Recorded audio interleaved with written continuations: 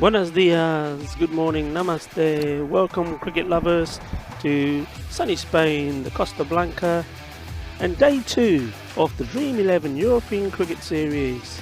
I'm joined here, myself, Rico Full, by Tim Ames. Good morning, viewers. Good morning, Rico. Good morning, Tim. We've just seen some images of Sporting Alfest. You're a local man? Indeed, 3 miles just over the back.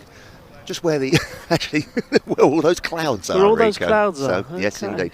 So you say sunny albeit, but I think the clouds are due to clear. We've got a lovely day in prospect. Yes, and as lots much. of lovely cricket. Yes, as viewers would remember the last game yesterday, we had some very unsettled weather, very windy, a lot of rain, gale force winds, but we got the match in. And today, day 2, we're starting with Intellectuals versus the home side, Sporting Alfas.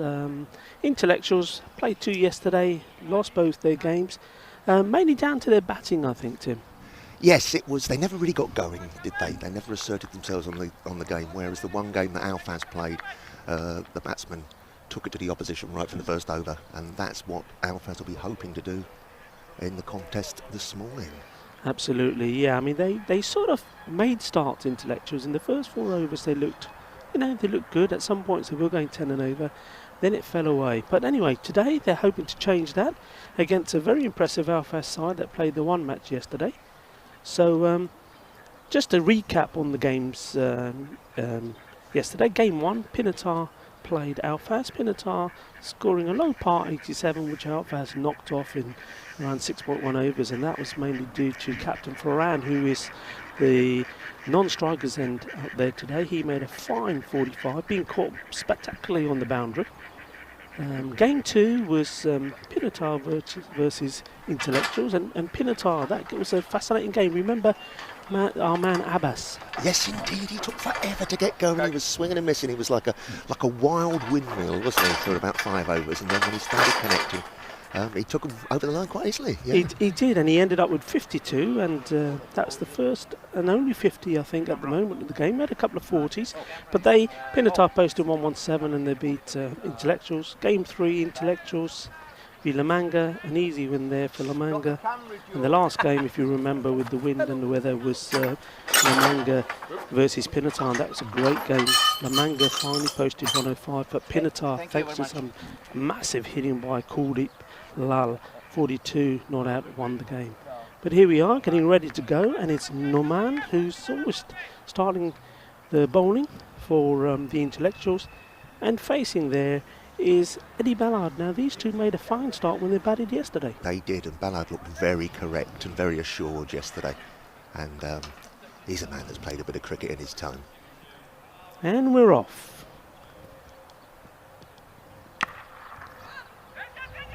And straight away, bat onto ball, just lofted it over the man at cover there. A little bit uppish. On another day, that would have gone straight to extra cover, wouldn't it? Yeah.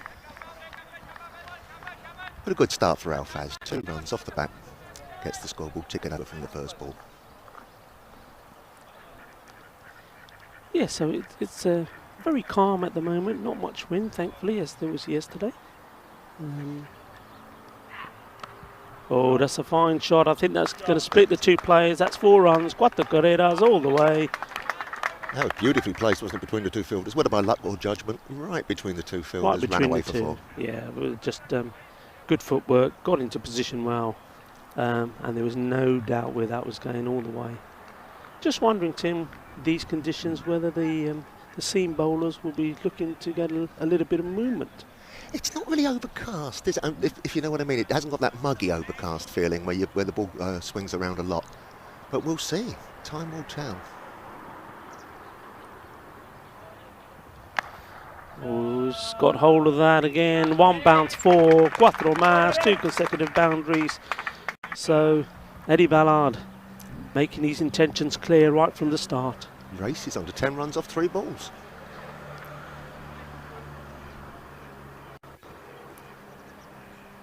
Just watching on the replay, got onto that very quickly, didn't he? Look, we've got a family of ducks making their way to the pond. I think he's got extra recruits today, because yesterday there was only balls that went in there, and Captain Duck there just saying, come on boys, We've got some work to do today, and that's not a good sign for the bowlers, is it? It's a happy world in your head, isn't it, Rika? Captain Duck. Captain Duck, yeah. But no, we will expect, particularly with these two at the wicket, we'll expect a few in that pond. Yeah, no real adjustments to the field. Still that one-man deep square leg. And Norman, he'll want to try and push it up there a little bit more, not be so short. It's a better ball, but still lofted over. That's going to be 4 more. That's 3 on the row. A hat-trick of 4s. Cuatro más. Ballard really not hanging around, is he? No, and the bowler will be thinking, well, okay, if I pitch it up and he's driving it straight over there to mid-on, if I drop it short, it's going to the boundary. A little bit of adjustment in the field now, so third man has come up. But surprisingly, I thought maybe they were going to push a man straight up towards us, but they've just put an extra man on the boundary. So maybe he's short is the attack. Oh, he's clubbed that away. Is that going to be the first 6? I think it maybe just dropped, just dropped in front, but nonetheless, how impressive it is. 4 4s on the trot. And that's a good example of how the conditions are much better than yesterday, Rika. Over extra cover there, very few reached the boundary, with that wind howling down from the right-hander from extra cover down to backward square leg. Much calmer conditions today, so we'll possibly see fewer in the pond, but 4s and 6s around the ground rather than all in the one direction. So final ball of the over, an expensive one at the moment, and I think probably just legs, and that could go all the way as well, but leg buys. It has indeed 4 leg buys. So no matter where it came from, it ended up going to the boundary. So what a start that is. You couldn't ask for better from Alfred's point of view. 22 runs off the first over. Yeah, 22 of the first. I mean, Tim, yesterday we were predicting that teams will be first target when you're batting is to get to the 100 mark, and then anything after that is your sort of what we were saying, bonus runs, runs you have to play with, runs which put pressure on the minds of the opposition. So, I mean, 22 of the first one, that's certainly, well, are we going to get excited? It's good going, and we haven't seen the real big hitter yet. This is Ferran facing now, and he always gives a little bit of chance to the bowlers because he loves to go aerial, but usually aerially about 20 yards past the boundary. So as a bowler you always feel you're in with a chance, but also as a bowler you usually end up with your head in your hands. Yes, so the man who's got to try and stop the runs, the new bowler, the second bowler, Hassan Askari, he's bowled quite well. And I'm just looking at the field. We've got a mid-on deep for Ferran. It's a wide ball. It is a very curious, because Ferran loves to pull, he also loves to cut, obviously, yes. But there's nobody deep on the leg side from right away from a fine leg right around to long on. So that's unprotected leg side boundary. Yes, indeed. And once more we seem to have a slip in place, which we didn't quite understand yesterday, and a couple of teams did. I think Pinata also maintained the slip all the way through these 10 overs, and then a sort of backstop, really, a very, very fine leg. So an interesting field set. It's not quite timed it, but it's still going all the way. 4 carreras, 4 runs, and Tim, exactly what you were saying. Hey, I've played this game. Mainly in villages, obviously, Rico, but I've played this game. There's some very, very nice village grounds. There are back in the UK. And fabulous tees. Indeed. Then again, fabulous tees here at Sporting Halifax as well. You could get very fat playing here. It's a better ball. Still take the single. Good cricket there from both these batsmen. Yes, Tim, the excellent facilities here at the Woodbridge Oval Sporting Halifax Cricket Club. Great ground as we've seen, but yeah, the service beyond the bar, saran and chips keep everybody well nourished and well fed, and we should thank them very much. As another shot, this time it is 6 carreras all the way, 6 runs, The first one of the day, the first of many, I think, Tim. I suspect so. If Ballard's got the bit between his teeth right from the start, this could be a very, very big innings. I'm looking to see the replay. It didn't seem a very aggressive shot, almost like a check drive, but off it went. Yes, I think the experienced batsmen here, I mean, they know where the fielders are, they know the field's in, they know they don't have to try and smash it. If they time it right, it's going to go over the top, and that was an example of that, pure timing. And again, nice wristy shot there. Should be an easy 2. Fielder manages to stop it and gets the ball back in.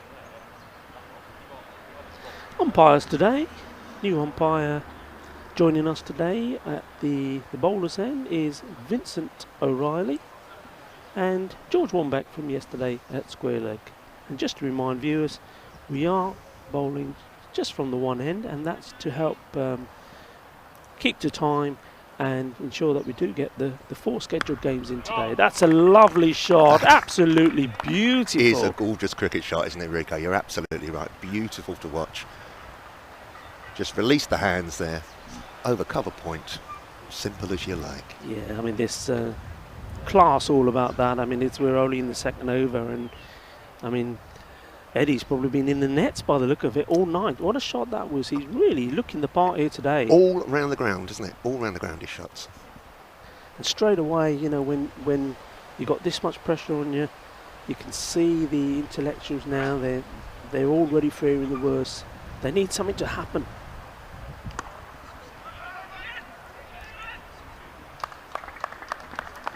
Again, pressure there from the batsman, and that pressure caused the misfield, making the fielder rush a little bit, and then in the end, an easy single. A little bit of hesitation from the batsman though, a little bit of yes-no before. Maybe that's the way that intellectuals will get a wicket from these two. They don't look to be very threatening with the ball otherwise, do they, Rico? No, but what a start. 2 overs, still 1 more left in the power play. 3 overs is the power play here, where you're only allowed the 2 men outside the 30-yard circle, but 42 already, 1 more over in the power play, so there's no doubt in my mind that Eddie Ballard would really look to capitalise on this final over of the power play. And it looks like we do have a bowling change, not a surprise there.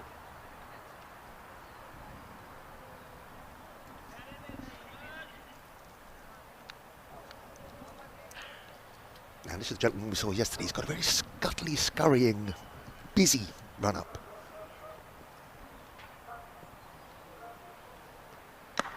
And there we go again. He knows that there's no hesitation there. I don't. Did they?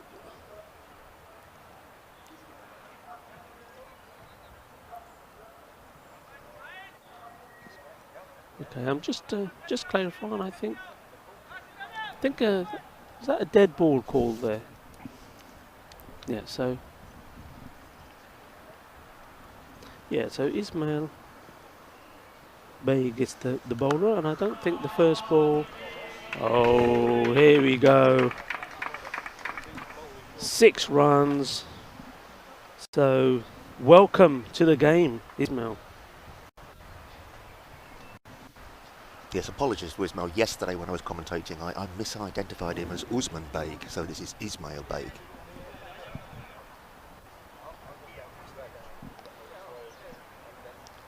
So 6 number 2 of the day, and again from the bat of Eddie Ballard, and he's certainly on a mission here today.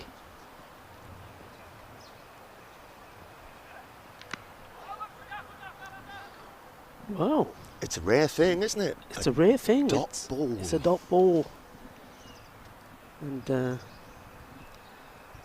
yeah, intellectuals, they need to. I'm just looking at the captain there. He's looking at the players. He's trying to get them motivated, trying to make sure their heads don't go down.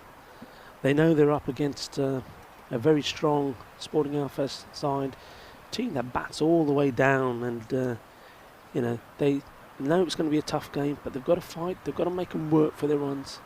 Ismail comes in again, and that's gone. 4 more. Lovely shot all the way.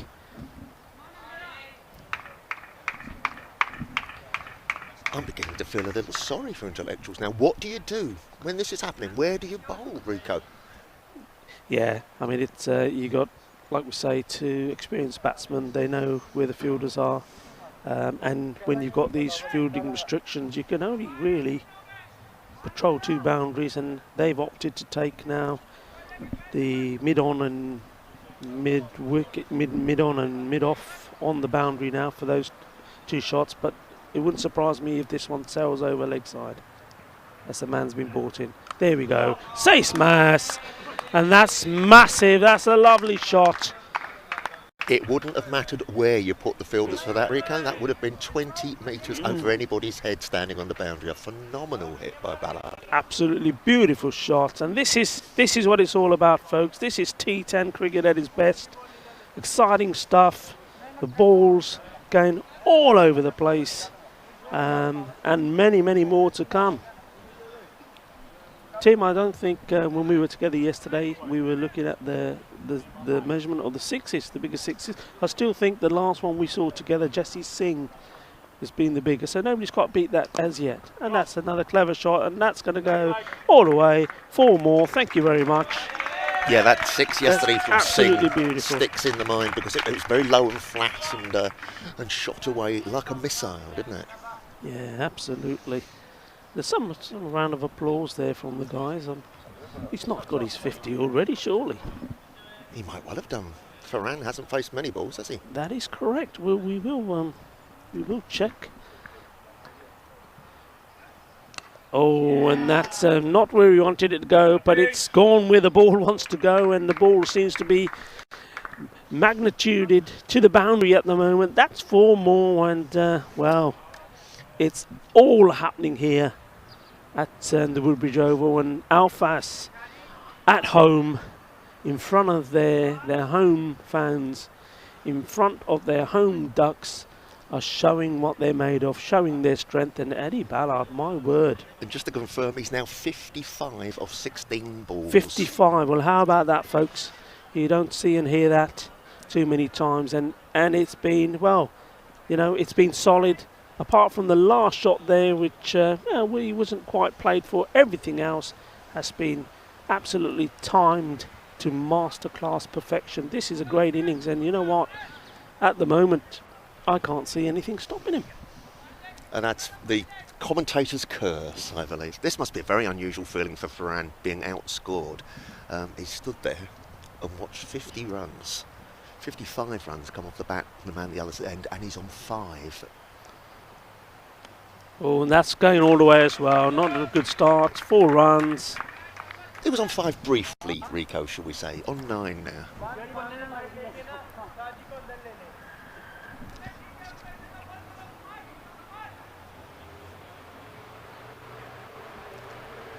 Just a small delay on my computer with the score. There we go. Farhan's gone on to 9, so that would take it on to 70.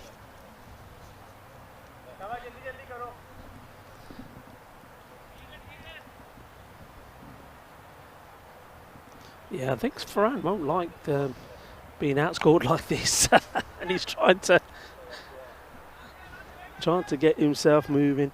But he'll be quite happy. I mean, he'll just play the captain's role, and you've got somebody seeing the ball so well, dispatching it to all areas of the ground. You're quite happy just to hit the bad ball, take a single like you did there, and say, here you go, mate, carry on. He's certainly enjoying his week, Farhan. I saw a very rare sight, which is he was smiling as he was dismissed yesterday. Very unusual for Farhan to be happy when he walks back to the pavilion, but yesterday he was having a whale of a time.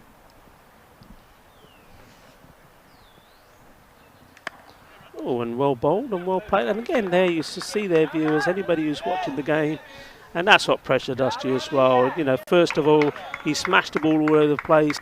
Then he just respects that ball, takes a single. The bowler doesn't want that. No, you don't, he says. Turns around, has a shot at the stumps, and I think he was in easily there. But all he's done is he's given Eddie the strike again, and well, I'm sure there will be a reply from Eddie Ballard to this. There we go. And I think that's gone for 6 carreras. Absolutely lovely shot. Just pure timing. And this is no man bowling, I believe. Yeah, I mean, the no man were thinking, why did I throw and give him back on strike? I think I would have fancied bowling to Farhan. Not that that's any easier by any means, but yeah, there's no stopping these two at the moment. This could be well, it's looking like it's going to be a mammoth target, doesn't it?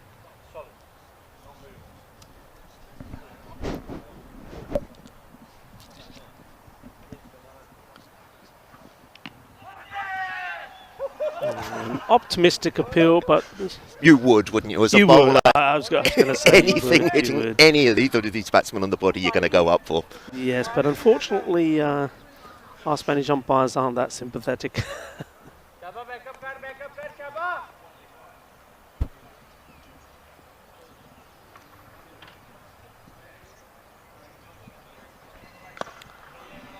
And down the ground for another single to end the over. So 15 off that one. The score moves on to 81.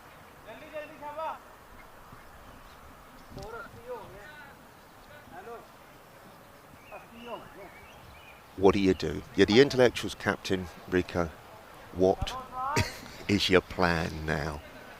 Yeah, Tim, good question. And one thing I noticed yesterday now, unless there's been any change to the squad today, or we just didn't see it yesterday, but I didn't see intellectuals with any slow bowlers. They were all medium pacers or fast bowlers, and I'm just wondering if they have that in their tank, because that's what they need to do. They need to make a change. They need to try something different, take the pace off it. At the moment, we've just seen 4 overs off medium pace, and on this wicket, these guys are in. They're seeing the ball big, and they're just helping it on its way. The pity the poor spinner that would come on against these two in this mood. Yeah, whoa, that's massive! Shaka, seis carreras, that's definitely gone into the road. That was quite astonishing. That was dismissive, wasn't it? Farhan was onto that very, very quickly. So what do you think? Does that take top price at the moment? That's gone a long way. It's as big as anything we've seen in the last 2 days, certainly. Yeah, just watching the reply. Oh, that's onto it quickly, beautiful. just waited, and then thought, get away. For once, Farhan mistimes a shot. Yeah, Bottom edges the pull, and it just 1 run jogged to backward square leg. Yeah, missed it completely. He knows it. He's looking at the sky thinking, how did I miss that one? And leg by in the end. Was it leg by? Yeah, given leg by in the end. I think he totally missed it completely. Wide ball signalled. I thought we were going to get a rare dot ball there. So far, just the 1 dot ball. Really? The 1 dot ball, and not a lot of gold dust here for the intellectuals.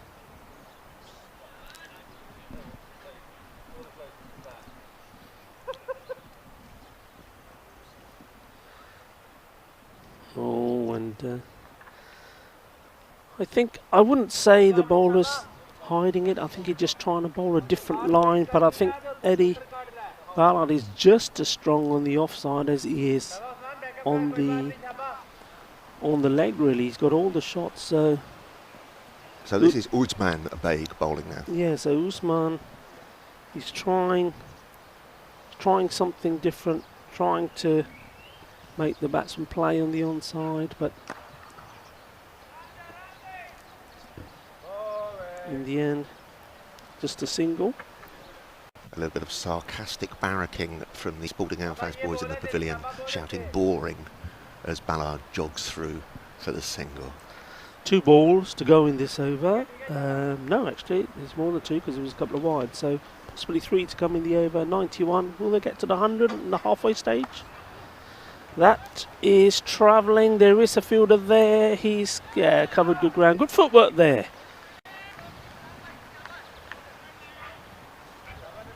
Two runs.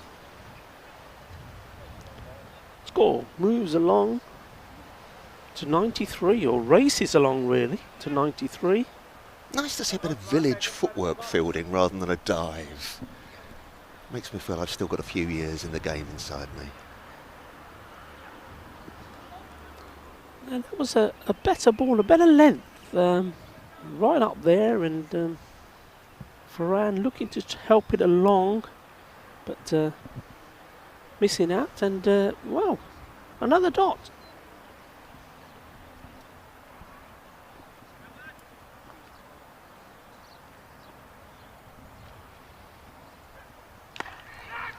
And once more, it should just be the single.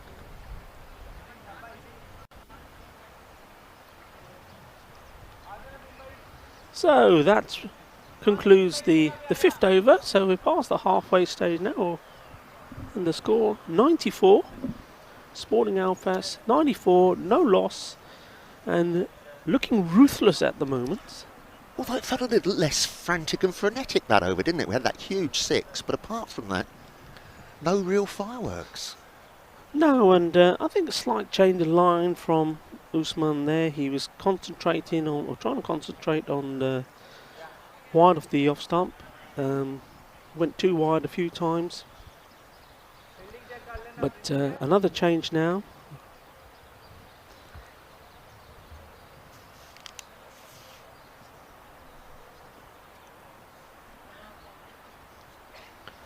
So, Ferran on strike.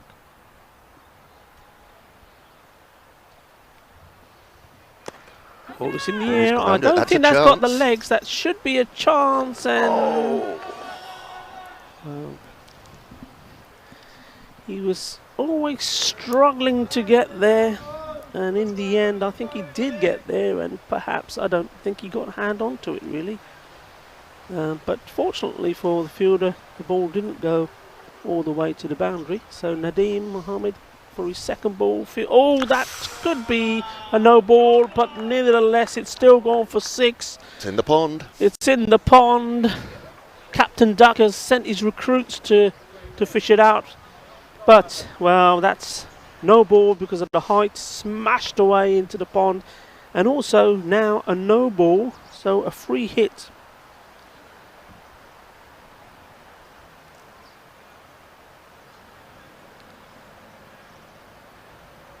Well, I mean, that just goes to show just how well Ferran is seeing the ball. I mean, you know, that was at quite a dangerous height, really. That was straight at him. And it's a bit gloomy, isn't it? The cloud hasn't burnt off yet, and it's a bit dark and gloomy. There we go. That, I think, has gone. Yeah, 6 more. 6 carreras. At one point, I thought the fielder was... well, I don't know. I think the fielder was backing himself for a long time. Yeah, he looked like he was comfortable there, and then all of a sudden, just managed to fingertip it over the line for 6. So the bowler quite unlucky here. It's the first ball dropped, and now the third ball. So we've surpassed the 100 mark now, 109. In this, the 6th over, still 4 balls to come. And nicely played, playing every ball to its merit. And he's just accelerated there, Ferran. He was trotting along casually, and then as he was halfway down the track, he thought, you know what, I fancied 2. And he went into overdrive, and he got back nice and comfortable. Obviously fancies the bowling, I think, too. I think so.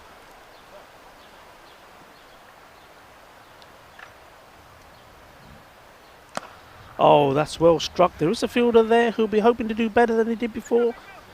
Got his body behind it. Well done.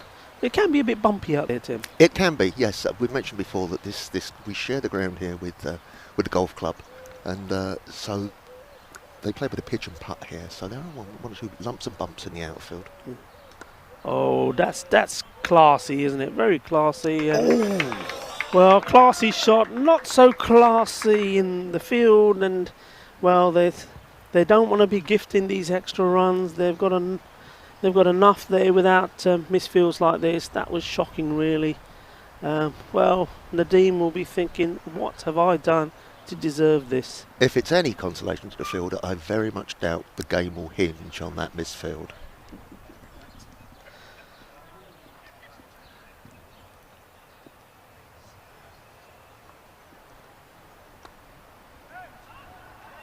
Good call there from Ferran. Good loud call. Anybody, any youngsters watching, that's the way to do it.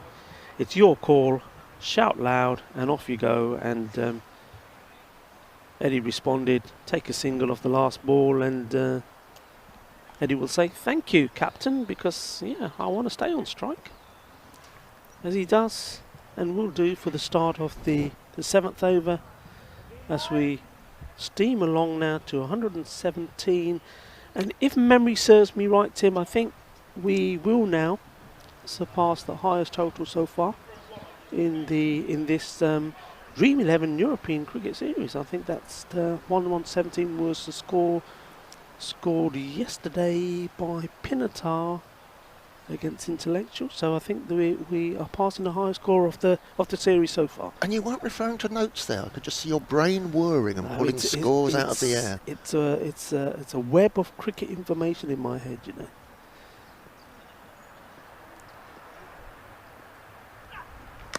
Oh, Goodness. That's a lovely shot. Balle, balle, balle. Thank you very much. We've had no signal from the umpire. Was it 4 or 6?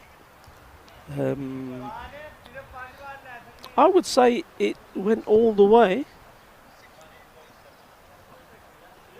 Just double checking.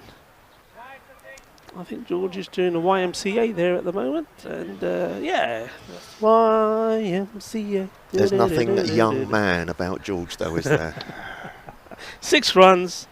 So welcome to the game, and welcome to Sporting Alphas. And Sporting Alphas, the home side, with a combination of tremendous hitting, assisted a little bit by some sloppy fielding, it must be said, by the men in yellow. Intellectuals are racing along, and we fear for Intellectuals are going to post a very daunting and very challenging score. And really, I think more importantly for the other teams involved in the tournament, they'll be watching this and thinking, okay, we know what we're up against.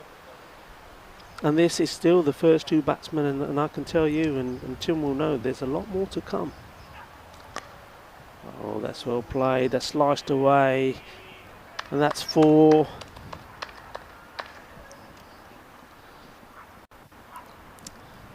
Dare we, Rico, suggest that they might get to the ridiculous total of 200?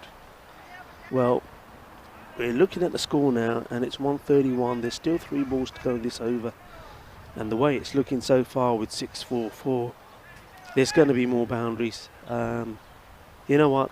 I think I'm going to bet my lunch on you again. I'm going to say yes. Right, I'll go no. This can't continue. So Usman really thinking, all right, is there really anything different that I can try? Because unfortunately he's not really been supported, the bowler's not really been supported by the fielders either, and that's going to pass its way. Just checking again to see what that is, and again no signal yet from the fielder, but possibly maybe just, did that just drop short? Yeah, it just dropped short of the boundary, but nonetheless it is another boundary. And well, if you're joining us late for this match, the home side, Sporting Alphas, being put into bat, and Intellectuals are really struggling to contain them. Both these players absolutely dispatching the ball to all areas of the park. It's an exhibition of hitting, and it's T10 cricket. This is what it's all about. It's all about 10 overs, and basically just getting into the game and blasting the ball to all areas of the ground. And that's definitely what Sporting Alpha's done. They're looking for 2, really great running there.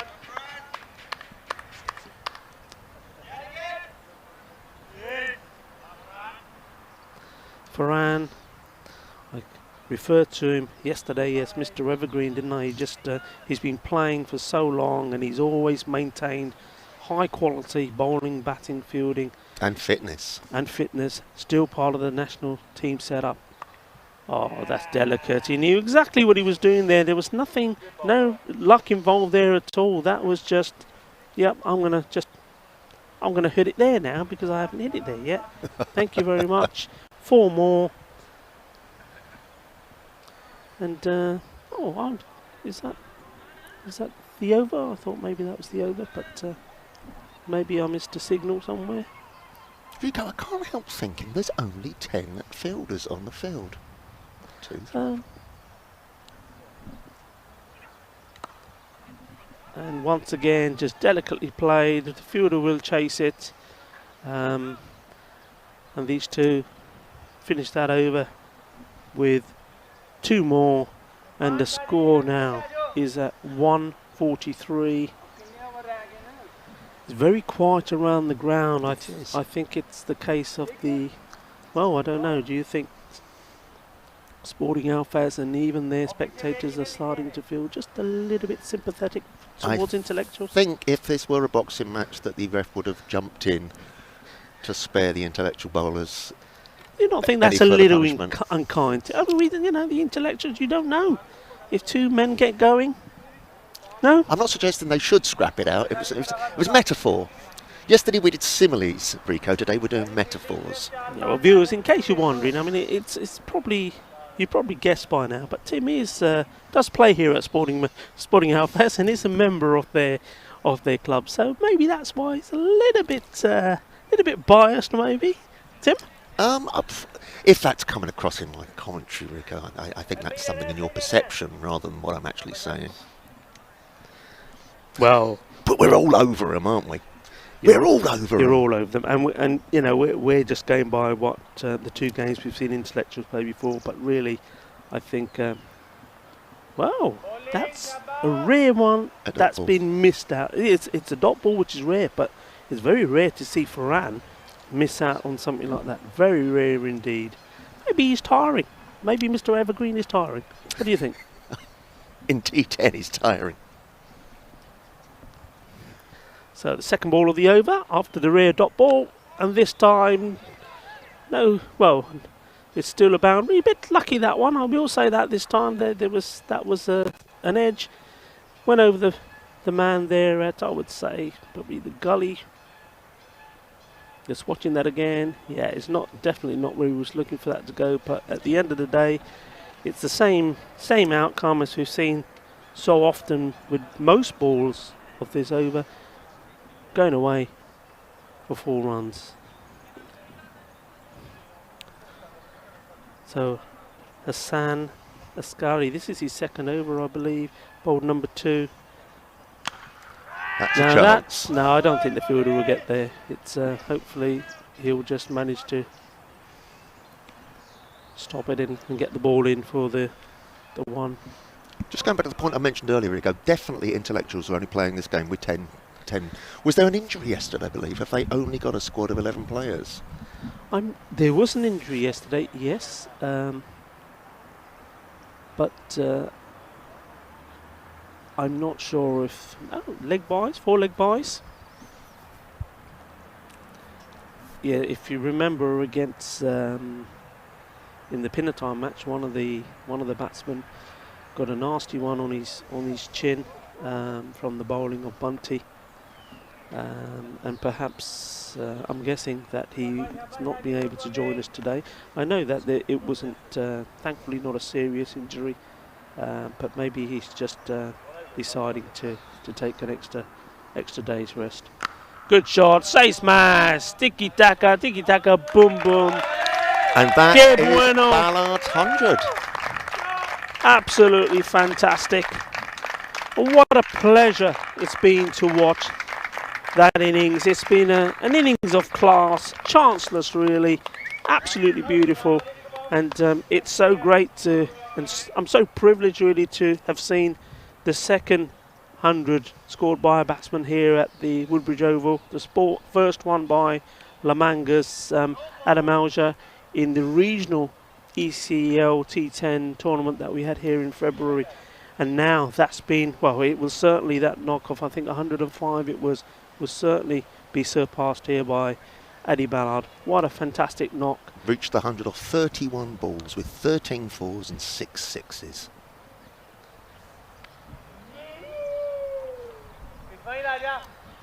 Yeah, well batted indeed, and that's an astonishing achievement.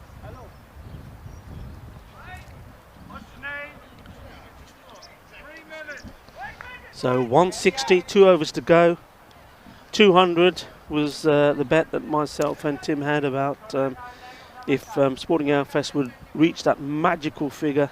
And, you know, we have to be honest here. Teams have struggled to reach the 100 mark up until today. I know it's a much calmer day, better conditions to bat in today. The wind isn't so strong.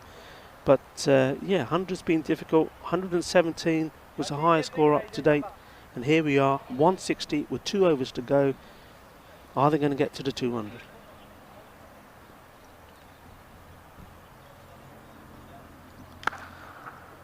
And that's a race between the fielder and the ball, and the ball wins. It's 4 runs. And will your little machine there tell us what Farhan is on?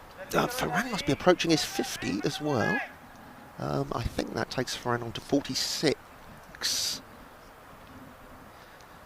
Now, how often, now you're an Outfest man, how often is Farhan outscored, but outscored in such dramatic fashion? Very, very rarely. I don't think I've seen it. 4 more, and this time... It's Farhan's 50, I believe. This time his footwork lets him down, and we believe that takes Farhan on to his 50. So, Farhan, well batted. Again, missing out on the short one, though. Oh, well, that's his 50. I think the Sporting Outfest players are just on a little bit of a delay. But anyway, yeah, how often is he outscored to such devastating effect? He's half. Whoa, there's 6 more. Muchas gracias. Adios. 6 más. You have to say it's getting a bit rude by Ballard now, don't you? He's entertaining us all. And I'm sure he's entertaining millions of viewers around the world. And, oh, he's gone finally. The entertainment comes to an end, but what entertainment we've had here today. And in the end, finally a wicket, and Ismail finally has to break through in the 9th over. So, what an achievement here from Eddie Ballard. Was that 107 he finished with in the end, or was it a bit more than that? 107. 107. Excellent knock. I think that was. I was going to say, was that me telling him that millions of viewers have enjoyed such a fantastic knock? Or was that you saying he's been a bit rude? I think it was me. I think he heard that and thought, yes, Tim's right. It's time I give a bit of respite to these poor intellectuals players. So, well done, Ismail. Never gave up. And in the end, was right up there and clean bowled him. So, intellectuals, at least they'll be, there's some, they'll be happy that at least they've got a wicket. And walking to the crease at Jack Perman, here is a man that likes to go aerial. He loves playing big shots in the air. What he won't be doing is just batting this one back to the bowler. No, and I think captain's probably said to him, look, let's try. I'm sure that 200 figure's probably in his head. I know what Fran's like. He likes to challenge himself. He likes to challenge his team. So he'll be saying, look, come on, let's try and do it. Let's try and set some records here. And Jack probably will want to. Fran says, okay, I can do it if you can. And an easy 2 there. Well bowled again from Ismail. Was right up there in the block.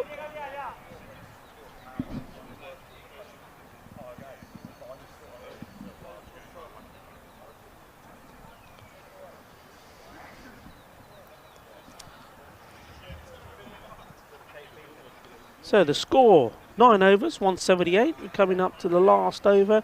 Looks like Nadeem who's gonna bowl his second over. So 178, 22. And Nadeem went for 23 off his first over. Is that prophetic? I'm still saying 200 is just out of reach. Okay, here we go. Well, he went 23 off his first. If he goes for 23 again, then that's it. I'm just keeping things interesting for you, Rico. Well, they'll push hard here. Fielders, yeah.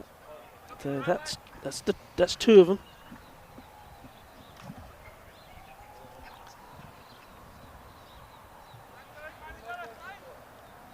Nadeem still tweaking his field, not giving in. Yeah, well bowled again. He's right up there. Bowling to his field.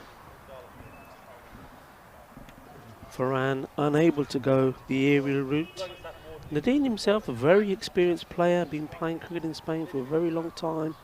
Seen him play up in Valencia and Alicante and here for intellectuals. A useful all-rounder.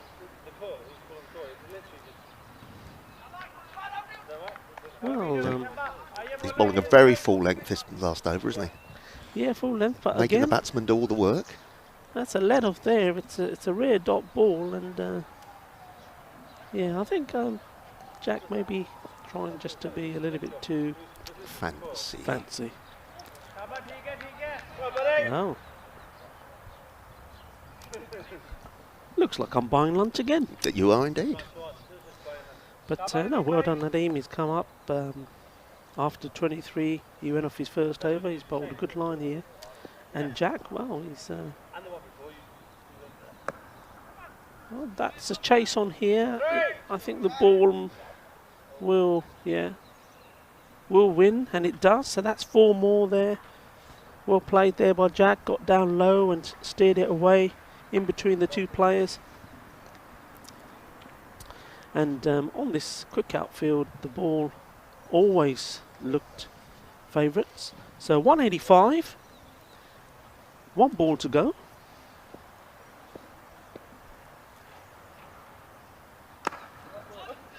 And again, well bowled, and you know, that's the line really. I mean, it's come a bit late for intellectuals, but if they were bowling more of those, they certainly wouldn't have been going into the duck pond and all over the place in hostile fashion. But anyway, as it is, they don't reach the 200 mark, but set a very daunting 187 off their 10 overs. An excellent exhibition of batting, especially by Eddie Ballard there, and you can see just how massive his knock was. I mean, 107 he scored off not more than 30 odd balls, I think. Yep, 33 balls I think it was in the end, wasn't it? 33 balls, brilliant knock. Fantastic to see. I hope you've enjoyed. 35 balls, sorry, Ballard. 35 balls. I hope you've enjoyed that. We certainly have here. It's a rare, very rare spectacle to see somebody score 100 in a T10 match, and in such blistering fashion. Anyway, the contents of the game, very simply, yes, 188 is needed by intellectuals to win this game. It's very unlikely, but stranger things have happened. But won't be happening here, Rico. And Tim, the man from Sporting Alphas, as you can gather. But yeah, it's very unlikely. But okay, if it does, come on, what are you going to do? Are you going to race around the outfield? I am the big. Nobody wants to see that. Nobody would want to see me running around the outfield in my underpants. But just back in the context of the game, that very last over there from Nadeem, as the last over after a carnage like that, I think he only went for 9, 8, 9? 8 runs, and that's for the context of the game, the 9 overs before. I mean, it's quite amazing. That was phenomenal. It's quite amazing, but it sometimes just goes to show, you know, you've just got to be a bit brave, a bit fuller. Okay, some of those balls were to the new batsman. That will make a difference. But the line, you could see just the line that was bowled there, it was much fuller, it was more on the toes, it was Yorker length deliveries. And to those sort of balls, even a batsman that's seen it well, you can only hit it straight, and when you've got 2 men straight, you're cutting off the boundaries, it's just going to be 1s or 2s. But there was too many short balls, too many wide balls, and when you got genuine, natural hitters off the ball like Ferran and Eddie Ballard, well, there's only one thing going to happen. And today, right from the start, it was almost like they were warmed up, they were ready for it, their eyes were in. They only played the one game yesterday, so unlike Pinatar, who played 3 games, we can't turn around and say it's because they'd played a lot of cricket and they've got used to the, used to the conditions. They played the one game, and that was the first game of the day. It was. So they haven't played the whole of yesterday, and the way they've come out there today, especially Ferran and Eddie, you'd think, like I said earlier, you'd think they'd been in the nets for a couple of hours. But great innings, absolute pleasure to watch, wasn't it? It was great fun, great entertainment, unless you happen to be an intellectual bowler, certainly.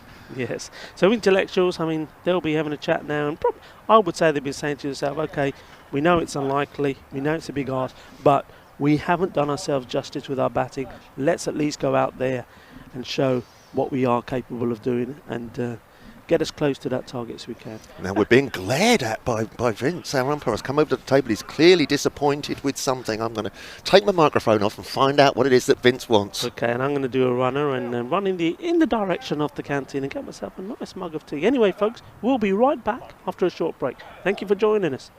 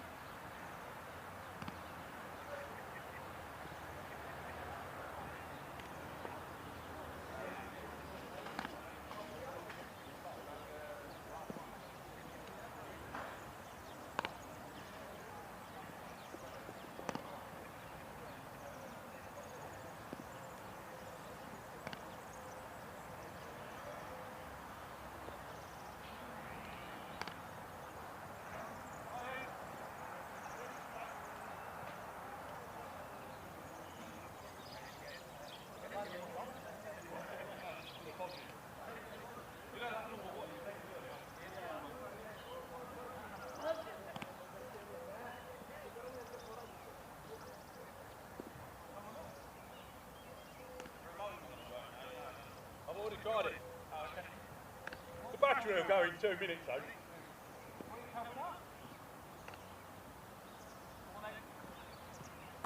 The silver bit. Silver line.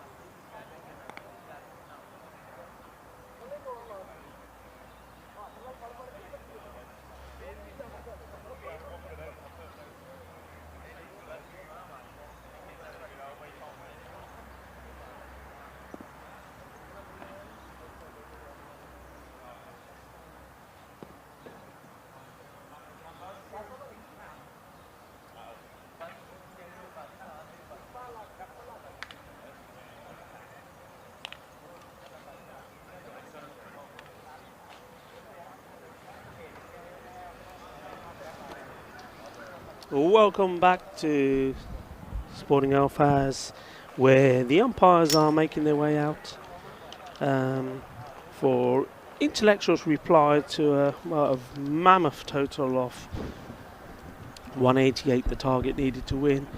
And if you're loving watching this, if you like the T10, if you like the excitement, where you'll love the ECL 20 European Cricket League Elite, which will be happening at La Manga this year.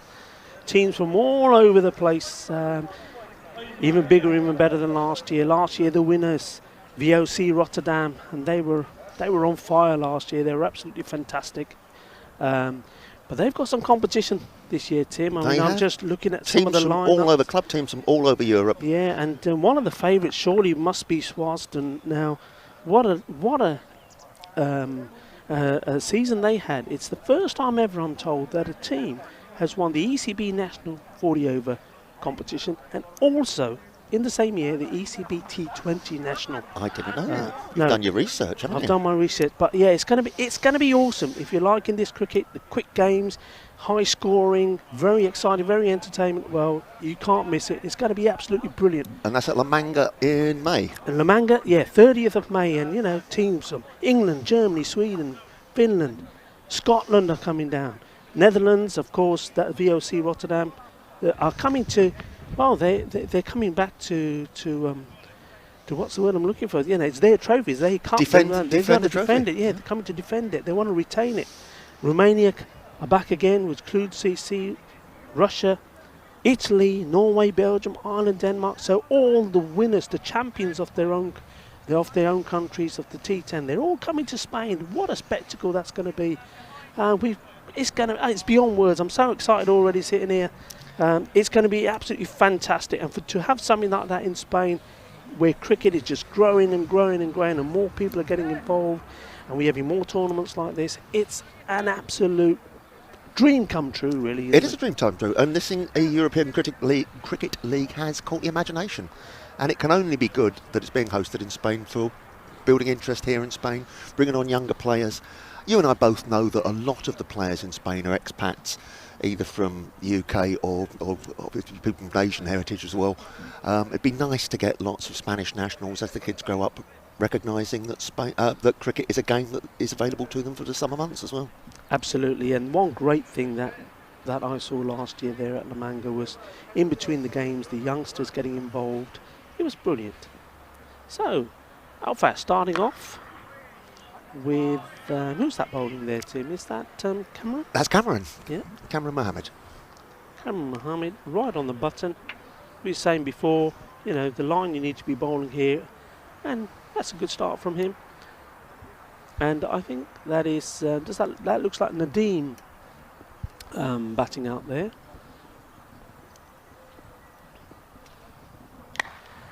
A nice.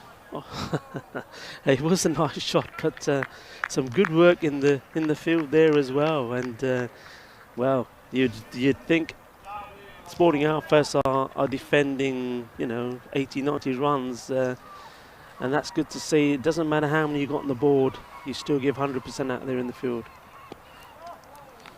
Ooh, well bowled. That was very sharp. So just to confirm, the batsman got Nadeem Mohammed facing, and at the non-strikers end, Sadim Mohammed.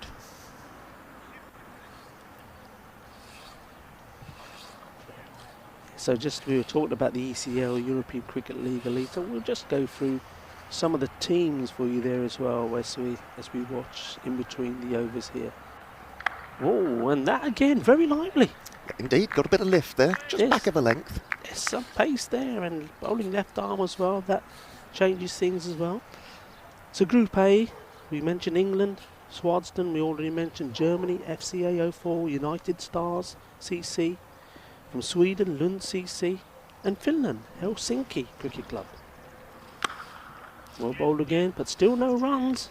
All dots here, and I'm thinking maybe more dots that we had in the entire innings. You might be right. We've seen 5 dots, have we? Yeah, we've seen 5 dots. There weren't that many in the whole entire innings of Sporting Alphas, I don't think, or more or less. And just to finish it off, a maiden and a rare maiden there as well. Possibly possibly only the third maiden. I think we've had a double wicket maiden. I think we've had a wicket maiden, and just a maiden on its own there. So what a good start.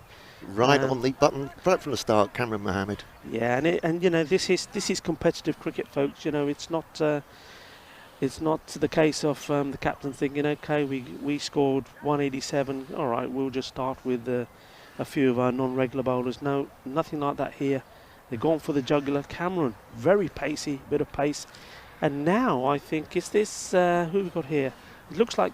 That's Is it Waka? no, that's not Waka. That's not Waka's Waka, down no. there at Gully. No, that's not. Yeah, I've just seen Waka there. No. But anyway, second over about to start. Sadeem is facing. Oh, I think that's the first runs, wide ball.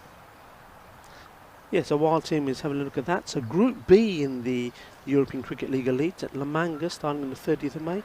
So we've got four for sure from Scotland, HBS Kruijnhout from Netherlands, Cluj Cricket Club from Romania, and we know all about them. And there's another wide ball there. And also from Russia, the Moscow Foxes. And Group C, VOC Rotterdam, the current champions, they'll be here to defend their crown. From Italy, Latina CC, Bjorgvik from Norway, and from Belgium, the Ostend Exiles. As we see, the first runs scored off the bat there, just a single.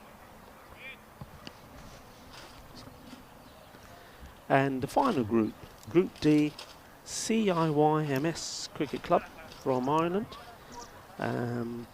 Skanderborg Stingrays from Denmark, Minaj CC from Spain, Barcelona. So good luck to our boys there. And Crew Cricket Club from France. It's gone in the air, and it's Farhan underneath it. It's gone a long way up. Ooh. Now then, Tim, you wouldn't have bet on that. The bowler, Abdul Wajid, will not be happy with that.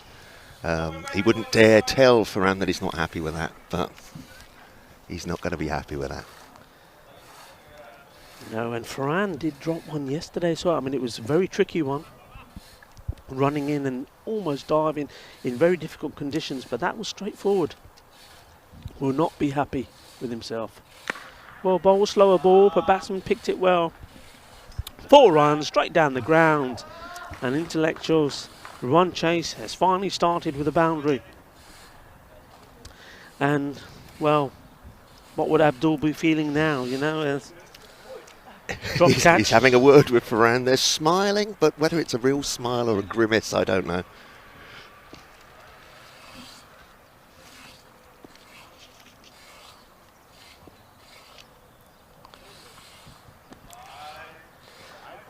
Wide ball from Abdul. Abdul must feel the world is against him at the moment.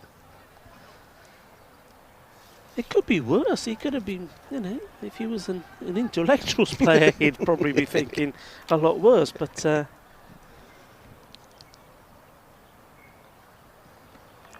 just trying to hit it too hard. I think the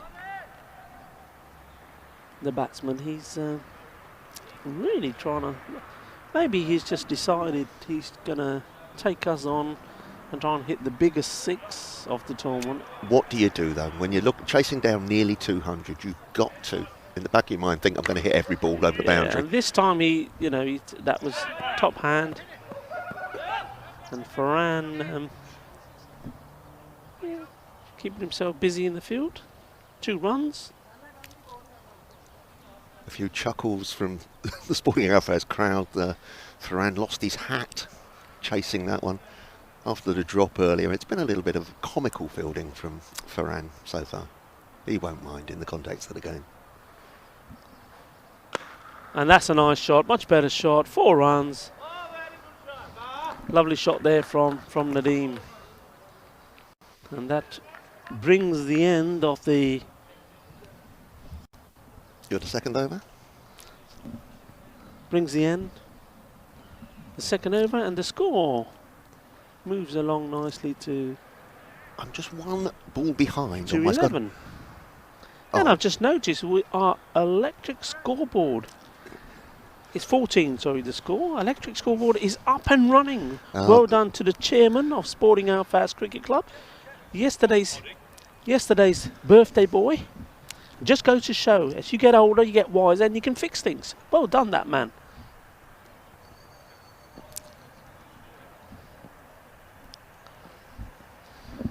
Oh, absolute screamer.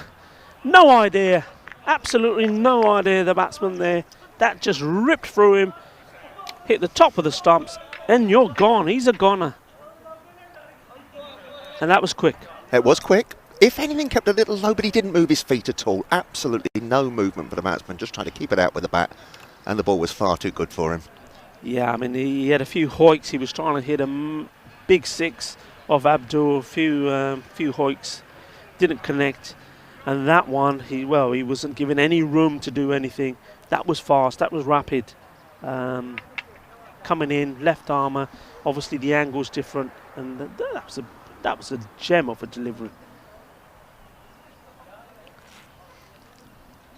Yes, I think a lot of right-hand batsmen would say that the bowler they least want to face when they're looking to free their arms is the left arm over.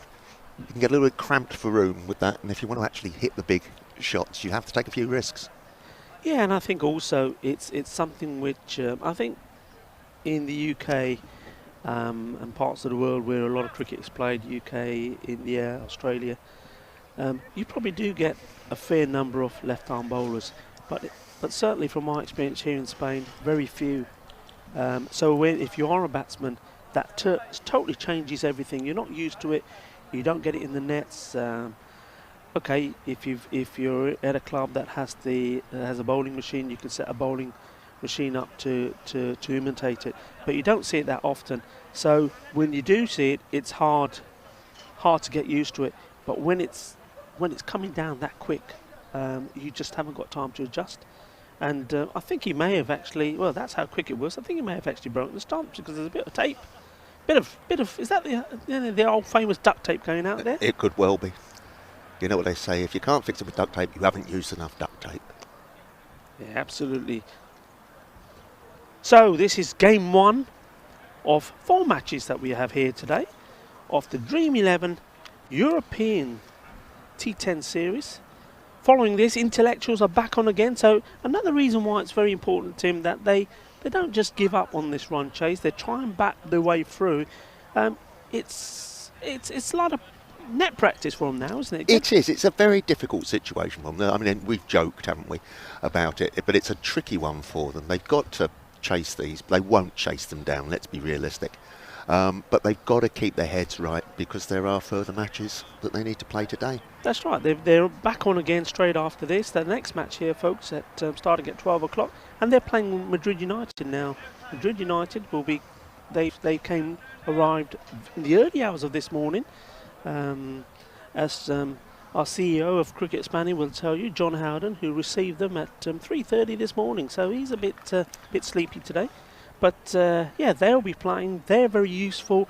They were here also in the ECO regional T10 tournament. They were, got some good batsmen, good bowlers, and I believe they'll be a little bit stronger. A few extra players. So, well bowled and well kept out. Really, well kept out. They took a sneaky single there, but I mean, once again, you don't.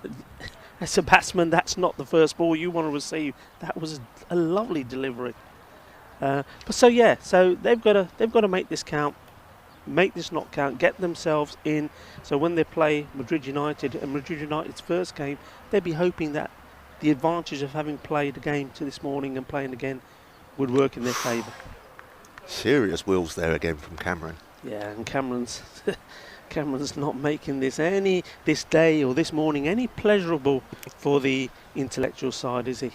Let me just pick you up on something you said there, Rick. You said Madrid United arrived at 3:30 this morning. What was that all about? How keen is that? Well, I mean, it's a lot of these teams, all of these teams, fair play to them and credit to them. They've all taken time off something to be here for this week. And Madrid United, no different. It's a good sort of 5.5 hour drive for the boys. So you know, they've finished work obviously on Monday and made their way down. So, you know, hats off to everyone that's had to do that. Oh, we've got an injury. It would appear Antonio Brown, the wicket keeper, didn't take that cleanly. He's holding his jaw.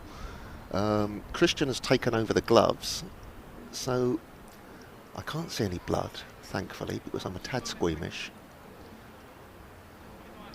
Oh no, he's cut his mouth. Well, yes, he's just gone past us here. Hopefully it's not something that's too serious.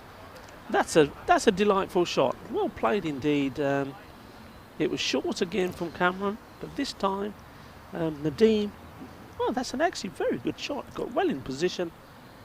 Play that probably went a lot finer than he was expecting to play it, but nonetheless, it's gone all the way down for a rare boundary for the intellectual. So Nadeem, I mean, I said when he was bowling and he bowled that excellent last over, that he's an experienced cricketer, has been playing a long time, and he's showing some of his talent here, isn't he? He's a competitor, isn't he?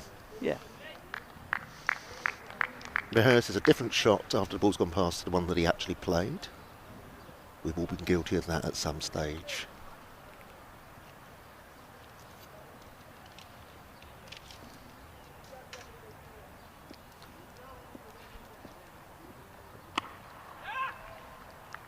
Yeah, well played again. Was hoping to take the single, but the batsman at the non-striker's end didn't move at all. So that's a cracking couple of overs from Cameron Mohammed. As I am one ball behind on my computer here, but I will give you his analysis there as soon as I have it. Yeah, so the score 18, 3 overs gone, so that's the end of the power play. Intellectuals, well, didn't really, it wasn't a fruitful one for them, but having said that, we saw 2 excellent overs there from Cameron, and I think 1 wicket for 5 runs, possibly no more than that, so that's absolutely tremendous again in T10. So change of bowling here now. So who have we got coming on here now, Tim? Who have we got here? This would appear to be Darren Walker.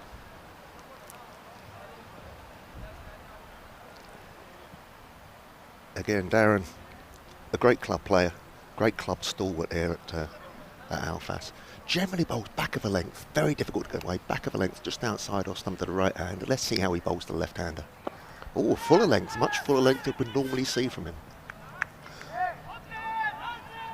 Well, good bit of fielding there, excellent throw, but I think the batsman in his crease. Yep.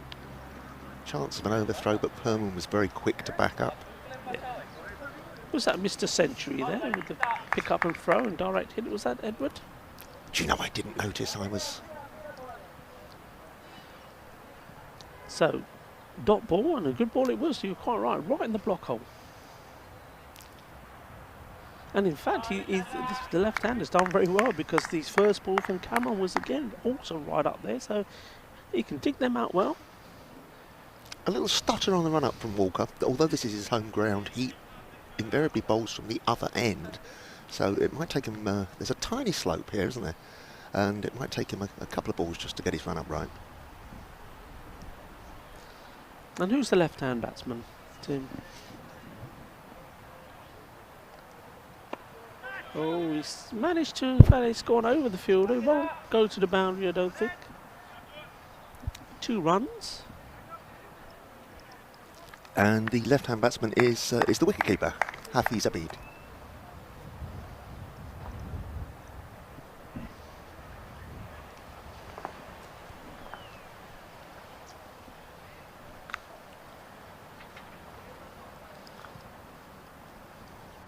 Darren coming in again for ball number 4, and Hafiz gives it a bit of a hoik. Not interested in taking the 2, just leisurely taking single as the sun's starting to break through eventually.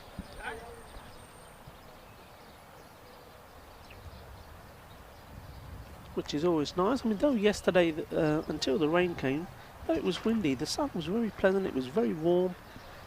But that all changed for the last game. We had some very, very uncharacteristic weather here.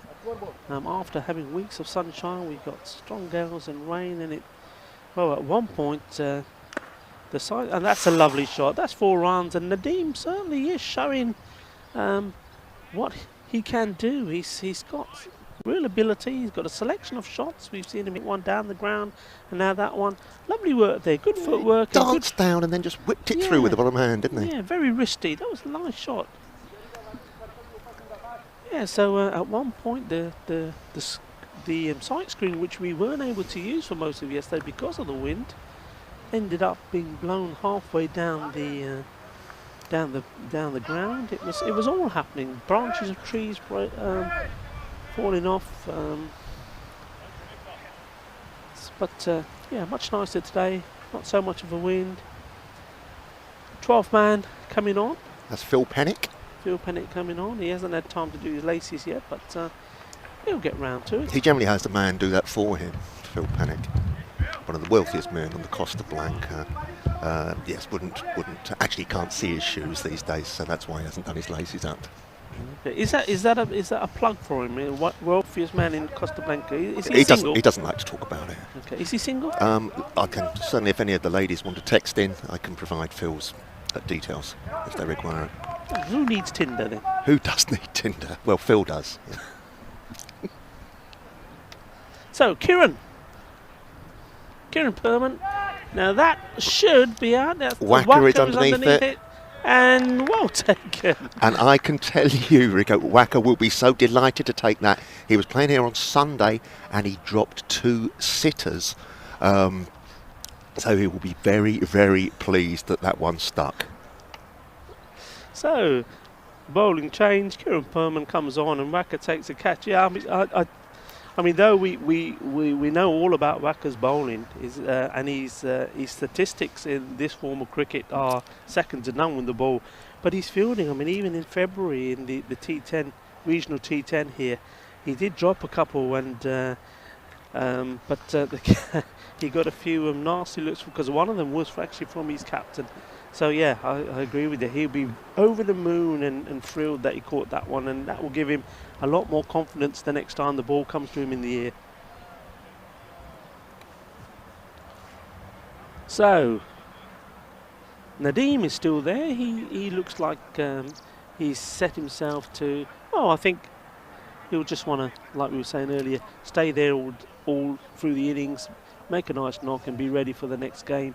Because they're straight back on against Madrid United at 12 o'clock here.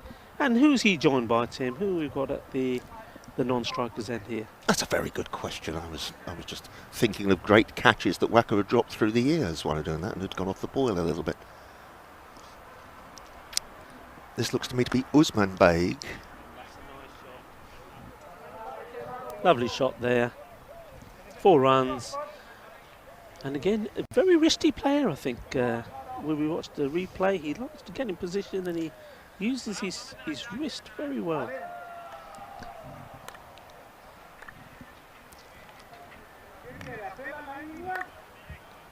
So 4 more to the total, 26.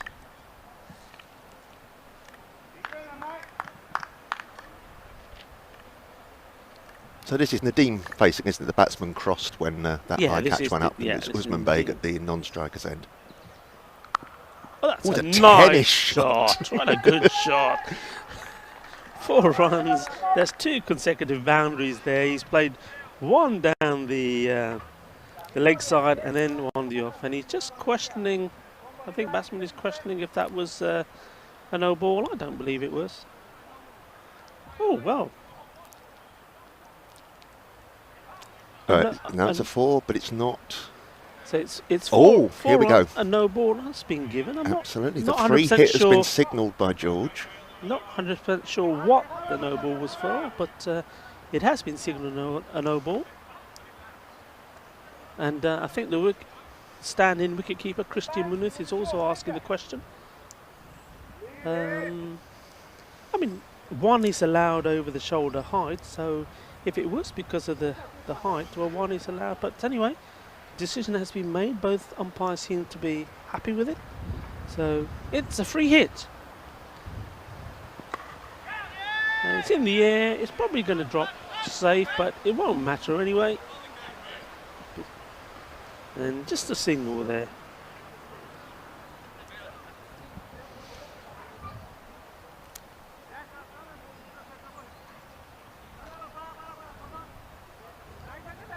A few tweaks to the field. Jack Perman being sent in and then sent back out again to the boundary. He'll love that. In, out, in, out. Shake it all about, Rico. I had to wait for that. He left me hanging for a bit there. And as we say that, Nadim again, just showing.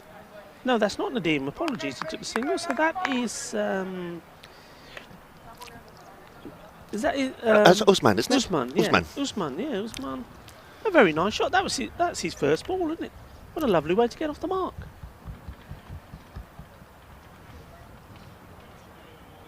What would be nice now if they send Jack out there. So right, okay, there you go. Keep him moving around. In comes Kieran. Yeah. Well played. And that's the over. Nice over by Kieran Pearman. Oh, should be. I'll make that one to come. It's not the over. Yeah, I'll make it one to come because it was the no ball that was given. So I think the umpire's just having a discussion, and they may just say. Well, Perman's walking out to the field and Walker's coming in, so I suspect that is the over.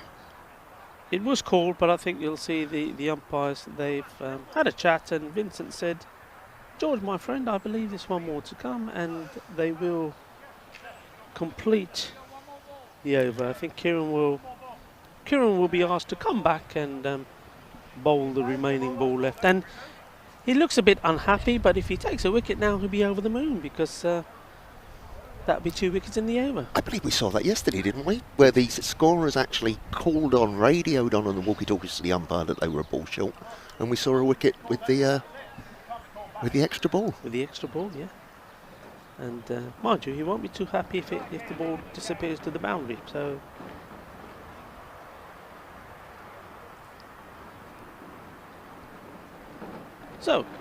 the last ball of the 5th over would take us to the halfway stage. In comes Kieran, and just a little nudge for a single.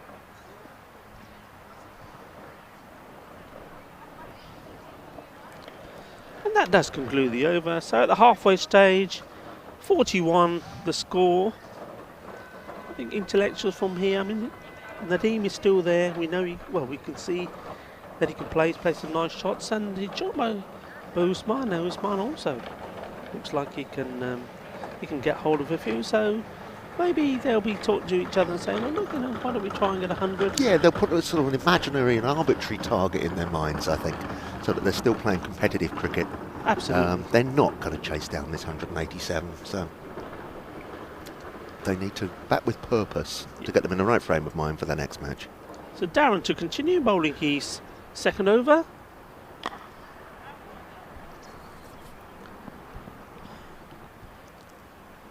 And Usman just settling for a single.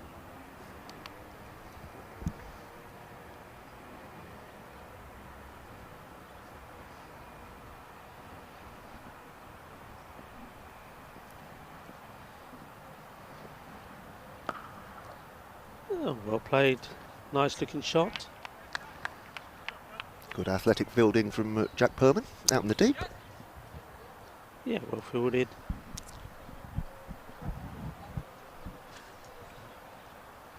Good movement there from Nadim. He does seem to get into position very nicely. Just getting into position and using the bodywork and the bat to guide that ball. Nice shot again, but it'll just be just the one run. Usman just having a look at his bat as he played that. It didn't sounded like he just hit the toe of the bat, but I think either way, even if you mirrored it, it was always going to be the one. It's one of those where you probably, if you play it with softer hands and it doesn't go as far, you can possibly come back for the two, but hit that a bit harder. Fran's coming too deep. He coming too quick. Ferran completely misjudged that, charged in for it, realised he'd got it wrong and his feet slipped. Yes, and that definitely another error there from the captain, because the ball eventually bouncing for 4 runs. So he charged in there. So we just saw that again in the replay. Maybe he didn't see it too well, but it came running in, expecting it to drop shorter than it did, and in the end, it went over him. So not having a great day in the field, Captain Ferran. You've said what a lovely place this is to play cricket. If there's one criticism of this ground, it can be very hard to pick up the ball when you're fielding.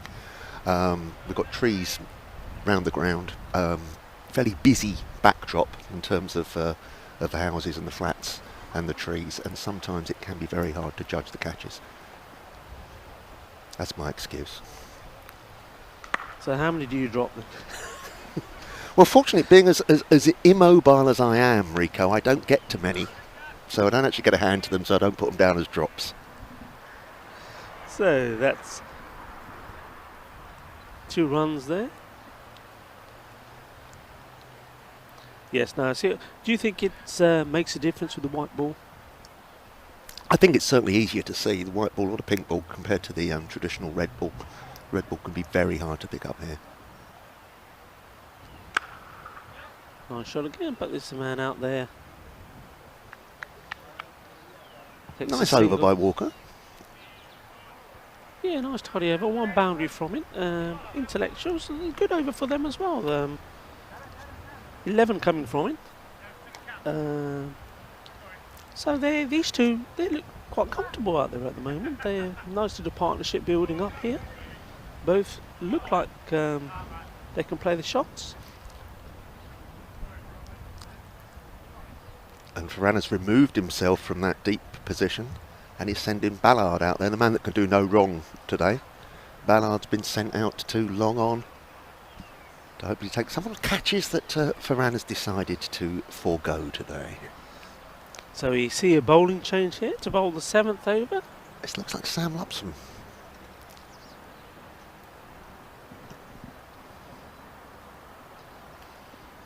So yeah, I think Ferran just giving most of his bowlers a chance now. Kieran just bowling the 1 over. So Sam coming on to bowl ball over number 7. A wide ball, eventually signalled by George. Certainly takes his time, doesn't he, George? He's not in a hurry. He considers everything before he signals it. Yeah, and that's good. I mean, many experts would say that, you know, umpires should take time to reflect before they give the decision, and George certainly does that. There is a man down at third man. It's Waka. Tidy pick up, gets the throw in. So another single to Nadeem. So Usman now on strike.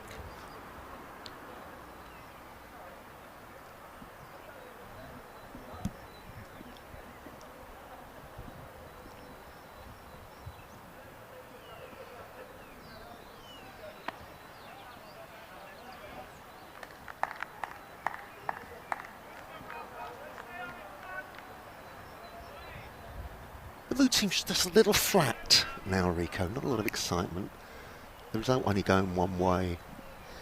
Yeah, I think Sporting Alpha's just going through the motions here. Really, they, you know, the game is in the bag now for sure. A nice little flick there. They just chase on for the fielder, and the ball has won. The ball has won. Yeah, I mean it does race along down there. That's 4 more. 4 carreras más por equipo de Amarillo Intellectuals, the team in yellow. A nice little shot that. A little glance away there. So, yeah, both these batsmen looking quite comfortable and building a nice little partnership. Score moves along to 58.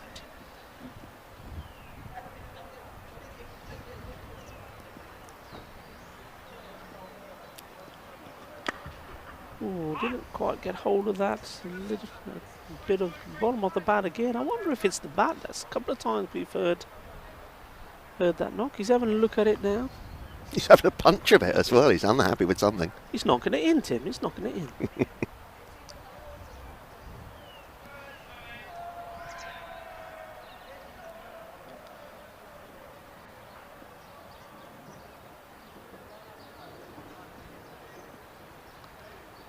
So Sam coming in to complete the 7th over. And it's in the air. I think he's going to drop safe. Wanting to, but Nadine, well, he's not even looking. Not even looking. Happy to take the single. Correction on my part. There was a wide beginning of the over, so now we're seeing the last ball.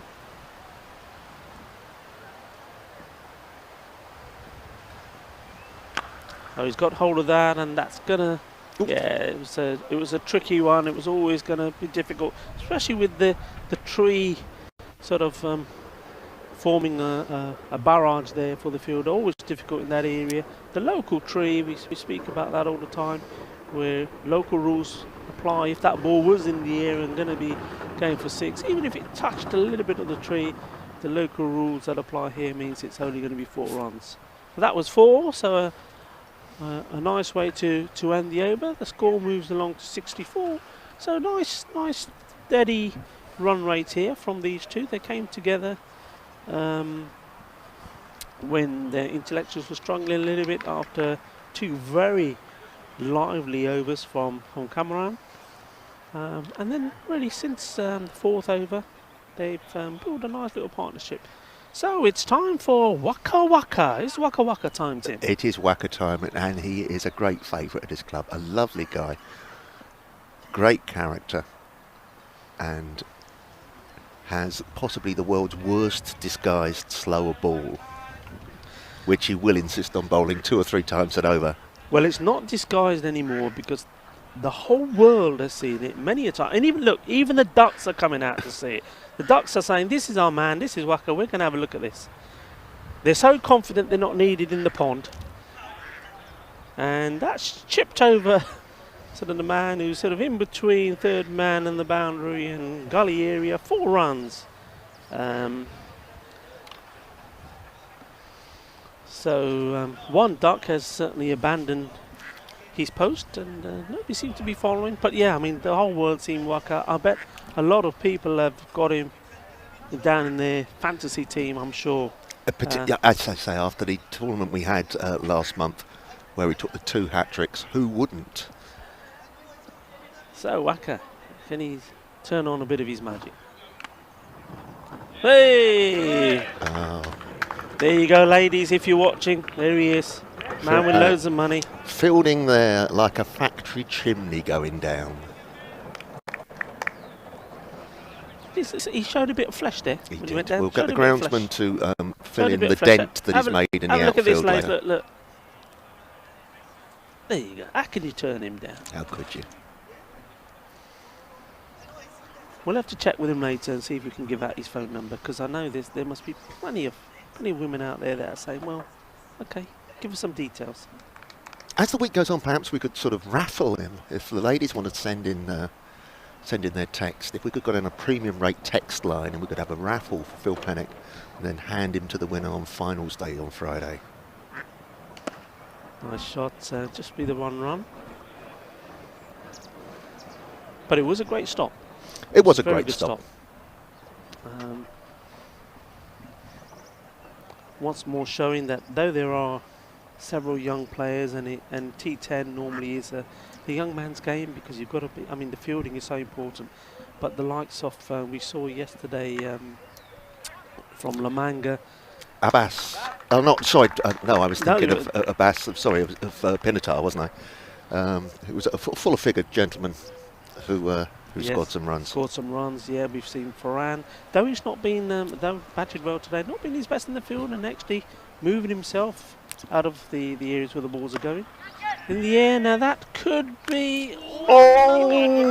It's another one that's gone down. I've glanced immediately across to Farhan, who removed himself from that position, and he's got a big, broad smile on his face. Well, sometimes that's the way it goes, and maybe that's it. And the thing is, yesterday, in an awful conditions, with the wind blowing and the rain slashing down, we saw 3 absolute superb catches in this area, and yet today it's cursed. Cursed indeed. And Wacker's loving it as well because, as I say, he gets teased for the catches that he drops occasionally. So he's loving watching some of the other players put catches down. Yeah, then yeah. Off his own bowling. Off his own bowling. I mean, he won't. I'm sure he's not that happy about it because he's the demon bowler. He's the wicket man, and it didn't happen for him yesterday in the game that he played. I think he bowled one over there, and again.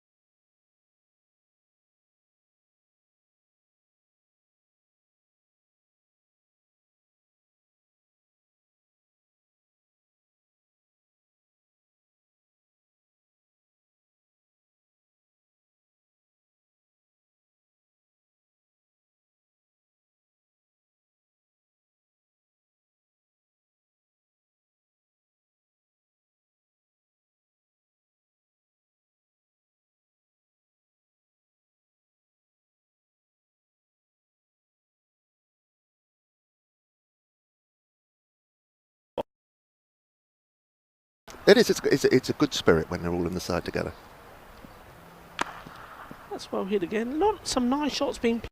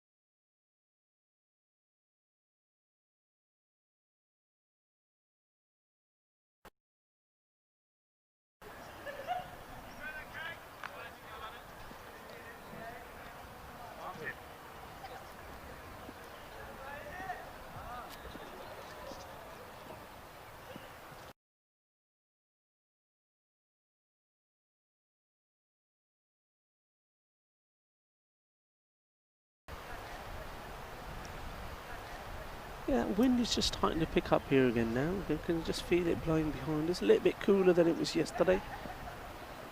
Oh, and he definitely missed out on that one, Usman.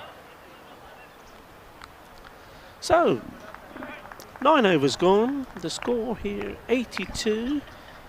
Remember, folks, the next game will be Intellectuals again, playing Madrid United. Madrid United yet to play the first game of this tournament. A team also that can really turn it on. Some big hitters, and if they all come off in this version of the game, we could certainly see some fireworks there.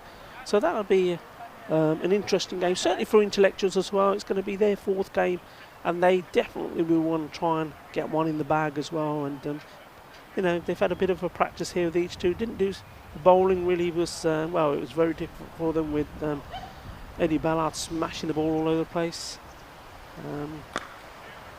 Wacker has come back to bowl. That would be his quicker ball, I think, there from Wacker.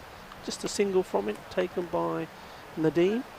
So join us again, please do. We will, after this game, go for a short break. But join us and welcome Madrid United to this Dream11 European Series, playing their first game against Intellectuals. And that'll be at 12 noon, Spanish time. Spanish time. For those listening in the UK, and a number of people texted me yesterday, a little bit confused about times. All times we give out here are local time here in Spain. So 12 noon here in Spain will be 11 a.m. in the UK. Yeah, good point there, Tim. Yeah. This one. Well, Walker's actually, it's a medium pacer now. I mean, he's maybe he's disguising. Maybe he knows that everybody's watching for that slower delivery. So their first three there have all sort of been medium pace. Three singles from him. We will get one in the over. It's I think so. impossible for Wacker to bowl 6 balls without including his world famous slower ball.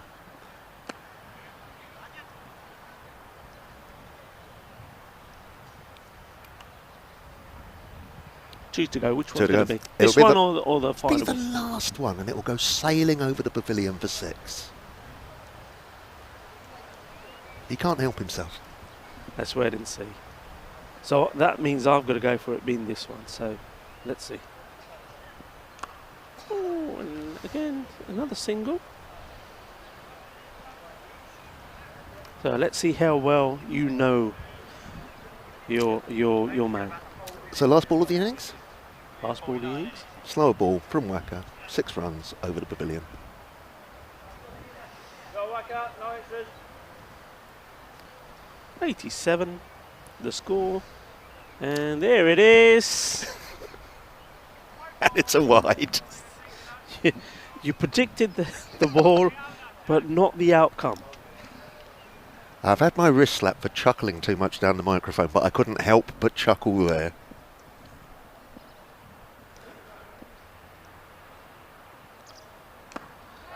It's just dropping short of Mehmedi. It's the 1 run. And that brings the end of the innings. And the score 89. So in the end, Intellectuals just going through the motions, getting a bit of practice in, especially these two. I think they batted very well together. That will give them some encouragement going into their 4th game. As I've said, against Madrid United, who turned up in the very early hours of this morning. So, as the Sporting Alphas congratulate each other on quite an emphatic victory. Just to remind you, they posted a huge total of 187 off their 10 overs, and that was mainly down to the opening pair of Eddie Ballard and Farhan Afzal. They were absolutely lethal out there together. Great partnership. I mean, Eddie Ballard, well, he scored 55 in 15 balls, 131, and finally was out on 107 of 35 balls. And when he was on 100, Farhan, who normally is super duper fiery and quick all himself, was only on 50. Now that doesn't happen a lot. It just goes to show the quality of that knock from Eddie. Indeed, Ballard's knock was quite astounding. It was absolutely brilliant. On another day, I said the first shot he played named off the first ball was a little bit uppish into the covers. On another day, that would have been snaffled and the whole match could have been different. But today, he took advantage and went on to absolutely dominate the bowling. He absolutely did. It was a absolute nightmare really for Intellectuals. Only 6 dot balls in that innings there was, and to put that in context, there was 6 dot balls in the first over. That was bowled by Cameron on Sporting Alpha, and what a spell he bowled. Wasn't it? Any faint hopes that Intellectuals had of chasing down that target disappeared after that first over in reply when Cameron bowling left arm over the wicket. Bowled a maiden over, a maiden over even. Should I do that in English? Yeah, maiden over it was indeed, and that really, it sets the standard. It sends a bit of fear into all the other teams. I mean, Sporting Alphas played 1-2, but it's the way that they've played and the way that they won those games. Today was just absolutely awesome. They showed their strength in the batting, and like we say, there's a lot more batting to come. We only saw 3 of the batsmen today, and then in the bowling, well, Cameron, I mean, if he bowls like that, that was absolutely awesome. And they've got a lot more in the attack there. Quick bowlers, slow bowlers. So they've got a bit of everything. So they're going to take some We've beating. not really seen anything from Sporting Alphas yet. They, as you say, have got a long batting order. and some very, very interesting bowlers that we've not seen yet. It'll be interesting to see what they do now, because yesterday after their match they had the rest of the day off and they went down to the nets straight away, and Ballard, who not only showed his class in batting today, was down there tweaking the batting for one or two of the very experienced players, still taking advice from Ballard. I think the man's quite a force within this squad. Absolutely. So we're gonna leave you on that thought. So at the moment, Sporting Alphas have won both their games. Pinatar Pirates, the only other team that have won 2 games, but they have lost a game as well. So as things stand, got 2 teams, Sporting Alphas and Pinatar Pirates, with 2 wins each. But Pinatar Pirates have played the 1 extra game. They're back to play the last game of today against another team we haven't seen yet, Levante Cricket Club from Valencia. But for now, thank you, Tim, and me, Rico. We're going to say goodbye, and we will join you in about 10 minutes' time when we're back for the game that starts at 12 o'clock this afternoon and 11 o'clock for our viewers in the UK. We'll see you soon. I hope you thoroughly enjoyed that game as much as we did.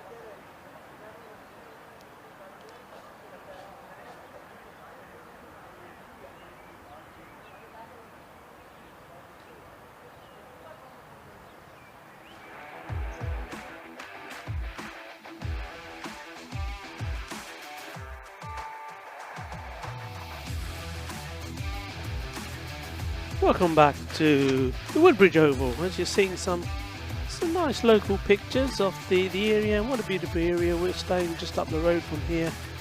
I've got a local man with me, Tim. Tim, you know all about the area. I bet there's some lovely places to go and visit around here. It's a glorious area to live and work, it really is. It's Albier is the coastal part of Alfaz. A lot of people confused why we're called Sporting Alfaz and based in Albier.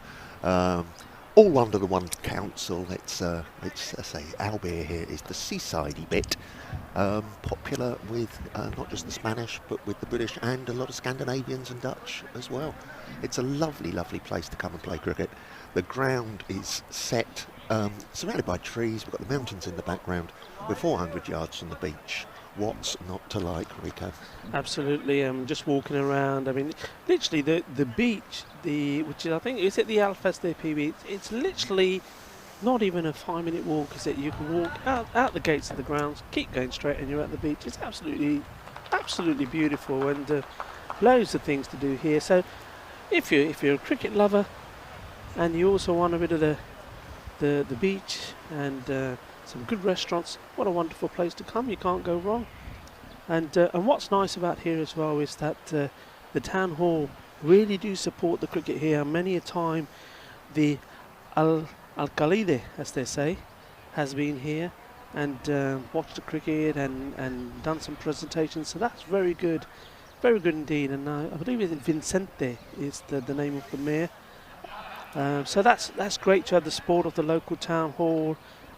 Because cricket, I mean, like I was saying to you yesterday, so many games of cricket played throughout the year. It's all income that also comes into the town, isn't it? People staying in hotels and going into the bars and restaurants. So really, it's an excellent location. With so much going forward, and I believe in the future will just get bigger and better as cricket is in Spain. And this series, you know, the Dream11 European T10 series is just one example of that. Earlier in the year, in February, we had the regional ECL T10. And then, of course, as we've already said, in May, 30th of May, we've got the big one, you know, the ECL European Cricket League, 16 teams taking part. Not here in Albier, though. That's at La Manga. That will be at La Manga, yeah. So fantastic stuff happening all over the place. But here and now, we're on game 6 of this series, the Dream11 series, and we've got Madrid United playing their first game against Intellectuals, and that's just started there by Hasif Naiz, the bowler. Very economic bowler, we've seen him before. Ball's the first ball, dot ball, and playing Intellectuals. Intellectuals won the toss and decided to bat. This is their 4th game. We just saw them play Sporting Alfaz, looking for their first win and hoping that the previous game has just warmed them up and got them mindset to be victorious at the end of this, their 4th game. For those that are just joining us, Intellectuals bowlers got a hammering from the Sporting Alfaz, but they batted with a lot of intelligence and dignity in reply to that almost impossible title. They were chasing 187, that was never really on the cards that they were going to get there, but they showed a lot of steel in knuckling down and batting well, and that should set them in good stead for this innings now against Madrid United. Yeah, it should do. I mean, Hasib Naiz, we've seen him before. He was here at the ECL regional T10 tournament. He was their most economic bowler. He's left-arm bowler as well. Now just changing his action, now coming left arm over. So far, all dot balls. Trying to change that, and possibly should have there. Definitely was a single on there. But Ismail, who's on strike, was up for it, but his partner down the other end, the captain, Husnain Akram, deciding not to take it on. And well, a big shout. Caught behind, is it? No, I think it's just the over, was it? Yeah, at the end of the over, there was an appeal, but yeah, no. People suddenly started walking everywhere and confused me, Rika. I wish people had put their hand up and get permission before they start walking. Yeah, so Intellectuals, second game on the trot in their innings with the bat, they've allowed the first over to be a maiden. Not many maidens you see in T10. We've seen, I think this is the fourth maiden in this, as I said, the sixth game. That's not terribly clever, is it, when you've only got 10 overs to play with? No, I mean, there was a lot of swipe and miss there. I think probably was a legitimate call there from one of the batsmen, probably wanting a wide, but the umpire deciding perhaps that the batsman moved too far across to try and make it into wide, but certainly should have been a couple of singles. But anyway, over number 2. This is Kadar Nawazi, I think, coming on to bowls. Kadar Nawazi, bowling number 2, and let's see if the captain, Husnain, can get this innings off to a start.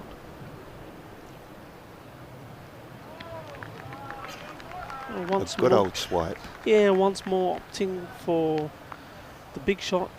And we see a difference there. I mean, I don't want to keep going back to the Alfaz innings, but balls like that, there wasn't swiping or swashing. They were just standing up and just hitting it over the top. The field is in.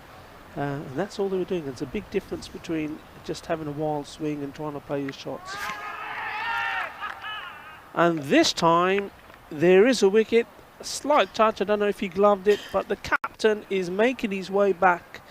And that's without scoring, and you know what that means. What's it mean? Oh, you're going to do a duck impersonation, No, aren't you? it's not me, it's the ducks. Look, they all line up. Here they come, look. Captain Duck is calling them over. I mean, yeah, be it on your peril if you get a duck here at the Woodbridge Oval. Okay, Captain Duck, do your job.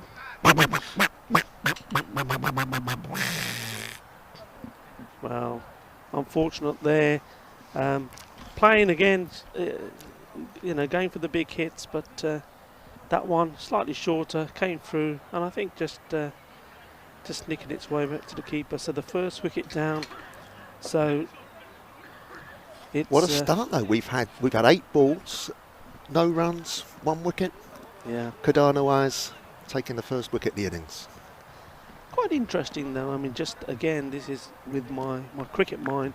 We just saw Nadeem batting very well with was it Usman? In the last game, they were both not out. Now, why didn't they open with that partnership? Absolutely, yes. That's what I'll be thinking. Same wicket, and they're used to the wicket. They've got their eye in. Yep. You're literally going straight back in again within 10 minutes. Yeah, keep it the same. And both of those, they faced the pace of Kamran, who was sharp. They faced all the bowlers. Yeah, so Kieran Perman was pinging it down at them. Yeah, so I mean, that was what I would have done. That's a no-brainer, isn't it? I think this one probably will be a wide, and it could be 5 wides. It certainly is. 5 runs off that ball, and that's very welcome runs. It's not the way they would have wanted to get off the mark, but nonetheless, there are runs on the board now. 5 for 1.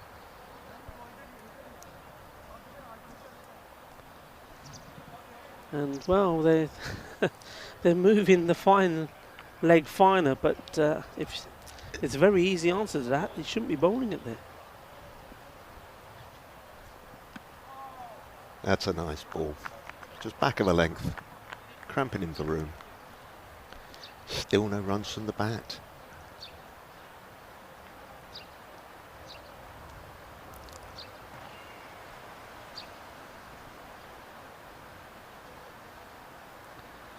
Yes, and I know I've said this before, but sometimes in this game, like many games, all sports, all team sports, there's got to be a bit of planning. There's got to be some tactical thought, and that applies to all aspects of the game. Your batting order, your field positionings, your bowling changes. And sometimes you know there's things you see and you think, well, I just wonder if they're giving that some thought. And intellectuals here for me, and I know Tim, you're agreeing with me there as well. You had 2 men, they were sat. Nadeem, I think, he looked great. He looked in good form. And you just would have thought, well, okay, guys, just carry on as you were. It defies logic, it does, and these chaps are just not getting it away. No runs off the bat after 2 overs when you've only got 10 overs to play with. Intellectuals really just rolling over with their legs in the air at the moment. Yeah.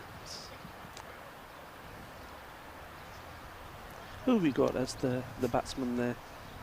The new batsman that's coming. So I'm a little... Obviously with Sporting Alphas that we've just had, I knew everything to be fingertips. I'm just looking at the batting. We've got Sadeem Mohammed has come to the crease.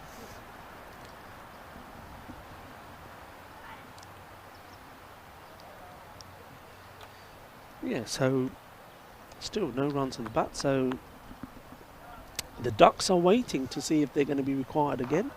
They haven't quite gone back into the pond because they know they may be called upon again, but you know, the intellectual batsman will be hoping not, but let's see. And 1 or 2 viewers I think will be hoping not. Yes, I'm certain, yeah. And there we go, and we're off. Runs off the bat.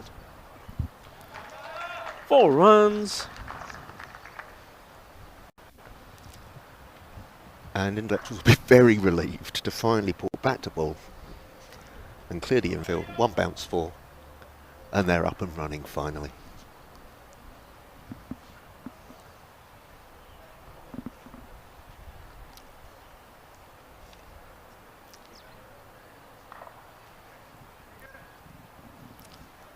So the occasional pauses, Rico, I do apologise, is I'm refreshing my screen. Is that your sun cream? No, my screen, dear boy, my screen of the iPad. And so if I do go quiet, it's either I'm getting quite stroppy with you, or I'm refreshing the screen, or both. Don't discount both. But on that occasion, it was just a delay while it was Ismail Baig who scored the 4. Yeah, Ismail, the left-hand batsman. And that's hit away. That's 4 more. Well hit. Just stood up and smashed it away. 4 runs. So finally we've just a bit of flair returning back to this T10 tournament. The ball finding its way to the boundary. 8 off the over so far. Score moves on to 13.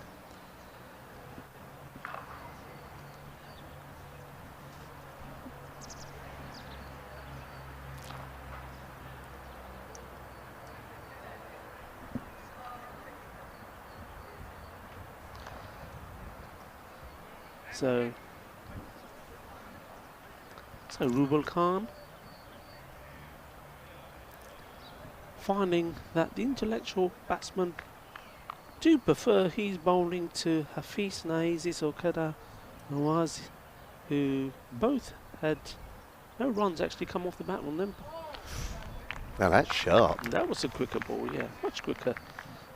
Didn't give him any room that time to be able to pull or drive. Bent his back a little bit more there, and I don't think he appreciated the 2 boundaries that Ismail has hit him for. So in he comes again.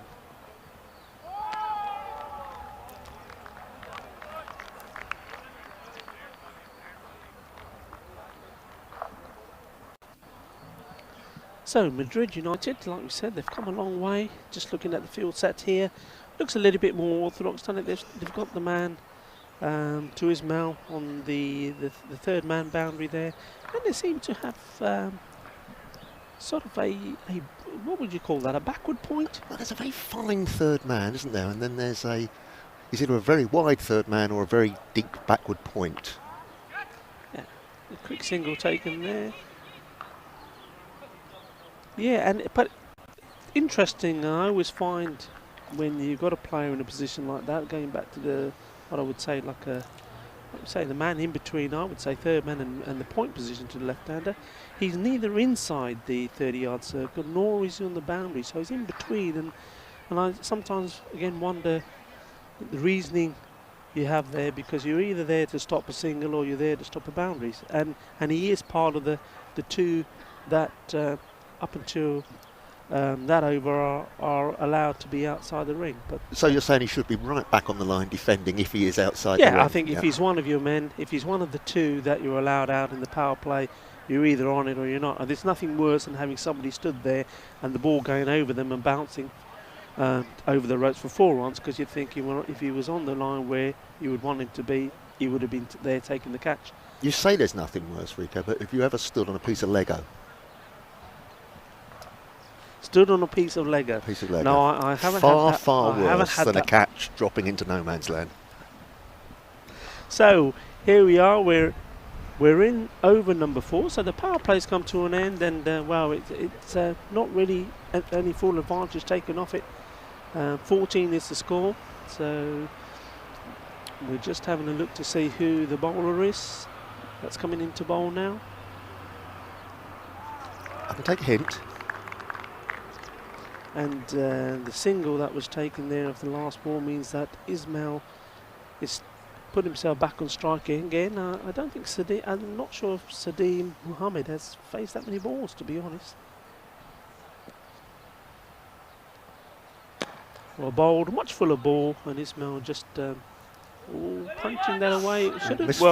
Should have been a single, but ends up being a comfortable 2 right in front of us there. That's just sloppy, really. Didn't get behind it at all, and the bowler won't be pleased. I'm sure the bowler would have preferred to be bowling this ball at Sadeem rather than Ismail. We've not seen That's this bowler in the before. air now. That should be taken, and in the end, well, I don't think anybody really called for it. So we've seen another 2 taken where really should have been a catch. I mean, there was danger of the 2 men colliding there. The ball went in the air and nobody really committed. There was no call, and in the end, well, that's not very good. Interestingly, it went almost exactly to that in-between position that you were complaining about where the fielder was. So it could have been inspired captaincy. But in the end, 2 fielders went for it and put each other off, and it fell between them. Yeah. The bowler is Noor Azman. Noor Azman, is it? Yeah, Noor Azman. So again, so far, Madrid United just sticking to the pace bowlers. Azman's actually bowled himself off his feet. You have to give him credit for effort doing that. You do, but it just makes me think, good job that he wasn't bowling here yesterday, because if that's slippy now, well, yesterday, with all the rain that we had, especially in the last game, it definitely was a bit slippy. Yeah, just try to put a little bit more into that one. Then he comes in for the last ball of this, the 4th over. And a good hit there, that should go all the way for 4 runs. Cuatro carreras. A good old blacksmith's heave That there, was- wasn't it? Certainly was. It was just, I call that like a Captain Caveman sort of. Very much so. Just going to stand and hit it. Boom.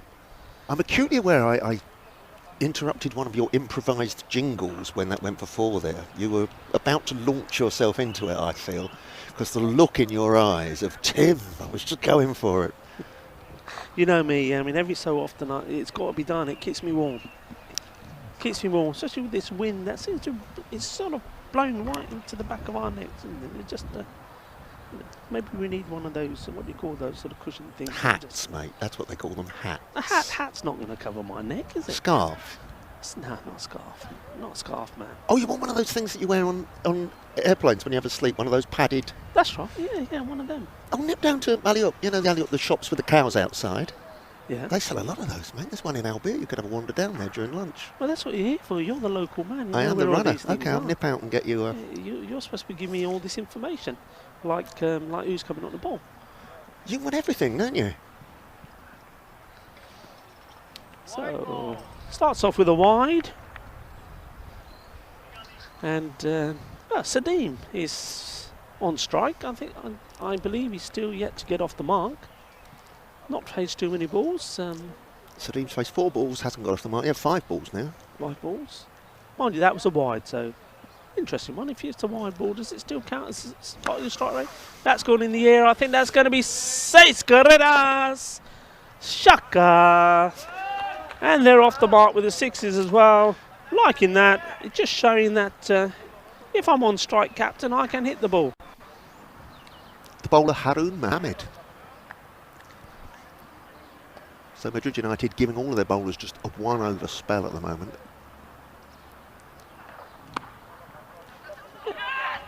Always a mix-up. Yeah, good call there. I don't think they would have completed the run there. Sadeem definitely wanted to take him on, but was rightly sent back. Ooh, Haroon banging it in again. I've got a lot of joy from Haroon's run-up. He's got a lovely little skip in the air when he starts it, and then a lovely little jump into the crease as he delivers it. It's like a spring lamb. A spring lamb. A spring lamb. Look, there's a little skip at the start. Oh, he didn't do it. There it is. And then a lovely little skip into the... it's beautiful. It's very light on his feet for a big man. Ooh, good throw, good pick up and throw. I think he was not the quickest of runners, but he got himself in there. So a single taken.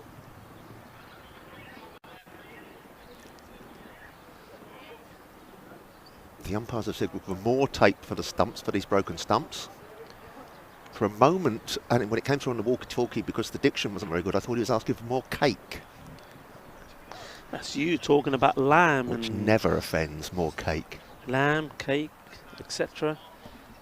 Makes me think of mint sauce. You like a bit of mint sauce? Well, I'm a vegetarian. I've been vegetarian for 25 years. I'm the world's fattest vegetarian, Rico. If you look in the Guinness Book of Records, page 212, I am the world's fattest vegetarian. Since when has mint sauce been non-vegetarian? Because it's served with lamb, isn't it? Oh, I don't know. A bit of a nice cheese and onion sandwich, a bit of mint sauce. Okay then. You don't know what you're missing. I'm missing mint sauce. You're going to go home tonight and get some mint sauce, aren't you? No. No? Okay. Cake. Haven't convinced you. Cake. There are a few things in life that aren't improved by a sit down and a slice of cake. So here we are. We're just a bit of repair being done to the stumps. I think they were the stumps, obviously, that were down the other end when Cameron bowled a beautiful delivery that, well, a lot of pace, obviously, that took a chunk out of them. They've just had a Daniel Weston there running back after doing a repair job. Does a bit of everything, Daniel Weston, part of the ECL European Cricket League setup. And talking about the European Cricket League and the people involved, I want to say a hello to my friends, Diego or Santiago, James, who I was commentating with last time I was here, John T. That's a nice shot there for one. John T, who was part of the setup as well, key figure, not with us here. John T, he's just had a lovely little baby girl, so congratulations to you, John T, on new addition to your family, Lily. Hope you're enjoying a wonderful time. This has turned into two-way family favourites, Rico. Well, I was just told stop talking about mint sauce, so you know. Let's just put on Joe Stafford and see the pyramids along the Nile. And also, you know, our friend, or my dear friend and fellow commentator and well-renowned ECL favourite commentator for his Spanish. We all know who we're talking about. I'll give you a clue. Maximo is Mr. Vinny himself. So hope you're watching, hope you're tuned in and enjoying the cricket here today. And especially enjoyed a fantastic first game we had here today, especially with Edward Ballard scoring a ton and supported by the captain Fran making 50 as well. So we've had a good start to the day. And an interesting match here. Intellectuals, the run chase hasn't really got going, but there's still time. Anything can happen. 32 for the 1 wicket at the moment, and really these two need to start accelerating away. So yeah. Which of the bowlers is this coming back on again? So we've had 5 bowlers each having 1 over. We've already had 1 ball from him in this over.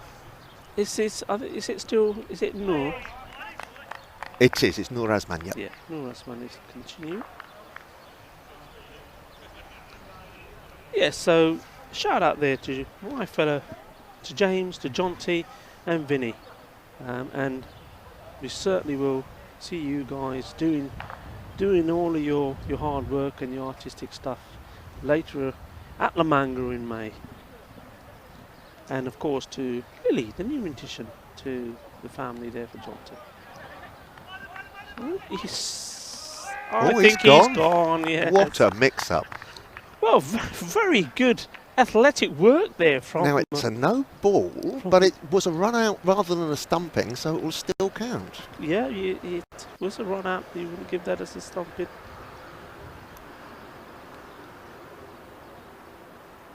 Umpires conferring. Fielding side interested. The net result is it is a run out. The batsman is getting undressed. Very good work there. I mean, he seemed completely off balance, but somehow managed to pick up the ball and direct it. And yeah, the result is you are out. And we're just having a little bit of Thigh pad sharage. yeah, a sort of a costume change. I'm not a great fan of shared kit. I don't know when you're playing, Rico, as well, but when somebody says, can I borrow your gloves or something like that, I always wince a little bit. Perhaps we could use coronavirus as an excuse, not these days, but somebody says, oh, particularly, I would draw the line, obviously, at can I borrow your box? No, Well, is the answer to that. Can I borrow your thigh pad, has happened here, would be, not keen. yeah, it's a funny thing. Some people, you know, they're not really that not worried about those things. But yeah, I think especially if you know that you know it could be sweaty and damp, etc. Indeed. It's not the nicest of things. So we have a new batsman out there at the crease after that mix-up, and some athletic work by the bowler to run his man out. Running a good line, much fuller. Just clips the pads, so a leg by there. So Ismail on strike now, and Ismail, he needs to get going now, really, doesn't he, Ismail? He's been there a while. He does, he's been scratching around, going at about a runner ball, which really isn't enough in T10. Wide ball. And who's joined Ismail out there now? That's a very good question, to which I will have a very good answer in the fullness of time. I'm just thinking maybe it is finally Nadeem, one of the... Nadeem Mohammed it is indeed. Yeah. Yep. He's going to have to hurry. Yeah, gets there comfortably in the end. So Nadeem to receive his first ball. Batted very well in the game prior to this against Alfas, and myself and Tim, we're a bit miffed why he didn't actually come out and continue and open. But anyway, here he is now. He's still got some batting time out there.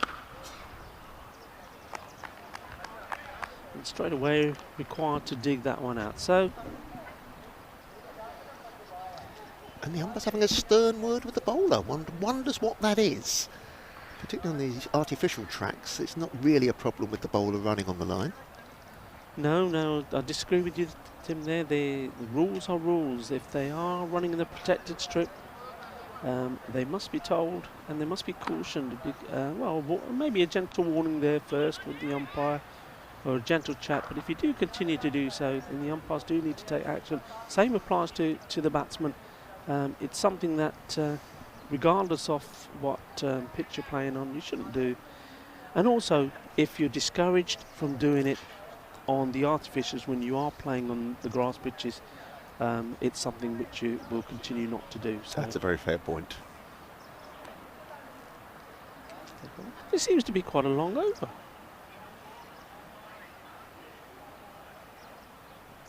Oh, that's exactly what the scorers are checking.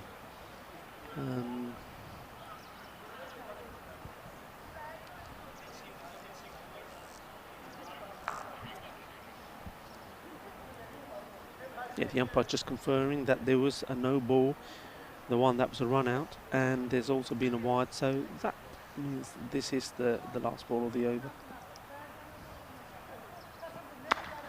And it's got hold of that. I think it will, yeah, it will be a comfortable catch in the end, and Ismail in the end, he's there a long time, and you know, at the end of the 6th over, finally makes his way back and really... In that time, only reached the boundary 3 times in the best part of 6 overs. Not really the pace you want to be setting in T10, Rico. Not really, no. I mean, he probably tried to up the tempo there, but in the end didn't really get hold of it, and he's on his way back.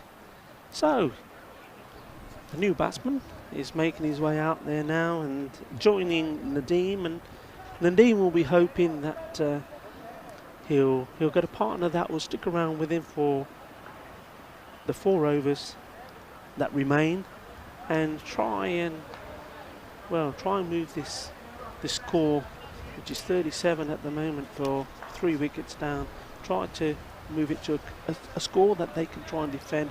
We know that on their day they've got some good bowlers. They've been a little bit iffy sometimes in the field. There's been a few not so many memorable moments, a few misfields and etc. So they know they've got to tighten up that, but they have got the bowling to defend a reasonable total. So, but will they get to a reasonable total? Yeah, what, and on 37 is it at the moment? Yeah, 37, and yeah, this man Nadeem really needs to get going. Well fielded there, well watched, picked up well. Niazi there, experienced player. Now he's one to watch if he can get going with the bat. He's an exciting player to watch. He's got a lot of talent, a lot of ability. Another senior player, but he's still got the talent there. It's a nice little shot again, rotating the strike. So he's off the mark there. Sorry, I didn't catch you when you told me who the batsman was. You asked that so beautifully tactfully. I hadn't given it to you, and yet you said I didn't catch it. Rico, you are a joy to work with. This looks like Usman Beg to me. And Nadeem again attacking now, and that's good. Good pressure put on the field. Should get 2 runs there. Yeah, and comfortably through in the end. Yeah, just showing a little bit of aggression, Nadeem now, just trying to up the tempo, and wants the support from his colleague at the other end.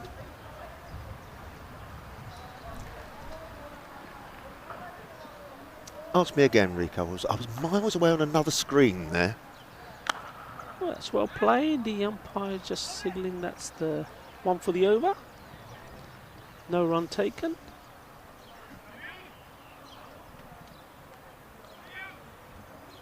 No, you were thinking it's Usman, just... it's Usman, yes. So... Oh, that's a nice shot. Oh, nice to see. He knew exactly what he was doing there. Again, we said this before with Nadeem. Very wristy player. Gets in line well. That was all about the hands there. Let's watch that again. A nice little wristy cut. Let the ball do the work. Yeah, very nice. There is a man there, but that was hit so well, there was no way he was going to stop that. So 4 runs, and ever since the first 6 of the innings that we saw, we haven't seen any other boundaries. So we're back now to the boundaries. So we need a few more of those.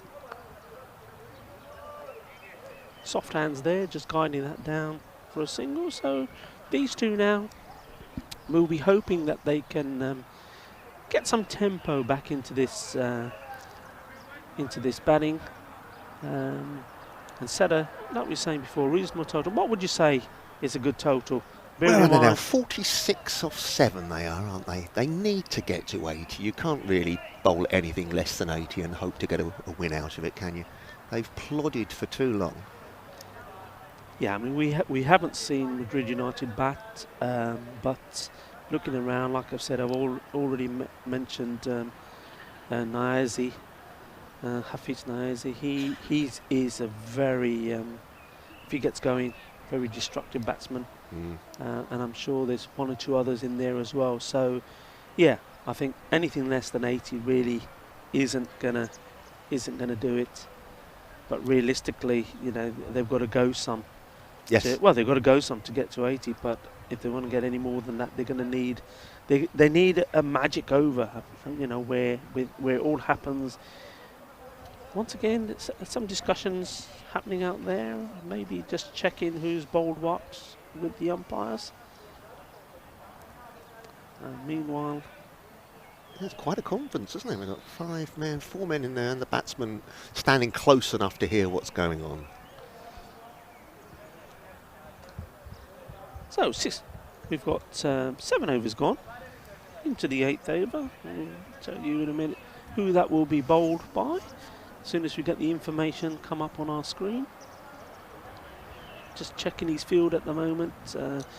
Bringing Niazi in from the boundary there on the leg side. So just got one man, sort of like again, not, I call it no man's land. He's not on the boundary, he's not inside, he's sort of about 15 metres or so away from the boundary, but they're at backwards square leg.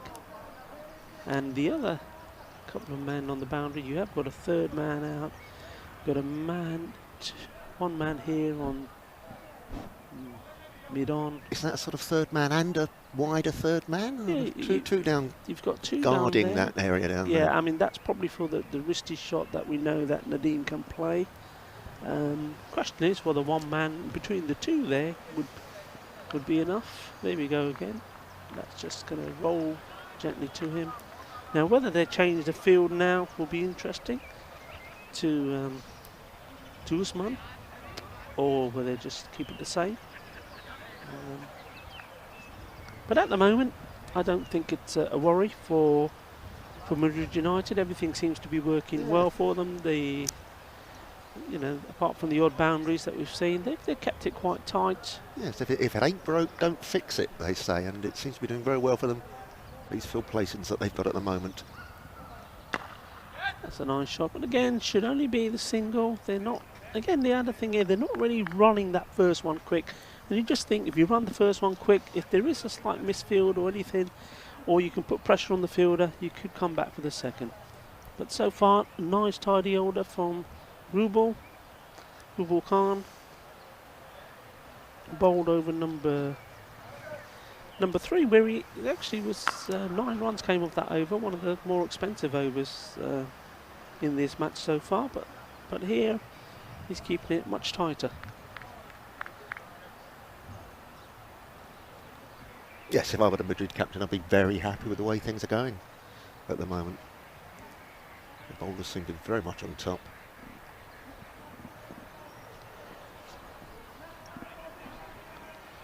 That's well bowled, and you can see the pace, and that actually took off the deck. Just and it's gone all the way through to 4 byes. Just don't wonder if there was a little bit of very sharp delivery, wasn't it? It actually took off the keeper. Just watching the fielder here, not sure what happened here. It sort of he just missed it. Yeah, Just totally missed it. So yeah. He's not a short man either, the keeper. So I think it went right over his head, didn't it? He did. I think he just maybe got something on it. Maybe just the tips of his fingers on his gloves. But that really did. He rocketed off the deck. That's a nice shot. That's a beautiful shot. Absolutely lovely. Shot of the innings so far, and just going to show what this man Nadeem can do. And once again, it underlines what we've been saying.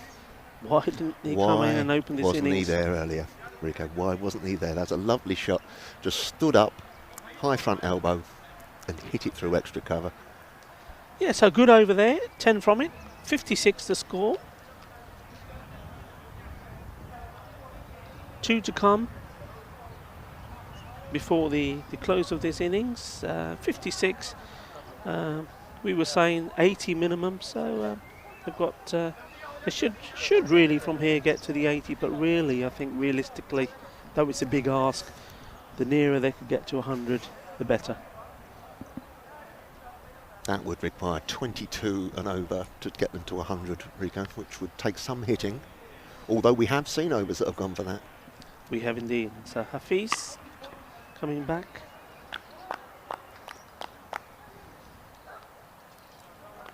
Just the single from Usman, who's just at the moment just supporting Nadeem, trying to give Nadeem as much strike as he can, and Nadeem really is trying to, you can see from his whole body language, really trying to push the score along. Another fine shot, I think that's going to beat the fielder, is it? Good work there, right in front of us here, excellent work. We'll come through for 2. That was beautifully fielded, but my money was on the ball all the way there. Yeah, likewise, I thought the ball was going to be, maybe it does go slightly up a little hill here before it gets to the boundary, but even still, good work here. We'll see that again on your screens. Excellent work, well done. You can't get hold of it, but again, we want to push. They're looking, push, yeah, a little bit more. Yeah, a little bit more urgency now from. Well, it's definitely from Nadeem. He wants a strike. He's pushing for the 2s. Early on, you saw them just trotting away and turning down the second, or not even putting any pressure on the fielding side. Starting to do it now. Probably a little bit late now, but nevertheless, it's happening. That's a beautiful shot. 6 carreras. Tiki-taka, boom, boom. Many people say to me, Tim, what's this tiki-taka, boom, boom? Well, that's a good example of it. We've had a single, a 2, a 2. Now, those are your tiki-takas. In football, you'd say, the Barcelona Spanish style of playing, pass the ball, and the boom, boom. Well, that's the big one. That's the 6 on the boundary. So, tiki-taka, boom, boom. I'm glad you cleared that up for us, Rico.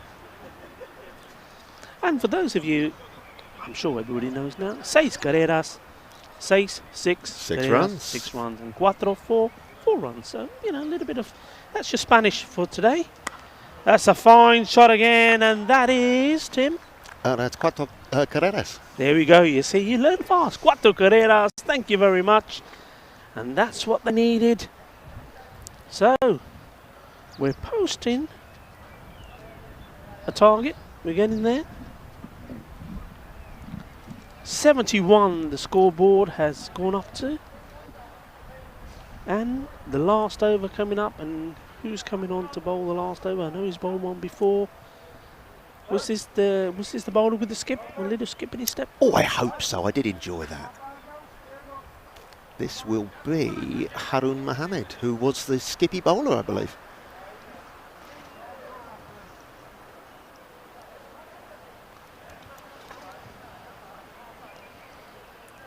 So you've got Usman on strike, and I'm pretty sure he would do whatever he can to get Nadeem down to the striker's end. That'll do. A single, and Nadeem now, I'm sure, will go all out, and an all-out attack mode. And he's hit the ball well. He's played the last over, an excellent 6, beautiful shot. Followed by a delightful 4. So he plays shots all around the ground, can't he? He can indeed. Oh, lovely, dispatched, absolutely dispatched, and that was a bit of arrogance about that. It said, you can't bowl that at me, take that. Let's watch this again. That was beautifully executed.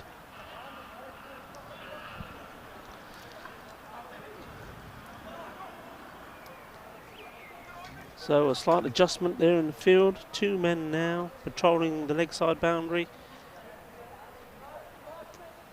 They brought a man that was deep there on the offside back in. Now remember, Nadeem loves to play the shot, that wristy shot of ease.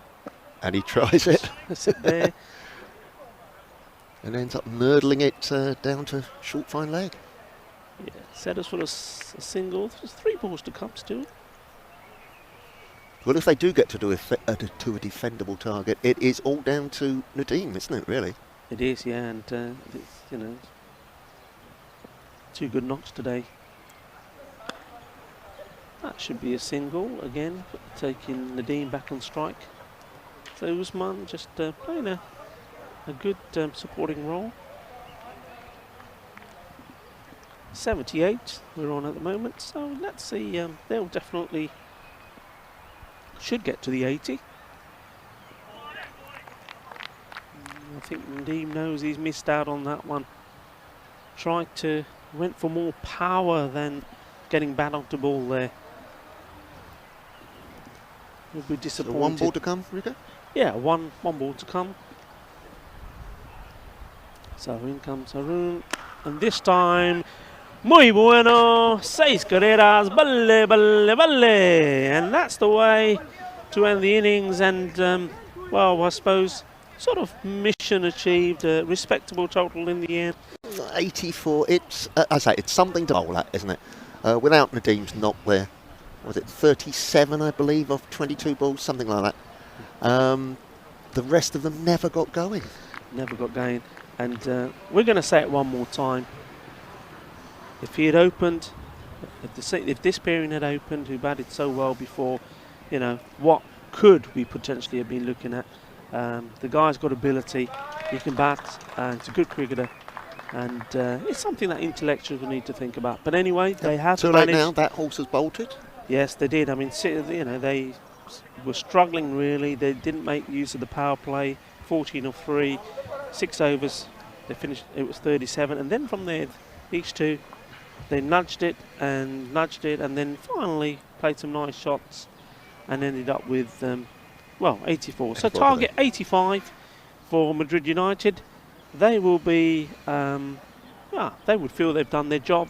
They should feel that they are able to get to this total, and we shall find out, folks. We will take a short break, and we'll be right back for the conclusion of this match with Madrid United chasing 85 for victory in their first game of this Dream11 International European T10 series. We'll be right back.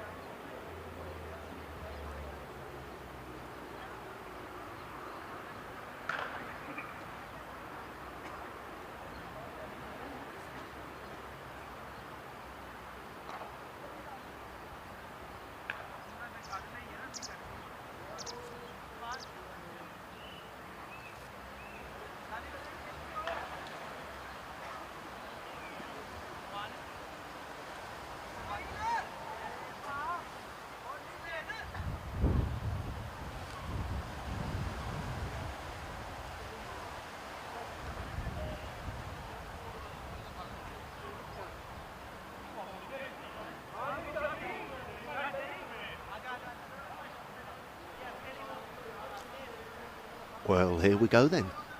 Madrid United chasing 84 for 3. Intellectuals are going to have to bowl very, very well to contain them. Rico's dashing around trying to get the batting order.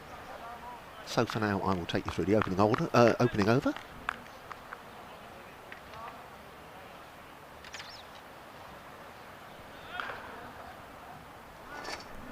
Rico, welcome back.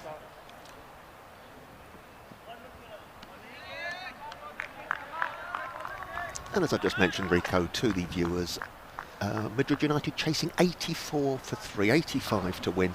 85 to win, that's correct. And they're going to have to bowl very well. Intellectuals, aren't they? They are indeed. They're sticking with their normal attack so far. So Norman, who, apart from the Intellectuals game... Oh! Now, did he play on there? I think there's a big inside edge onto that. Let's have a look at the replay. Yeah, I was just about to say that other than the game against Alfaz, he's bowled very reasonably well. Always been up there, thereabout. And there we go, he shows what he can do. Yeah, I think played on. We'll just confirm that here, watching the replay. Yeah, just played it down straight onto his stumps. Unfortunate for the batsman. And guess who's coming up to greet him? It's not one of our waterfowl friends from the pond, is it? Unfortunately, here at Alfaz, if you don't get any score on the board, you're going to be ducked out. So without scoring, gets a duck. Confirmed by our ducks here in the duck pond. This is their way of getting their own back when the batsmen are hitting the ball into the pond when they, like I said yesterday, when they've got to put their helmets on and fend themselves off. Well, so when a batsman does get a duck, though it's unfortunate for the team and the batsman, the particular player, the ducks like to rub it in. They do. Very unfortunate as well that when a ball is heading towards the pavilion or the pond, people do shout duck, and rather than hiding, the ducks will put their heads up and say what, and do tend to get hit more than they would otherwise. They do. So just for the records, it will come up on our screen now. Who was the unfortunate batsman there? Was Kadar Nawaz. 2 balls, didn't trouble the scorer.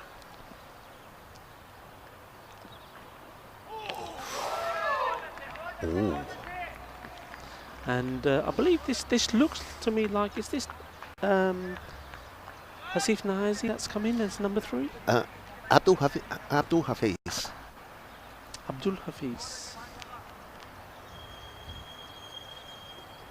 With helmets these days, it's very, very difficult sometimes, isn't it, to tell who's coming in, particularly with no numbers on the strip.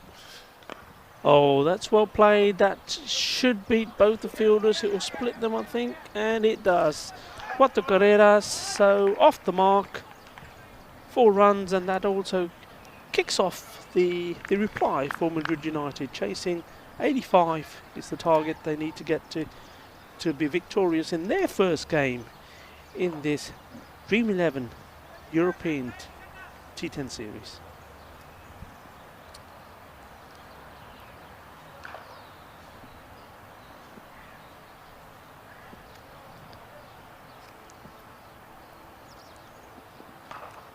Oh, and well, just got away with that. He did get something on it. I think he did. He might have got gloves, I think. I didn't hear any bat, but he seemed to scoop it over the wicket-keeper's head. Yeah, definitely just over the keeper, all the way to the boundary. So at the end of all that, it's 4 more. It's 4 runs, 2 consecutive boundaries now. Score moves on to 8 for 1. Certainly a little bit, the body language, how different is this from Intellectuals to when it was against Sporting Alfaz? They seem to be up for it.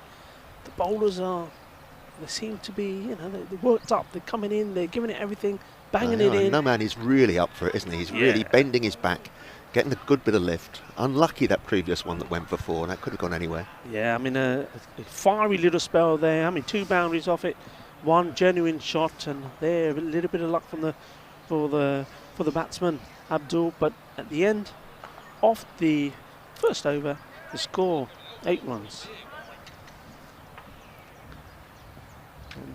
just looking around the field now, the field setting. So we have a fine leg. It's right on the boundary there, and then the other man out in this power play is there at looks like behind square on the boundary.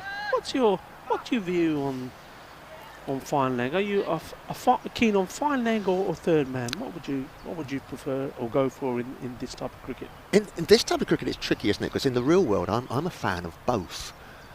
In normal cricket, the amount of runs that go through an undefended third man. Yeah. But I would be inclined to go for fine leg if it's an either or in this cricket, just for that nudge round the corner when the bowler's line just drifts a little bit down there. But you're gifting runs if you're bowling on leg stump, really, in this type of cricket, aren't you? You are. I think it's all very much also about knowing your bowlers. I mean, I would be more third man. And there's a reason just there, the last ball, why. Looking at that again, though, I think the wicket-keeper probably went right in front of the slip, who was favourite to take that catch. Instead, it went down, stopped off by fine leg, ran across, made good ground, only the 2 runs. But yeah, I would be third man. I think your fine leg, really, especially in the short form of the game, you know, your bowlers, you'll be relying on your bowlers to keep the ball on the right side of the wicket, so fine leg doesn't really come into play. Oh, I don't think he had any idea where that had gone. He had no idea what the ball was before or after hitting it there, did he? No. So Hassan Askari, he's always been there. These two, Noman and Hassan Askari, have been the choice, the captain's choice of bowlers all the way through in the games intellectuals have played. And both of them bowl a nice tidy line. I mean, well, all the bowlers got some stick in the game against Sporting Alphas, but bowling a good line and making the batsman play. Again, that's nice, right up there.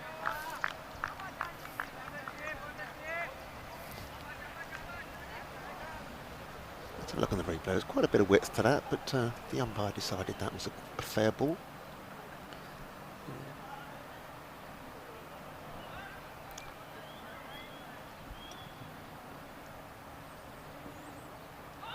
Once again, that's almost like a repeat. Same shot, same ball, the one before. Same result. Same result, yeah. And, needs to get bat onto ball. It's not a particularly big total, so really the mindset would be, well, if take the 1s and the 2s as well. We don't need to go big every ball. But his mindset is not on that. It's to hit boundaries, and he's found one here, no, has he? I think the ball... Oh, it has. Yes, it's just gone. I didn't know the ball had the legs. Just gone. So finally, after a few swishes and misses, gets hold of one. Not convincingly by any means, but the ball just finally beats the fielder and just trickles along the boundary there. So 4-2 to end the over. 4 carreras, and the score moving along to 14 of 2 overs.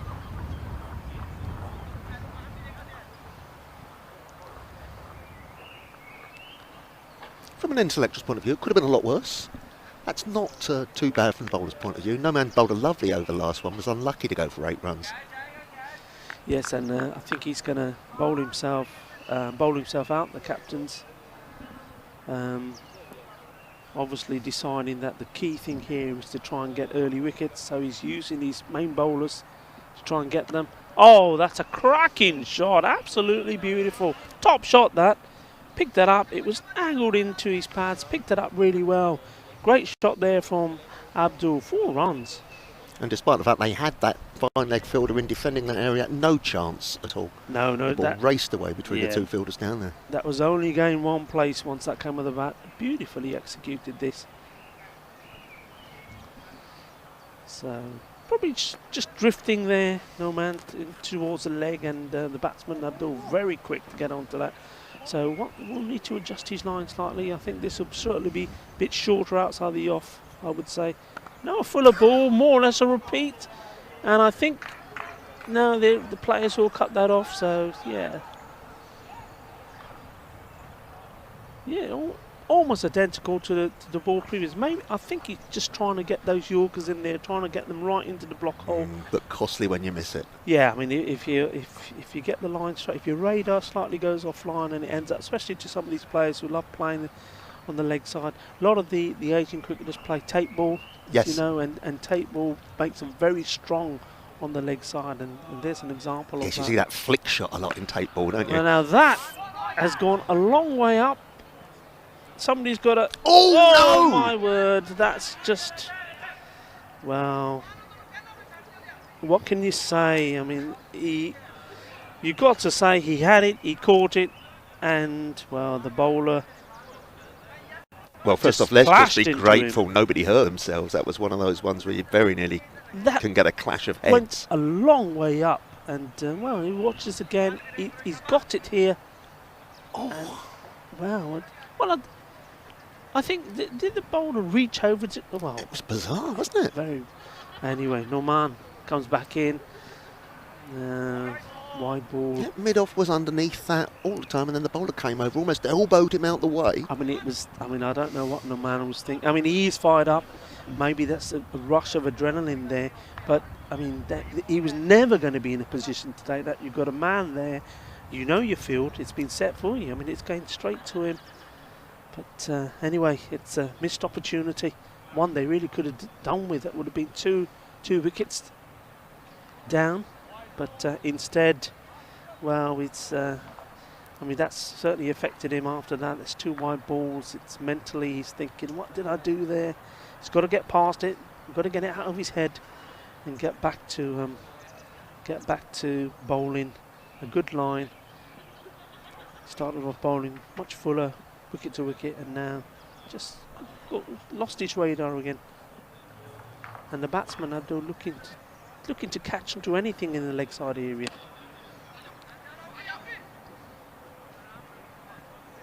So single taken there by Abdul, and that brings Kashif onto strike. I don't think Kashif has faced many balls, has he? He's faced 6 balls. 6 balls. It's 4 and 2 singles. 1, 2 singles.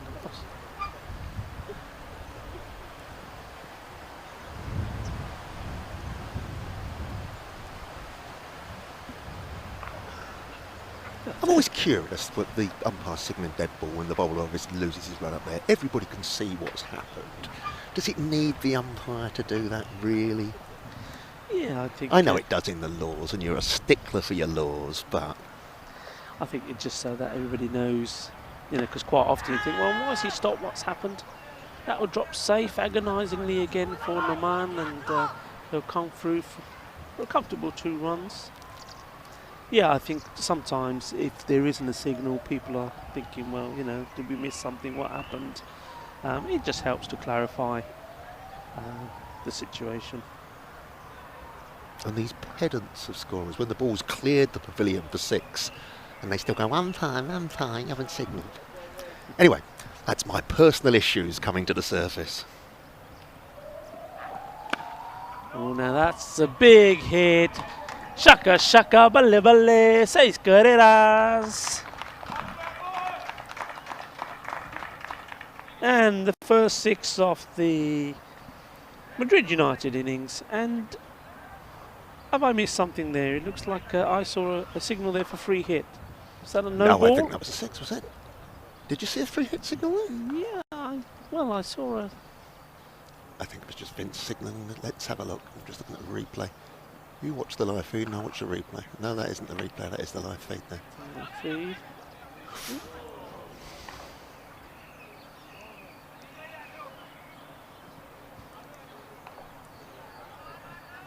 I wasn't sure there, but whether there was a signal there from Vincent or not.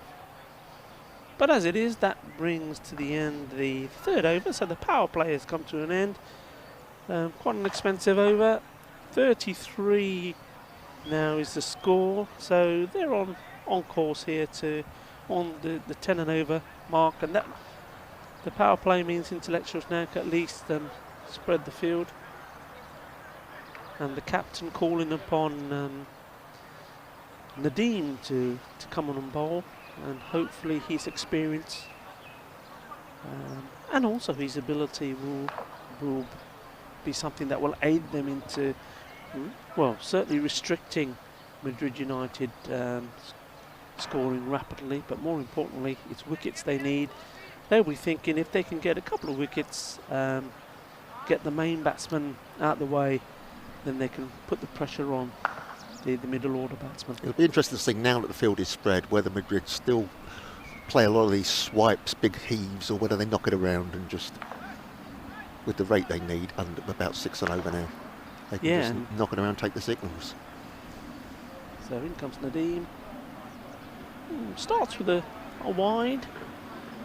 Then Nadeem, remember, despite all the carnage that they experienced when in the field to Sporting Alphas, he bowled a fantastic over where I think only 7 runs came off in the final over. That's right, yeah.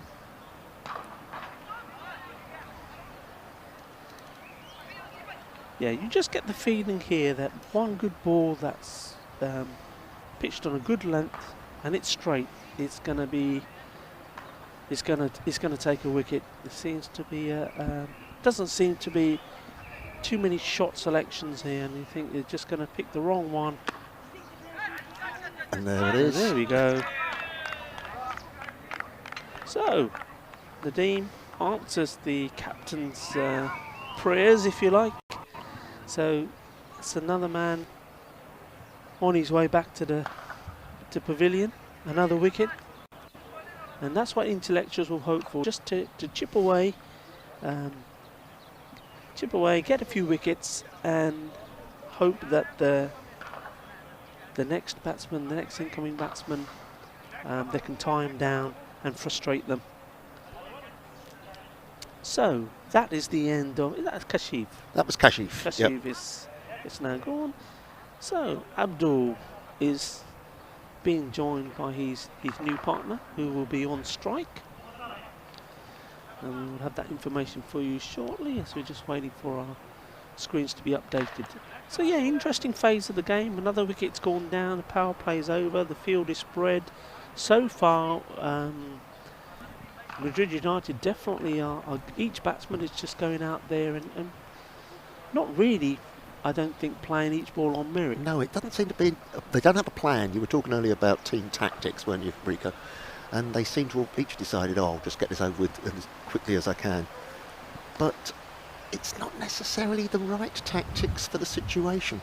If they just keep rotating the strike, hit the bad ball. Yeah, Nadeem disappointed with himself there. First ball to Rubul Khan, the new batsman, and it's a wide ball. He definitely would have wanted him to be having to play at that one. In he comes again. Another wide ball. So he has got Intellectuals failing to capitalise really on the pressure that they could have put on with the wicket there. Yes, you took the words right out of my mouth there. Well, I'm terribly sorry, dear boy. And he's not like Nadeem. I mean, we've seen he's a very accurate bowler, but he's obviously just thinking there. He's got a plan in his mind. He's definitely aiming for the offside area all the time. And I'm just wondering. We know he's got a very good Yorker ball. We have seen it, so I wonder if that's the plan. Outside off, and then boom, that's a Yorker.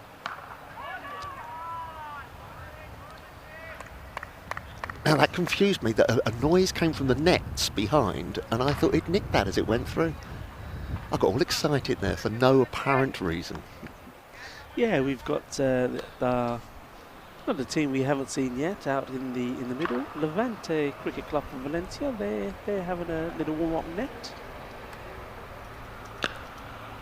That's well played. Just pushes it down there to mid-off. Just a single. Yeah, so Levante just warming up, and they would have seen and would have heard about the former Sporting Alphas. That's been well hit, and that's seis carreras. Thank you very much. And as the sun caresses the ground here at Sporting Alphas at the Woodbridge Oval, the batsman responds by smashing the ball right over the top. 6 runs to end. Quite an expensive over. I mean, there was a wicket from it, an expensive over there from Nadeem. What a beautiful sentence that was. It had the juxtaposition of caress with the brutal.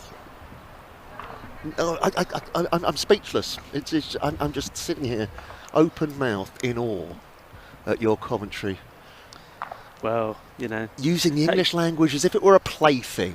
Having you speechless is something else, really, isn't it? Anyway, 10 of the over, but also a wicket.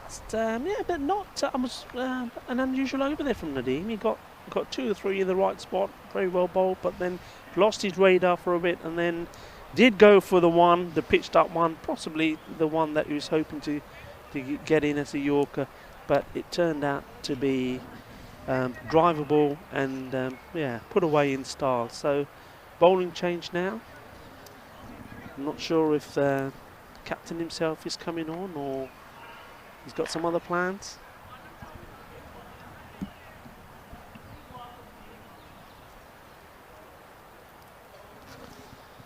So we're about to start the 5th over.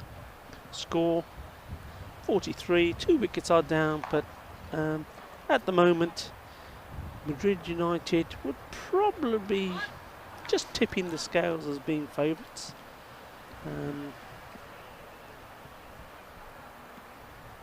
So it looks like the bowler is signalling that he's going to bowl left arm.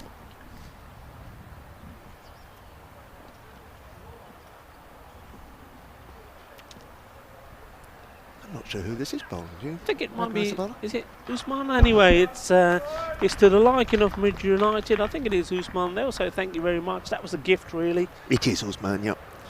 Dropped it short and helped round the leg side for 4 very easy runs. Yeah, easy runs, and that's not what the captain wants. A little bit of pressure was applied there. From Nadeem getting a wicket quite early. Then Nadeem lost his radar a bit and gave the upper hand back to Madrid United. And, well, Usman given the ball by the captain, and that's certainly not where you would want him to be bowling it. In he comes in again. Better ball. And we're seeing batsmen sensibly this time, just playing the ball on merit and taking a single, rotating the strike. So Abdul now facing. Here comes Usman. That's not a good ball That's either, not is a it? good ball, and they've done away with the fine leg. He's coming right across and signalled byes. The only good thing, so poor a ball was it that it didn't reach the boundary.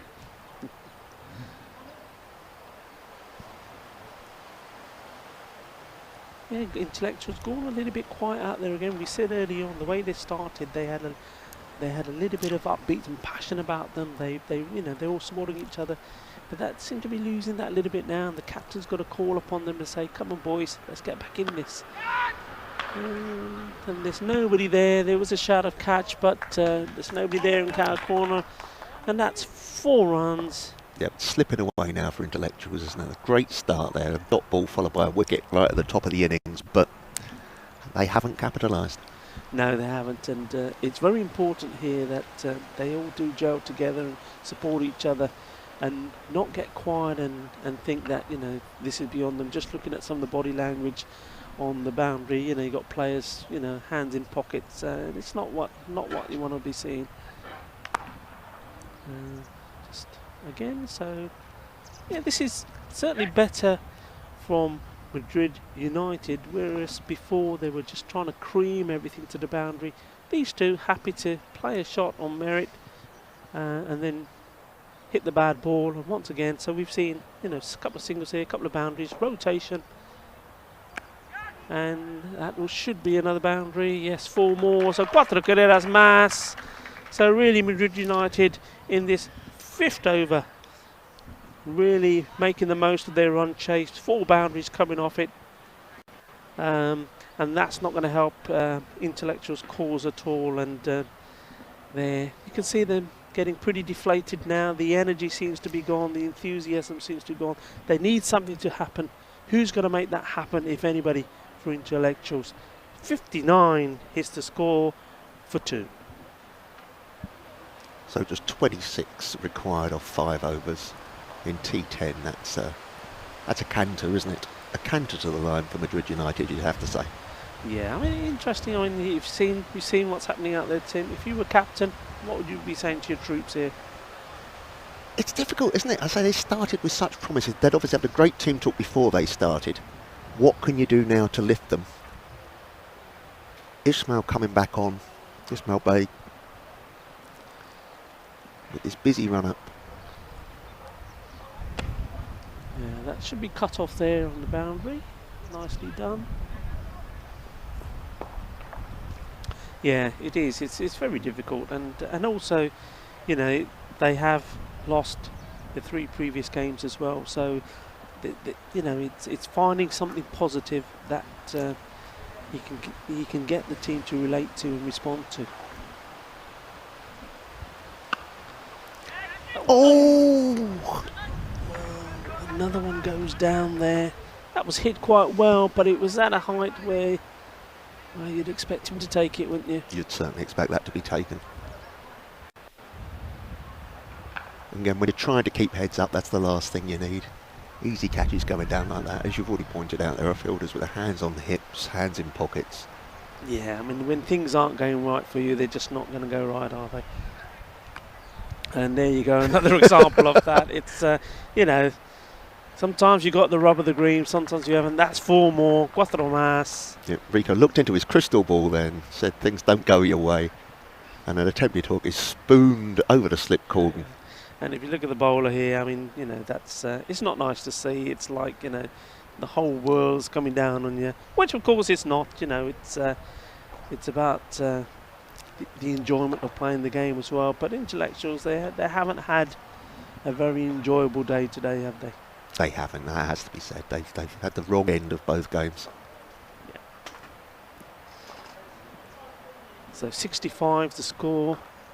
Intellectuals desperately need things to happen for them now.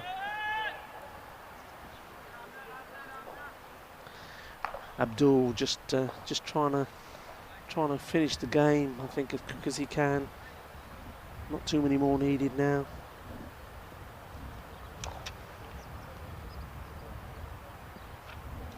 .85, remember, is the target.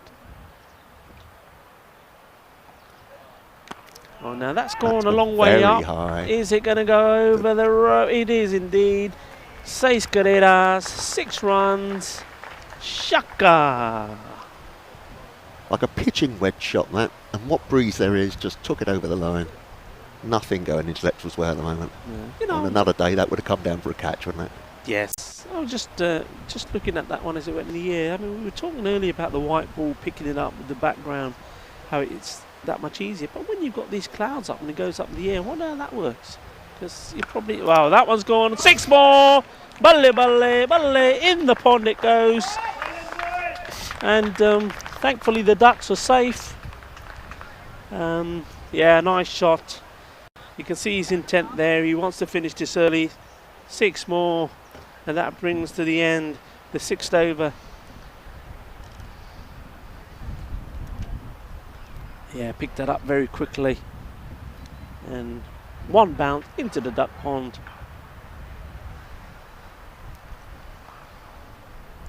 Oh, look at this body language now. Ismail's walking back from where he was bowling. So 77. So what do you think? Would it be over? If I were the captain of Intellectuals now, I think what I'd be saying to my guys is start the car. There's no way back, is there?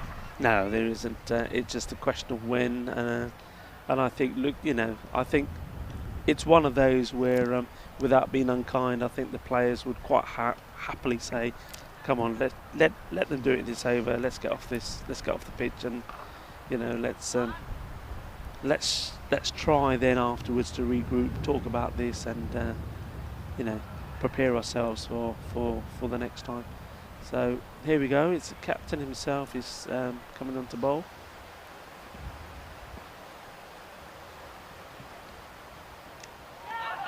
And I think there is definitely and it's a catch, and he's there. walked. Yes. Yes, he has. So we've just written off their chances. It's going to be a 4-wicket maiden now. We'll be eating humble pie, and it will go right down to the wire. Well, you know, as we know and we say all the time, sport is a funny game. That is unlikely, but it can happen. And you know, we've seen comebacks before. But hopefully that wicket will give a little bit more encouragement at least to intellectuals, and some of the boys have, you know, they've perked up, others still haven't, but hey, you know, it's a wicket, it's one more man in the pavilion, and one less wicket to get. So just see who the new batsman is going in. So wicket of the first ball, so captain trying to lead by example. Just while I'm getting the new batsman up, much as I hate to be a pedant, obviously it's not one more man in the pavilion, because as he comes in, another man goes out, Rico. It's a very simple game, cricket, and that's how it works. Race is on here. It's 4 runs, so a good start. Now you're going to give me the batsman's name or not? Oh, as soon as it comes before up. I reply to your because your we are comment. here in beautiful sunny, albeit the sun has come out now and it's right on my screen, so I can either guess at the batsman's name or I can just try and refresh that. And it's Harun Mohammed. Harun. This is the man with the skip. Is this Skippity Skip? Skippity bowler? Skip. Yeah, Skippity Skip. Starts off with a boundary, first ball. And He's not hanging around, is he? No, that's straight to the fielder there. Who hurts himself picking it up. Yeah. Sends it back in angrily. Yeah, I think that's that might be probably maybe Usman, who took an injury earlier.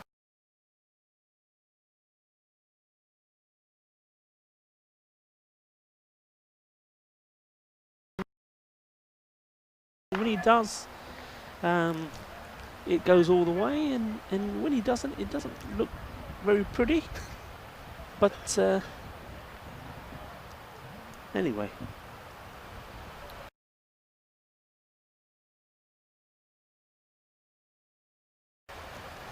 Yeah, it's a strain down the leg side there. Wide ball.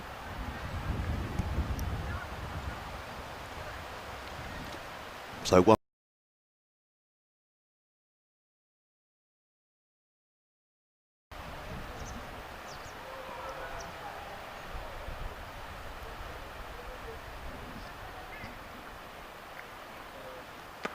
And the line, 4 runs, 4 carreras, and that concludes this game in the end.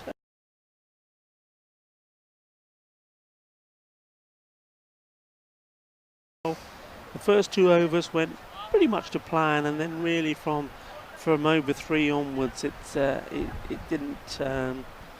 It backfired. That this has come to an end. Come off the field, regroup really.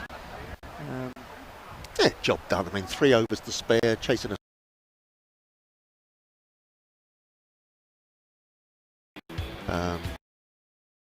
In fact, the first over was a maiden, wasn't it? It was, yeah. It First started over with of a the match. maiden, and really the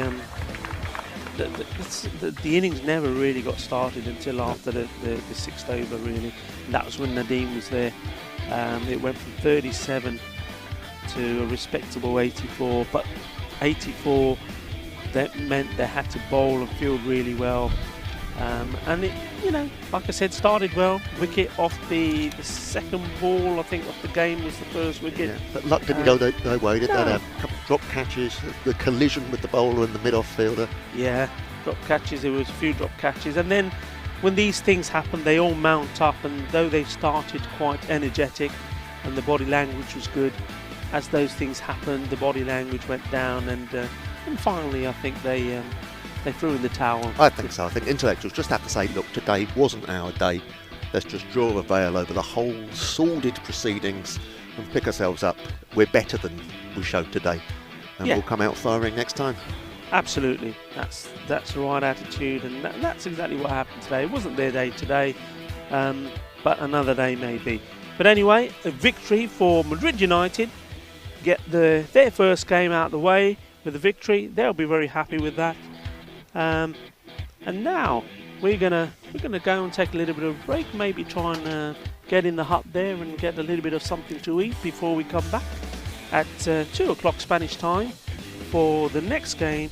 And that brings to the Sporting Alfaz. No, that's tomorrow morning. Oh no. Madrid and Levante. Madrid United and Levante. Madrid United, so we see Madrid United again, and then we're playing Levante. So Levante making their first appearance in this Dream11 European T10 series. And I think that'll be an interesting game, because I think both these teams, Levante and Madrid United, are quite evenly matched. So I'm looking forward to this one. I'm looking forward to it as well, as I am looking forward to a spot of lunch. And we'll see the viewers back in about 10 minutes. Yes, I'm looking forward to that as well, and hopefully there's a little bit of mint sauce in the canteen. Let it go, Rico, let it go. See you all soon. Please join us again. We shall be back for kick-off at about 10 minutes to 2. Thank you very much. Thanks for being with us. Bye-bye.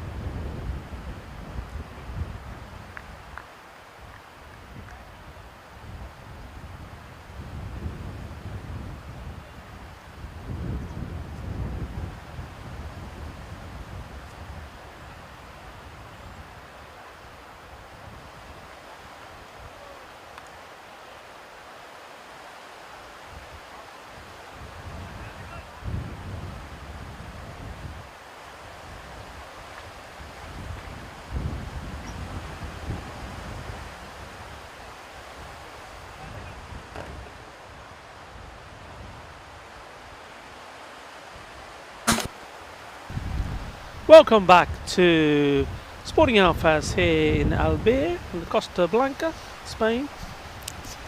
So we're about to start the third game of the day, where we have Madrid United playing Levante. So Levante make an appearance. Levante, the team from Valencia. We've got Niazi, he's just marking up his run-up. He'll be bowling to Sharad. And on the non-strikers end is Shaquille. So welcome Levante Cricket Club to the Dream11 European T10 series. The wind just picked up a bit more blistery, but the sun is out. So yeah, we've been blessed with a bit of sunshine, but also, I wouldn't say battered. Yesterday we were battered, Tim, by the wind. We were indeed battered, blipped and buffeted yesterday by the wind, but today you'd call it just a stiff breeze today, whereas yesterday was biblical proportions, wasn't it, that wind? Yes.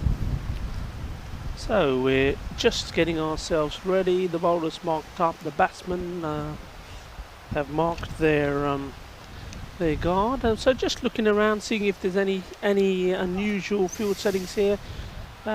We've got the two men out. So the first 3 overs, you're allowed 2 fielders out in the power play. We've got a man here sort of on the leg side boundary, and then we have a mid-on who's I suppose quite deep. That's the 2 men out. Other than that, the wicket keeper, we've got looks like somebody standing almost second slip, I wouldn't say first slip. Man behind square, and then you've got sort of a nice tidy sort of ring there on the offside. So nobody deep in the offside yet. And here we go, Niazi bowling the first over. A little bit of contact. Wicketkeeper gives chase.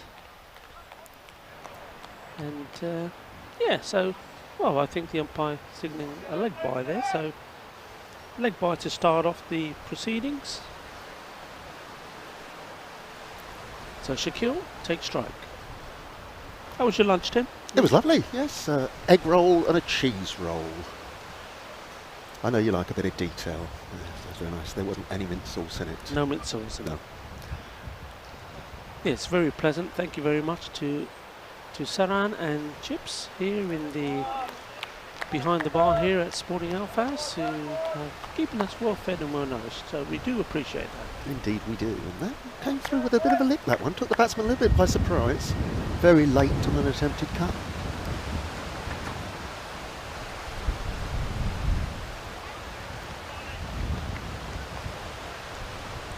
Yeah, he's Shaquille there. He's sort of going quite low, and he's almost tripping over himself as he's trying to guide that ball to the vacant area there down at the backwards square leg boundary.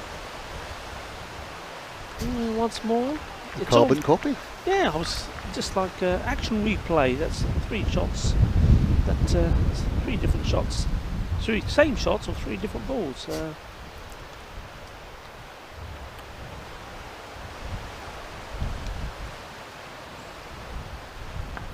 And he's finally got hold of that, and that's what he's looking to do. 4 runs, 4 carreras, so off the mark there with the boundary. First runs off the bat. And immediately the field has changed. They've spotted his shot. The man is back there at deep square leg, or deep backward square leg, and the guy from long on has been brought inside the ring. Yes, I suppose the odds was that he was going to hit 1 eventually, and yeah, Shaquille making sure he got hold of that one, and just over the fielder, and a good pick up. Sharp fielding. Yeah, well picked up. Yeah, the fielder stretched out there, but just creeping over him. Didn't quite get hold of that, Shaquille. But he'll return back to strike. The score 6 off the first over. You think Niazi would be quite happy with that as an opening over? Yeah, absolutely. Yeah, 6 will be plenty of dot balls, so that'll please him as well.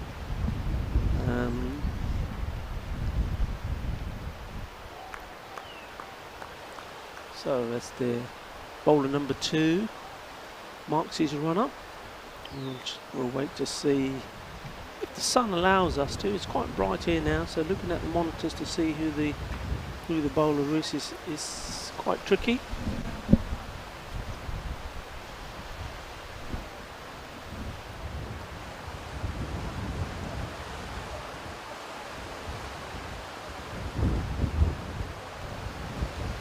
So, Kadanoas, in he comes. Oh, that's gone in the air now. It's swiveling around. It sort of swirled. I mean, the wicket keeper took off one way, and then the ball sort of, the wind took it the other way. Yeah, it went straight up and round. Really, they got away with that, Shaquille.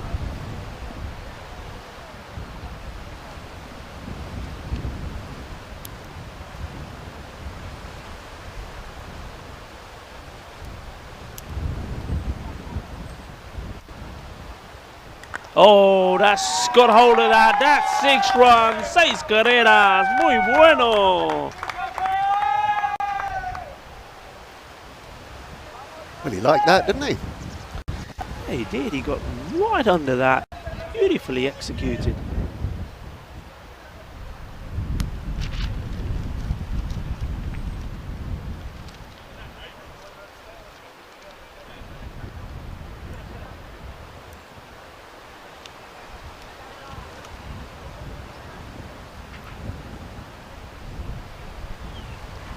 So a single and 6 runs. Kadanawazi, and he comes in again. He's got down onto that, and that's gone through. That's 4 more.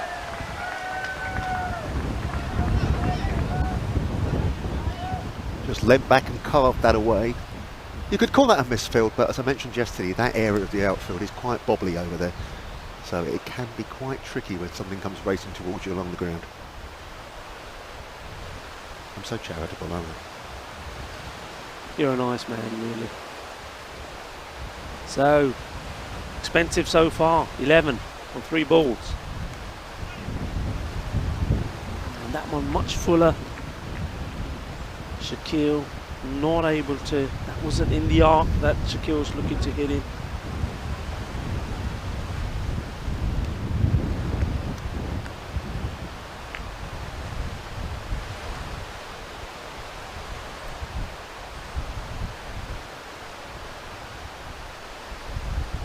Shorter ball and punished, and that's 4 runs and a little giggle there because it missed the duck pond and then hits an object and rebounded into the duck pond. So it's boundaries galore at the moment in over 2 of Levante's innings. The score swiftly moving on to 22, and it's not over yet. Exactly the start Levante wanted to make here. Oh, and that's very high. I'd be surprised if that isn't signalled as wide. Yes, I think the umpire's just keeping an eye on the proceedings, and the signal will come. There we go, wide ball. So that's because they ran 2 as well. That's 3 wides. And that's frustration. Kadanawazi obviously not liking being hit around the park and digging that in, but it was always going to go way over the batsman's head. And that one didn't quite get up, so interesting.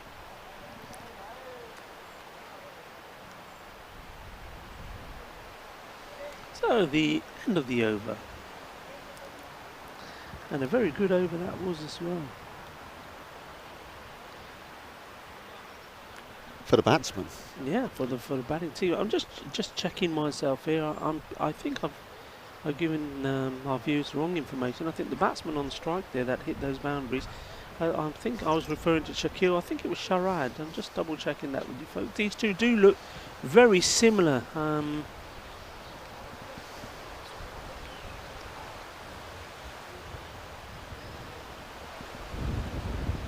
So the score, 2 overs gone, 22.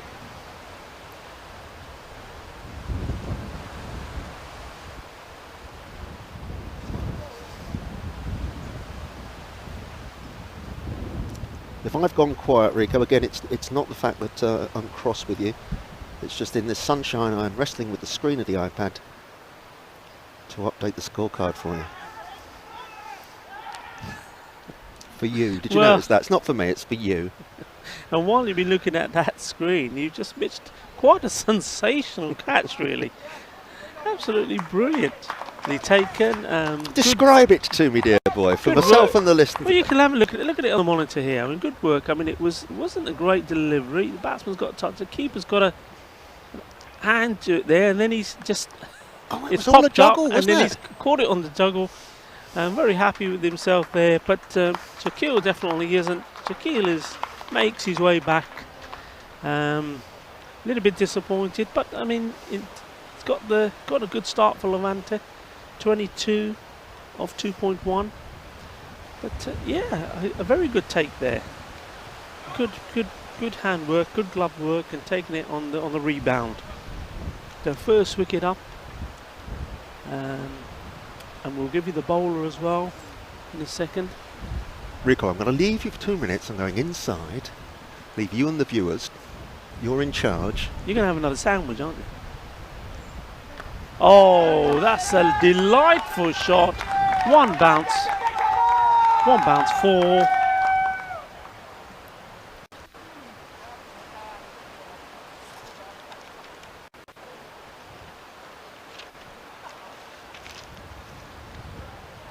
So no messing around.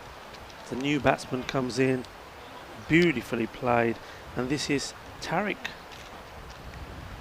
I shouldn't be mistaking these two. Tariq towers over Sharad, so great start by Tariq, being thumped away,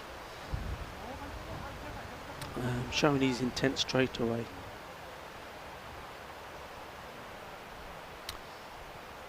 So the ball just making its way back. So Levante, yeah, the team from Valencia, they will play their second game today as well, which will be the last match of the day, and they'll be playing against Pinatar. Pinatar, who, having lost their first game, won the next two. Well bowled. Bit more wheels on that one, as we say. Went through quite sharp. Yeah, so the last game we have here today, in day 2 of this Dream11 European T10 series, will be Levante versus Pinatar. And Pinatar had a fantastic win yesterday in very non-cricketing weather, we should say. Oh, and that again could be another wide ball, I think. Just checking with the umpires. Okay. Just checking there. So yeah, it's didn't quite. The umpires are saying that's the one for the over, so no wide signal, just buys there. Be honest, did you miss me? I always miss you. Bless you. I miss your company, and I'm sure you come back with the goods. I have. I've been hitting the iPad with a hammer, and what remains of it is now working. So who's the wicket taker? Who we got coming into bowl his 5th delivery? This is Rubble Khan. Oh, it's Rubble Khan. He seems to have generated a little bit more pace from the first game, Rubble Khan. But very unlucky there. Bowl well. The batsman just managed to chip him. But no runs. It's just a dot ball. Score on 30. And Tariq on strike. Oh, he's got hold of that. It will go over the fielder. I don't think it will go for 4. Sort of hit the toe end of the bat. 2 runs to bring the over to a close. So the end of the power play. Quite a productive one for both teams, really. 32 the score, but there is the 1 wicket has been taken. And a big wicket, really, Madrid United would feel, because the man out, Shaquille, if he does get in and does get going, he's very aggressive, only plays one way. He can score big runs and very quickly. So indeed, he got his 21 off just 11 deliveries. Oh. A little bit easier for us now, Rico, in that Tariq Afridi is a much taller man than Sharad, so hopefully we'll be able to tell them apart. Yes, these two certainly don't look look like. So, over number 4, 32 for 1, and in we go. Now that was odd because the umpire's hat nearly blew off as the bowler was running in. The umpire reached up to... what's happening? Who's giving a free hit? Why is he giving a free hit? No, that's... come on. What's that then? What was that then? It's a signal for the end of the power play. Is it? Yeah, and also was the dead ball as well, so yeah. So here we go, so this is the first ball. Oh, this time it's again just Sharad just managing to scoop it over the fielders there, so not timing it at the moment. And it just makes me think, if you played that shot while the power play was in place, it possibly would have been out, because the players have pushed back deeper now because it is the end of the power play. Got away with it.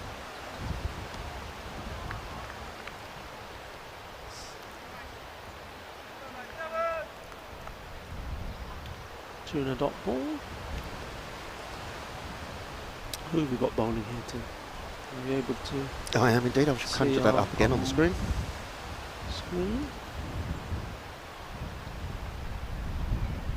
Well, that's well bowled, was right up there. Good variation here. And this is Noor Azman. So, Noor Azman. Or is it Noor? Sorry, Noor Azman. Yeah, Noor. Noor, I do apologise. Yeah.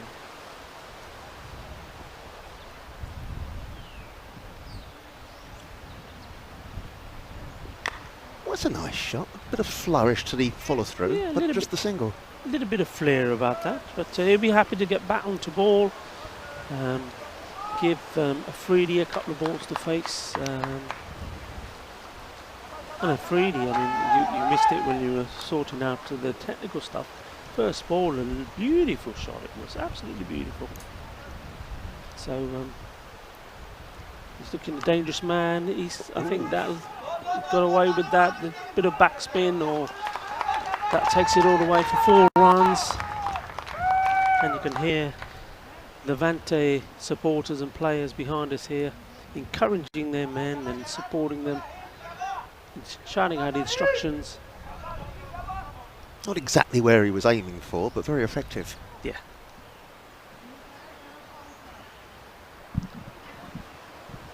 So, what will be Noor Azman's reply to that? He won't be liking that. Wow, it's not a good reply. The batsman's reply is even better. 6 carreras, vale, vale, vale. Thank you very much, he says. Take that, and that's the end of the over. Last 2 balls going for 10 runs. 45 of 4 overs. Again, we've said it a number of times yesterday and today, Rico. If you actually wait for the ball and play it on its merits, it can be a lot more effective than trying to swing everything over to the leg side regardless of what it is. And that one was there for hitting. It was a half volley outside off stump, and he just powered it away over the top of extra cover for 6 runs. Yeah, absolutely right. I mean, you know, you waited for it. It was there for the shot, and you play the shot. Where quite often you see batsmen, they're predicting and playing shots without really watching the ball. And in the end, it doesn't look very pretty, does it? It doesn't look very attractive. But yeah, a good example of how to play and how to hit.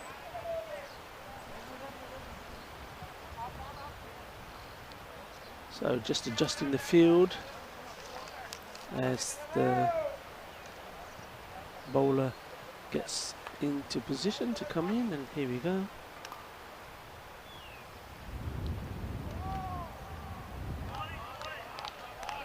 Oh, that's some follow through, isn't it? All the way, almost right the way down there. Right the way down.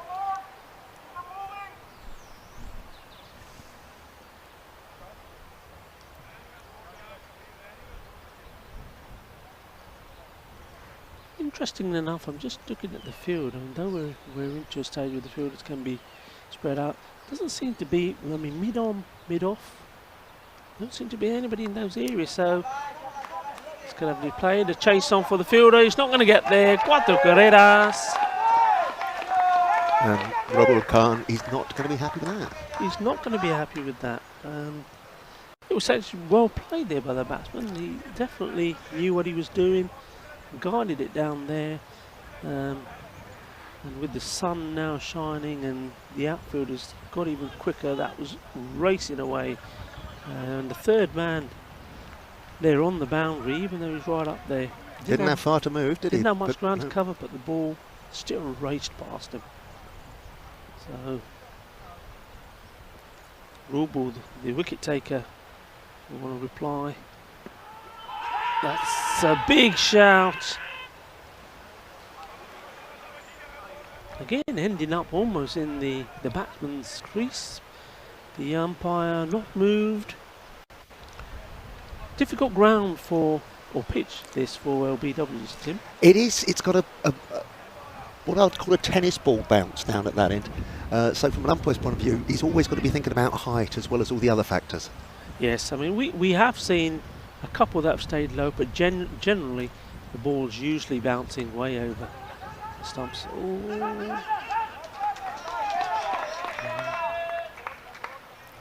He's given everything, this bowler, isn't he? He's running around, his appeals are 100%, his fielding off his own bowling's 100%. Yes. He's fully up for it. Certainly is. I'm just wondering, I mean, watching that, was it Rubel who had the run out of the no ball? Was that Rubel as well?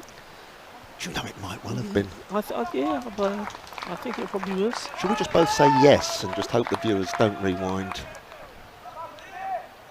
So a little adjustment in the field. So we are now seeing a mid-on being deployed. Again, not on the boundary. Something I don't like to see. If you're on the boundary, you should be on the boundary. You don't want that going over your head. That was quick. That was very quick. And look, look at that follow through. Look where he ends up. He's right in your face. Bowls it, and as he gets there, he goes almost right up to the batsman and saying, "You didn't touch that one, did you?" We can't hear from here, but we'll wonder if there's any verbals as well in that follow through. Yeah, good pace there from Rubel. So here he comes again. Final ball of the over. And this time, just chips the man in, and well, the man who was just deployed there on the mid-on boundary came across to cut the ball off. 2 runs scored. So quite a tidy over there from Rubel. Certainly giving it everything. Yes, and he can count himself unlucky for that one that went down to third man. You say the batsman was playing for it, but it's always, you feel as if you've had a bit of a moral victory as a bowler when the runs go through third man, don't you? Yes. Absolutely. So halfway stage, Levante will be reasonably happy, 52. They've not really hiccuped in any over really. Probably that last over, only the 7 runs coming off the last one. So they'll be looking to accelerate it a bit. They certainly won't want to get any slower than this. At this rate, they're looking at the 100, so that we've always said is the first landmark. And then anything above that is what we're saying sort of are your bonus runs. They know that their opponents are capable of batting. They've got some big hitters as well. So Tim, now, I would be saying at least 110, 120. Yes, I think if you're a batting side with all those wickets in hand, you'd be saying let's look at 120. So Sharad on strike.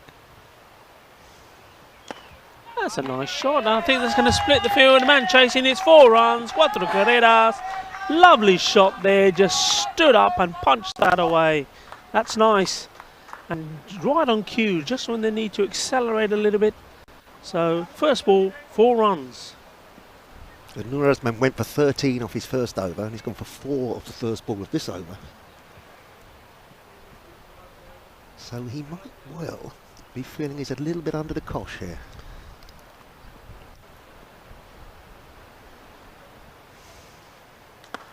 And just lofted that one over the field. you know, he knew what he was doing there. Good batting. Wasn't there for to blast it all the way, but just chipped it over. There's no one at mid-off. It's just a mid-on, kind of mid-on boundary. Well, he's not quite on the boundary, but patrolling this area, so he's got a bit of ground to cover. And this time, well, it's just fallen sort of between two men there. So Noor will be thinking himself a little bit unlucky there. I think viewers at home might be thinking there's a lot of catches not going to hand that are up there for quite a long time, but it is quite deceptive and the wind is blustery, isn't it? So it can be very hard to judge them. We've seen some catches put down in the first match of today that we really would have expected to be taken. That's a big shot. I think it's 4 runs. And for anyone who thinks, Tim, that I don't know what I'm talking about, there is exactly the point I was making. Absolutely. You've been going on and on about it. If the man is on the boundary, he should be on the boundary. And you're so right, Rico. He came in about, 10 metres there. And in the end, just tipped it over the bar for the 4. Exactly. If you're on the boundary, that's where you are. That's where you've been put. And that would have been straight in his hands. But it wasn't. And that's going to be expensive. And there's another one. This should cut this one off. And Levante players behind me getting quite excited, shouting out instructions to the players, and sometimes that can be quite off-putting because you're listening out to the partner, but you can hear your other players shouting 2, 1, 2, and in the end you feel a bit of pressure. So.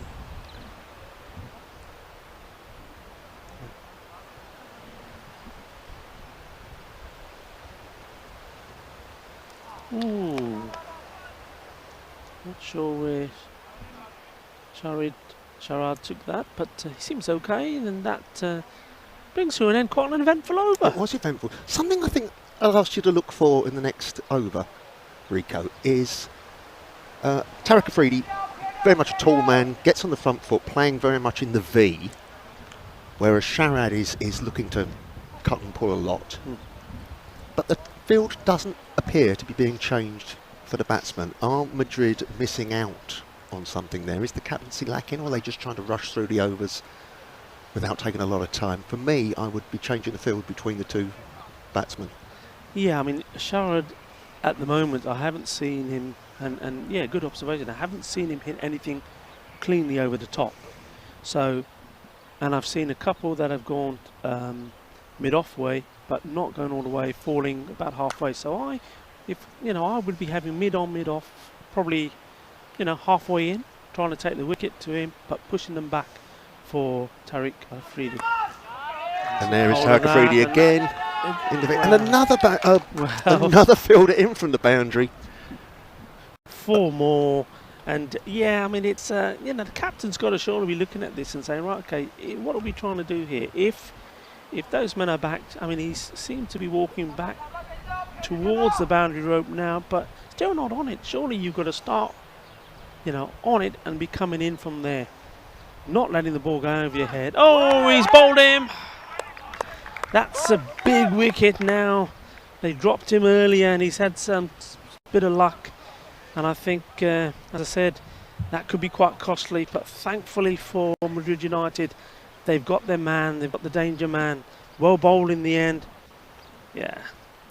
So, he's on his way. Yep, Tariq Afridi. He looked as if he could have been very dangerous if he'd stuck around, didn't he? 27 runs of 12 balls. Yes, and yeah, they'll be glad to see the back of him.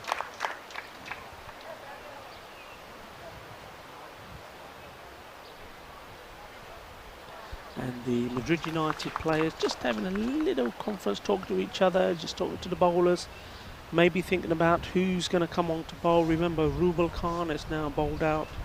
Noor has also bowled out, so Niazi's still got one more to bowl. Wazi thought as well. So they've got 2 overs there, but they've still got another 2. They got to bowl out.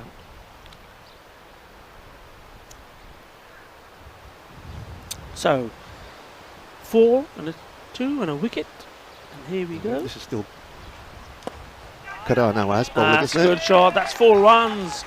Welcome to the match. And that's Azhar Abbas putting his first ball straight back over Kedar's head.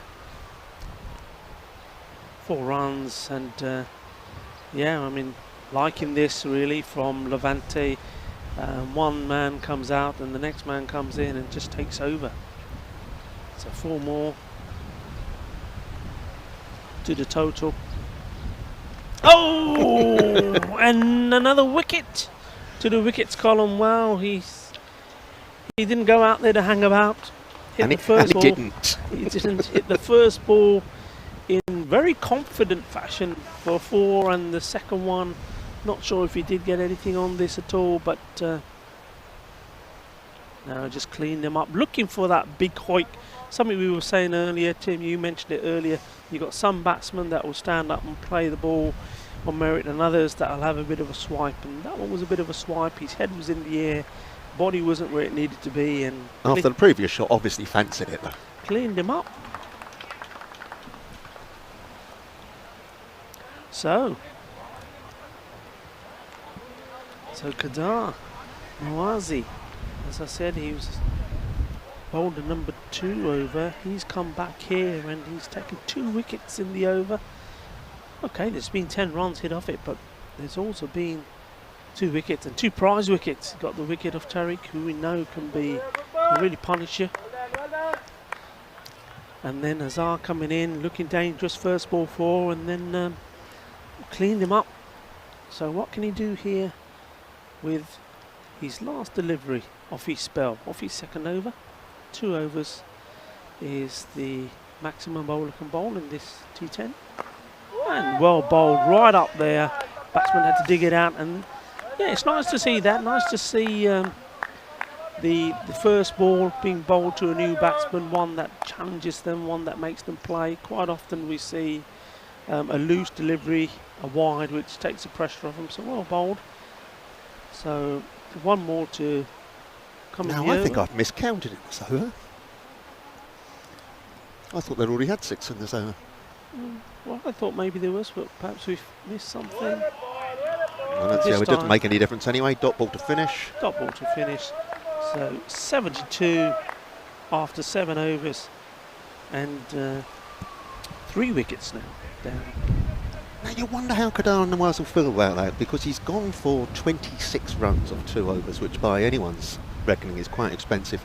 But he took those 2 wickets, and that might well have slowed the progress down. So it's a bit of a mixed bag, that.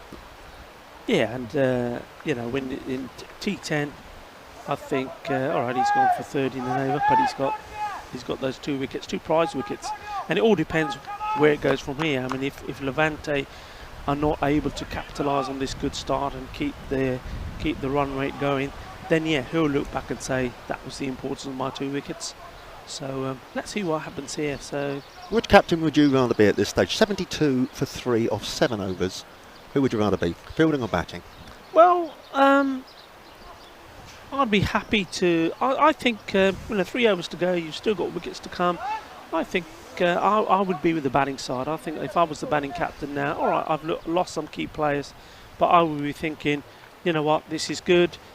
We've got 18 balls here now to come, and we've got to obviously try and capitalise as much on that as we can. And also, there's going to be some new bowlers now. And I think, speaking of which, we'll just have a look. Haroon Mohammed coming on now. So Haroon, this is my friend with the interesting run-up. Yeah, so Haroon, he'll be hoping to make an impact straight away. That's in the air again. I think it's just going to drop short there. Good pick up, and just ready to release if he saw the batsman looking to sneak the second in. So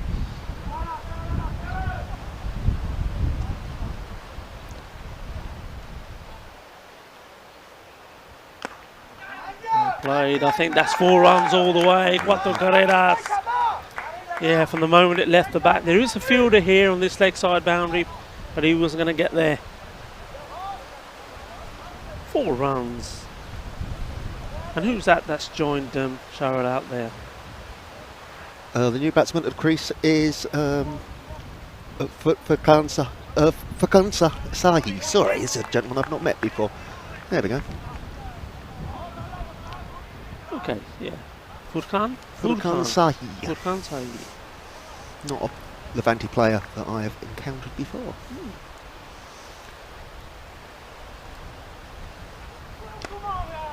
Good shot. I think he's going to beat him. Yes, it does. 4 runs. Certainly knows how to hit a cricket ball, though, doesn't he? Yes. And just what we're talking about, you know, at this stage, 72 for 3, the end of the 7th over. The last thing that Levante want is to let Madrid get on top of you and slow the runs down. He's come in and, yes, straight away shown his intent and played good shots. It's not a swing and a miss. They're cricketing shots. Looking good. Looking very good. Looking good, and I think Haroon knows he's got to get it up there. He's got to get it in the block. Not there. That's just coming our way. That's 4 more. 4 más. Qué bien. Así me gusta. Qué fuerte. That was just far too short and just a gift, really, wasn't it? Yeah, I don't know if the idea was that it was meant to be short ball or not. I mean, it didn't come up that much. Maybe not enough. Didn't bang it in hard enough. But yeah, that was a gift. Thank you very much, says Haroon. And well, this one is going to be, I'm just watching what the umpire thinks about the, is it just buys? No, it is a wide ball, so a wide ball and the runs are 2 wides and still 2 balls to come in the over. This is exactly what Levante will be wanting.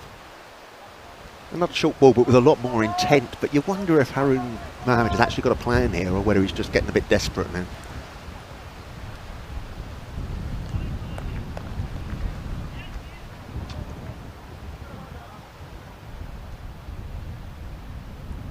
And that is the over.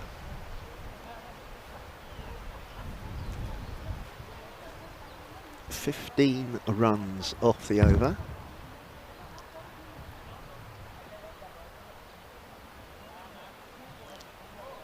Well, Rico, I think you were right when I said you were back in the batting side or the bowling side. Certainly Levante got the better half of that over, taking them on to 87 for 3 off 8. We were talking about, could they get to 120? That's not unreasonable, is it? No, it's not. Again, like you said, 15 off that one. The over before was about 10, 12 off that one as well. So certainly they're certainly going for it. They've got the right idea. Sharad is he's still there. I think he's just playing a supporting role, really. He's hit a few shots himself, but played and missed at a few. But this man, Furkan, as soon as he's come in, he's middling the ball beautifully. And they'll be hoping he can hang around for a little bit more. Got hold of this. There is a fielder coming across. Oh! A terrific effort there, I must say. 2 runs taken. Great effort. That would have been certainly the catch of the tournament if that would have stuck. It's one of those, isn't it, Tim? They either stick or they don't.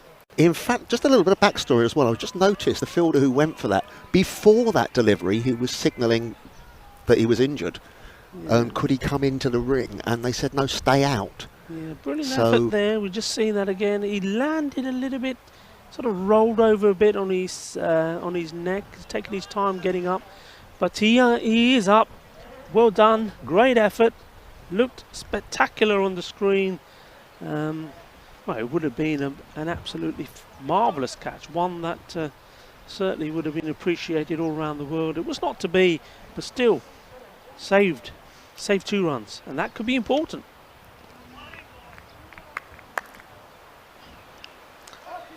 So, Niazi here.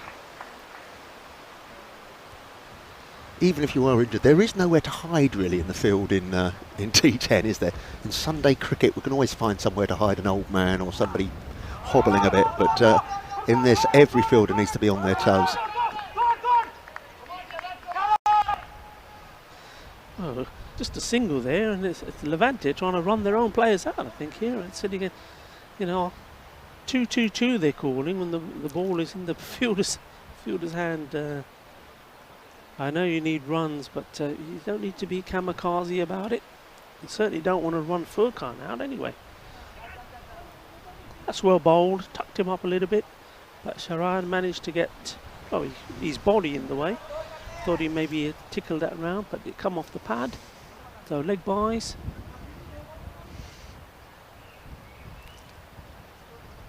Another one to the total, 91.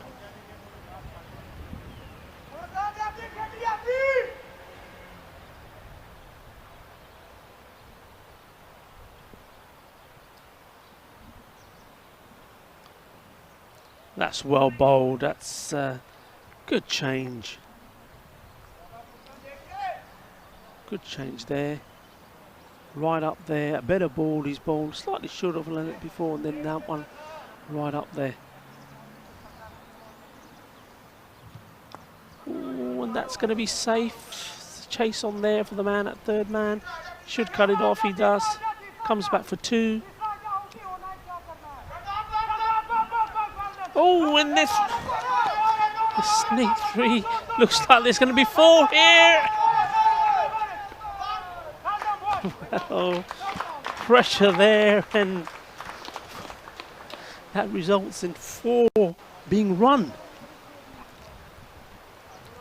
And the end of the over. Now that bowler was the gentleman who opened bowling, wasn't it? I think I told you at the start that it was Niazi, but the scoreboard is actually showing it as Abdul Hafiz, so I'll try and clear that one up for you, Rico. Yes, I mean, maybe we'll just check his full name. Maybe his name is that's exactly right, Abdul Hafiz Niazi. Yeah, there we go. There we go. Yeah, I did think, because the bowling left arm, and I know that was only the left arm. So, where are we at now? We're at 95 with an over to go. And of course, you can probably hear behind us on the microphone, the Levante team and supporters are really expecting a lot from the men out there, wanting to run and run and run, and well, they did. They ran 4 there, so that's a first. You don't see. I bet there's not too many 4s run in T10 cricket. And now getting ready for the last over. And I often wonder, sorry Rico to interrupt, but on the subject of running 4s, I often wonder whether they're a bit counterproductive, because the batsmen could be so out of breath by the end of it that they swing and miss 2 or 3 balls afterwards. Or is that just me? Just watch this ball. I think that will be a wide. It's a wide ball. So the last over being bowled here now by, just checking our data. Well, I think this looks like Imran. This isn't Haroon Mohammed, who bowled previous. So this must be that's a good shot. Balle, balle, balle. Que bueno. 6 carreras. Yes, it's a 6th bowler, whose name I don't have yet. Yeah, Imran Khan. Imran Khan. Not the Imran. Well, I've played with this gentleman in friendly cricket. He's played a few games for Sporting Alfad's in our midweek team against some touring sides. Well, he's not made the best of start. First ball wide in the last over, so straight away he's given a run and an extra ball. And then this one is being smashed for 6, and now the batsman looks like he's pointing something out to the umpires about the number of fielders perhaps outside the ring. We're just waiting to see what the conversation is there.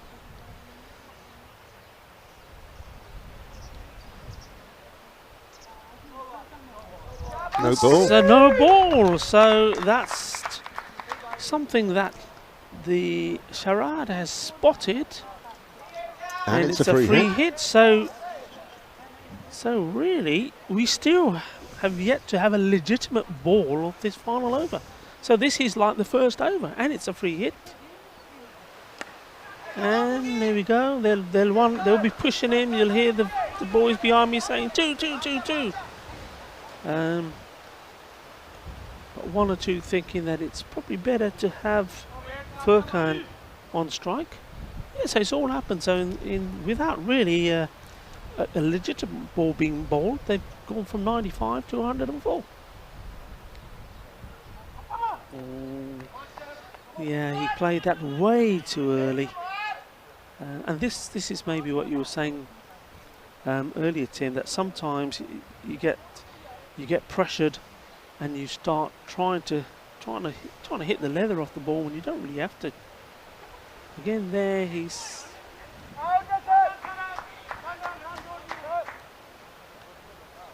So just taking a bye there, I think. The wicketkeeper appeared to be appealing for something, despite the fact the wickets hadn't been broken. Or was he just nagging at his fielder? The umpires are now consulting. One to come, I think it is. Is the upshot of all of that.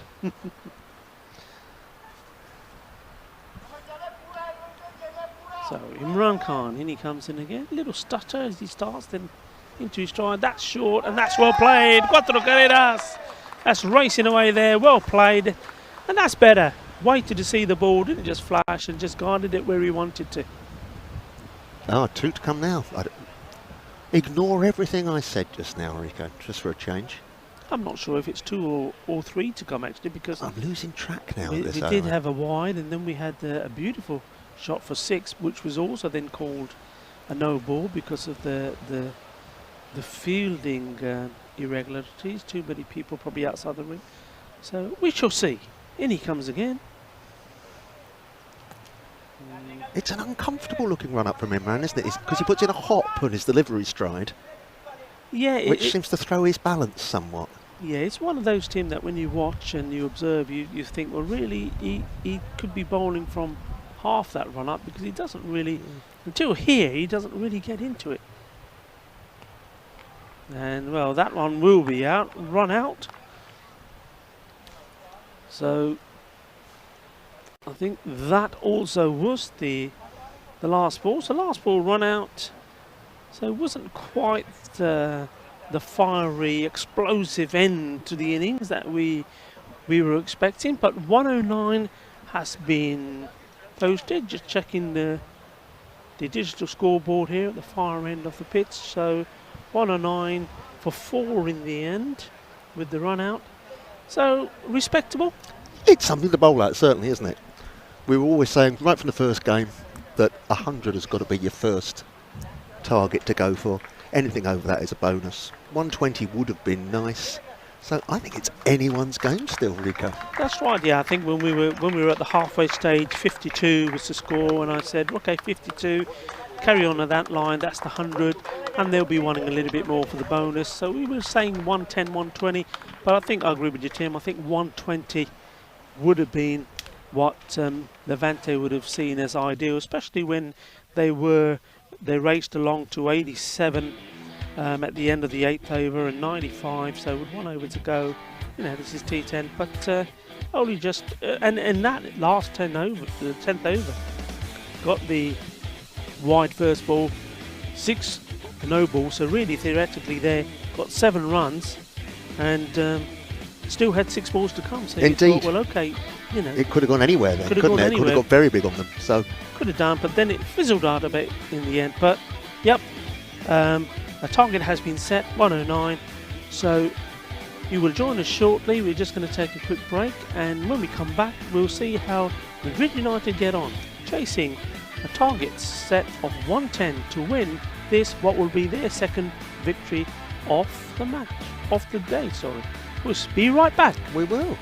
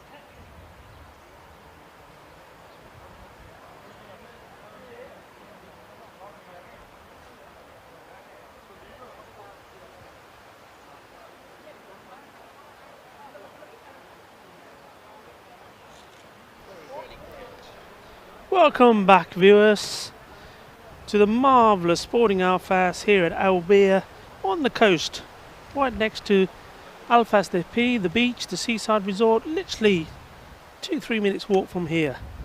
And the sun is shining, it's a beautiful day, the wind has died down, and the setting here for this, the third game of today, where Madrid United playing their second game after beating the Intellectuals in the game earlier today the 12 o'clock game.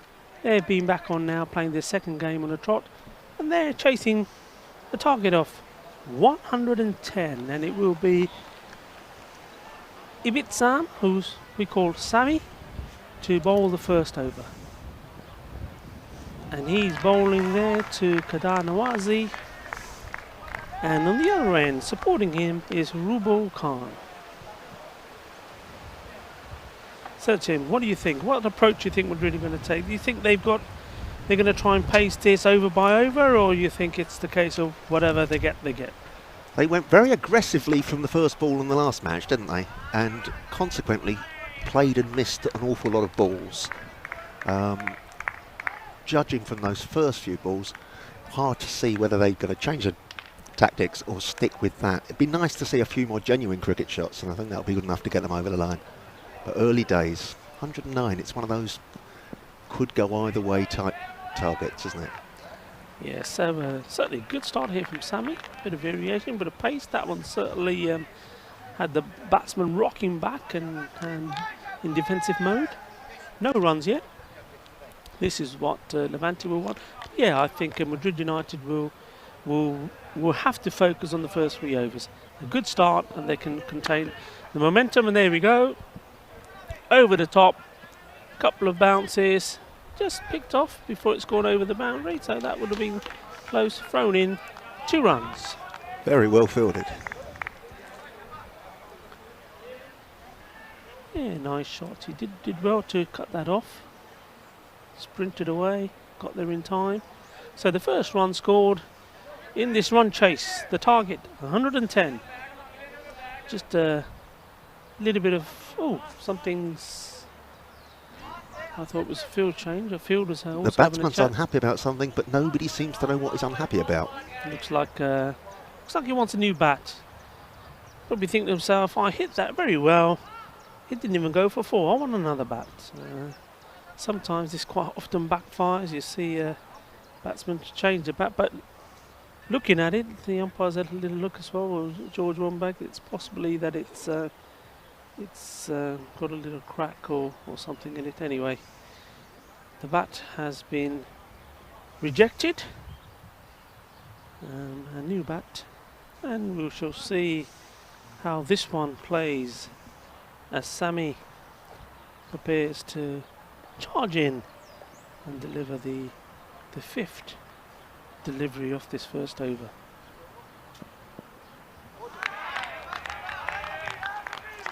I think that might have answered one of my questions. It's swing and a miss time.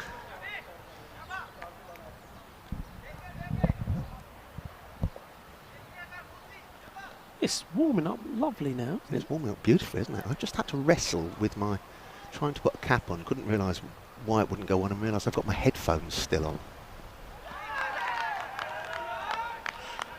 So the end of good over this time. 2 runs, just the 2 runs. Very good start, isn't it? So yeah, that puts the pressure straight on Madrid United, and of course every time there's an over like that, it puts extra pressure on the next over, because straight away the batsman will be thinking, right, it's got to happen in this over, otherwise we're going to fall way behind. Already you have to be going at over 10 and over. So with only 2 coming off 1, of course that run rate really does rattle up. The wicketkeeper's asking for a helmet, so he's going to be standing up, I would guess. Yeah, so interesting this, and we commented that intellectuals didn't really have a slow bowler, and I think that certainly did. Certainly is something that they need to think about in the future. But Levante here with Sammy firing in pretty quick and pretty sharp. The first over looks like the second over being bowled by Zain is it's a slower over and quite still taking quite a run up. It's a 6 or 7 pace run up. Yeah. So it's interesting, because remember we're still within the power play, so only 2 men allowed out, and those 2 men both on the leg side boundary, and that's why they'll be pushing for 2. Let's see if they make it. Certainly taking the arm on. Yeah, and in the end, home comfortable. So really a challenge this for the batsman, slower bowler. So they'll be wanting to go after him. Well, they'll be needing to go after him. Surely should be looking more for playing some shots on the onside. There we go. That's fine. The two men are on the leg side, so anything that goes up in the air and over there is going to be safe. Again, coming back for two. I can't quite work out what Zayn Ilahi is bowling at the moment. He's just pushing them in like darts, really, isn't he? There's no perceptible drift to it. That's a bit slower. That's a bit slow. It's in the air. Is it going to carry? Oh, it did. Fingertips there. And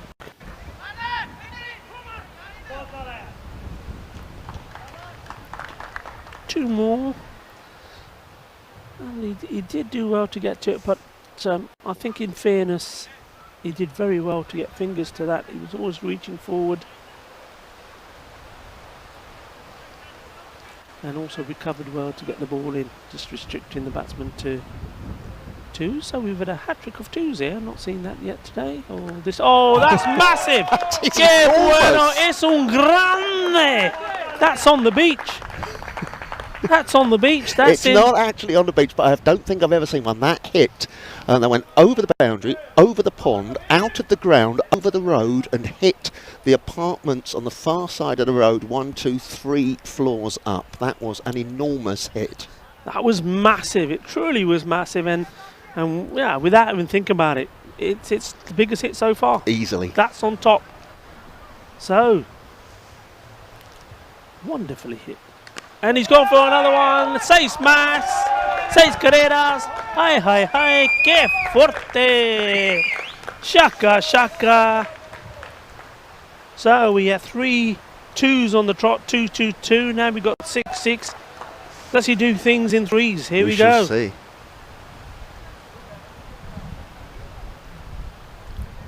So, Rubal Khan.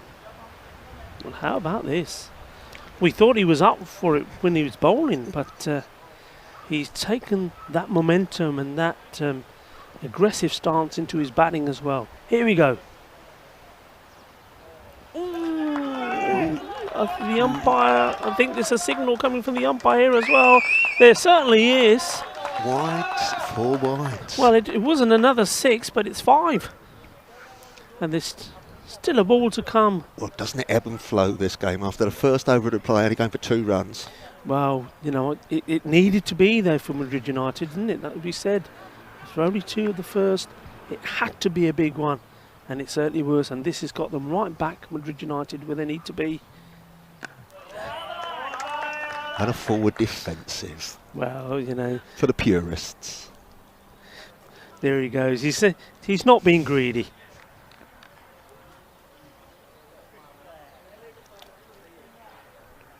So, 2 was the score at the end of the first over, and we have raced on now to 25. What an excellent over that was, and what a massive hit. That was huge. That was out of the ground anywhere in the world, I think. That is not just the biggest we've seen in this tournament, that is the biggest I've seen since I've been playing at this ground. 3 seasons, that is the largest 6 I have seen scored here.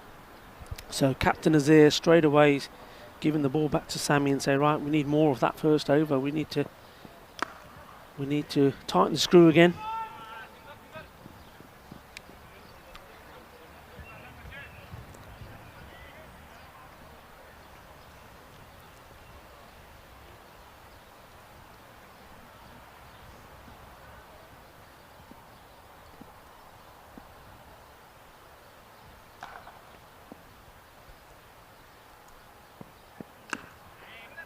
Well bowled. This is good line Sammy's bowling.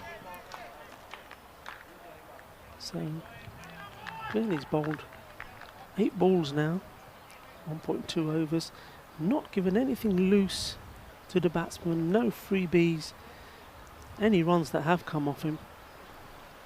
Only 4 so far, and they've had to work for him. Oh, wow, that was a very unusual shot. I'd like to see that one again. I mean, certainly played for it, but it was I mean, Is that the sort of shot you play in the nets? I don't know what suddenly goes through your mind to play a little chip out on the offside. it just, I mean, look at the feet. The feet did not move. That was all about just momentum off the bat. It was quite extraordinary. 4 runs.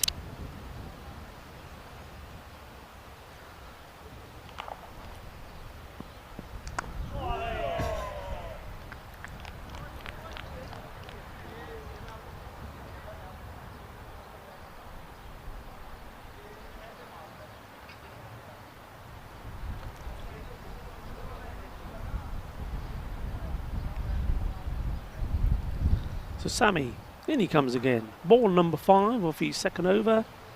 Pitched that one up, and it was always going to be hit over there. As soon as that got pitched up, I thought this one is going, and it was. It was dispatched in style. Say smash. Bring it on. That was a lovely, authentic, traditional shot, wasn't it? He got on out the throat foot, big swing of the bat, through the line, and away it went. Yeah, that was all about waiting for it.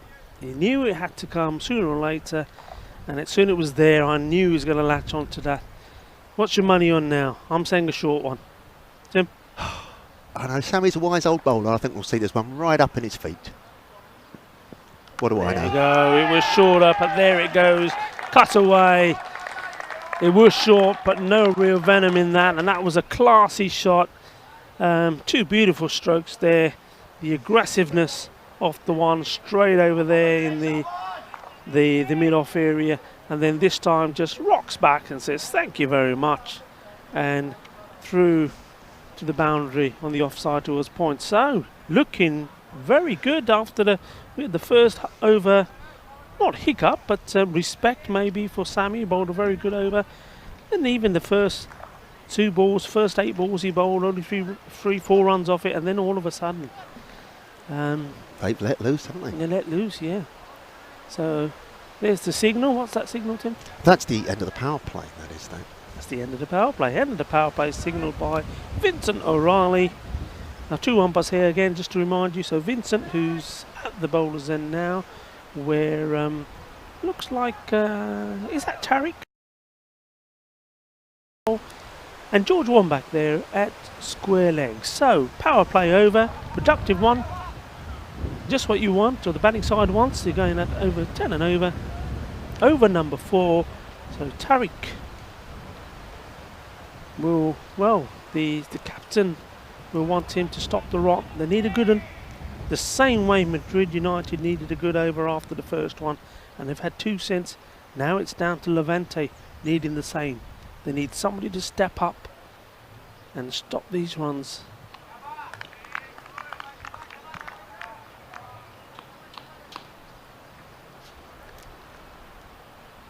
So we've got, this is Rubel on strike. Very difficult, isn't it, when teams have, when they're very similar, batting, got their helmets on, and with no numbers on the back sometimes. Unlike when we had Sharad and Tariq batting, when there's a difference in size, when 2 are equal, it's quite difficult to see. Yes, and often in normal cricket, in inverted commas, you'd be able to spot the batsmen because they don't have their own idiosyncratic styles. But in this form of the game, with everybody throwing the bat at everything, it can be quite hard to see. A lot of excuses in there, didn't we, Rika? Talking about hard to see, another observation here is it's not often you see batsmen wearing white pads when you're playing with a white ball. No, that's a very good point. Well, Tariq just obviously hitting the line every time, or just inside the line with those deliveries. 3 balls in the same area, same shot played, result dot ball, and yeah, the 2 batsmen just having a little chat. The batsman, I think, felt that was wide, but you're not going to get any change out of Vince O'Reilly. No, I mean, at the end of the day, Vincent's probably saying you've got a bat in your hand, use it. Hey! He would have done well to use it there as well. Timber! And that's great bowling. 3 outside the off. And what's the batsman thinking? Right, this time I'm going to do this. I'm going to try and just guide it away. And Tariq bowls an absolute beauty right up there. Full Yorker length. Thank you very much. Adios.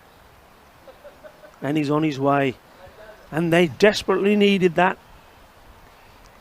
And more importantly, as we said, wickets are important, but not as important as dot ball. So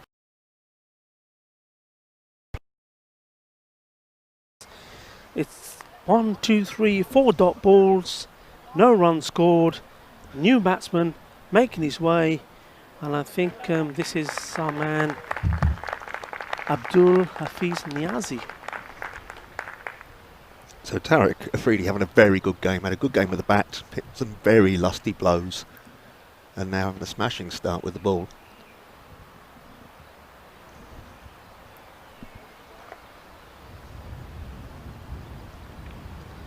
Yes, so this is a key moment here now. 41 is the score.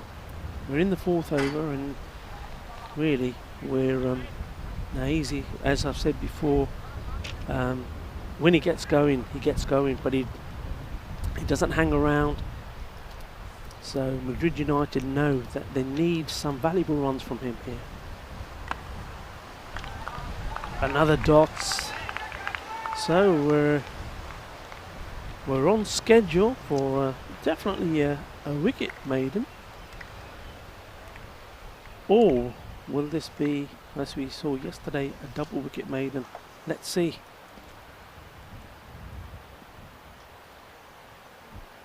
In comes Tariq. Well bowled and well picked up. And it's well fielded. Good work there by a fielder. Just a single to complete the over. Very well bowled. And as I said before that over, Levante desperately needed something there to stop the rot. And Tariq delivered. Before we started, in between innings, when you and I were chatting, when we were off mic, Rico, you were saying what we haven't had yet in this tournament is one that goes right down to the wire. And before that over, I thought Madrid United were just cruising towards this. Not Madrid United. Madrid United, sorry, were cruising towards this. But what an over by Levante's, right back in it. Right back in and it. This could go down to the wire. Yeah, and again, it shows what we've been saying all along, how the difference one over can make.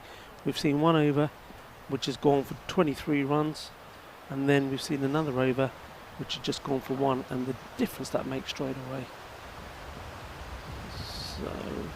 So again, an interesting change of bowling here. I think is this is this Azir? I'm not quite sure.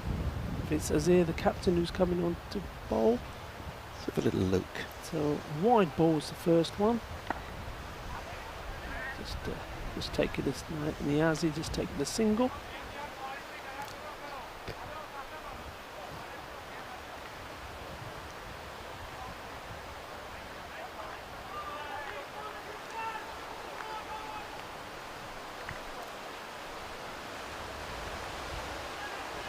Azar Abbas bowling.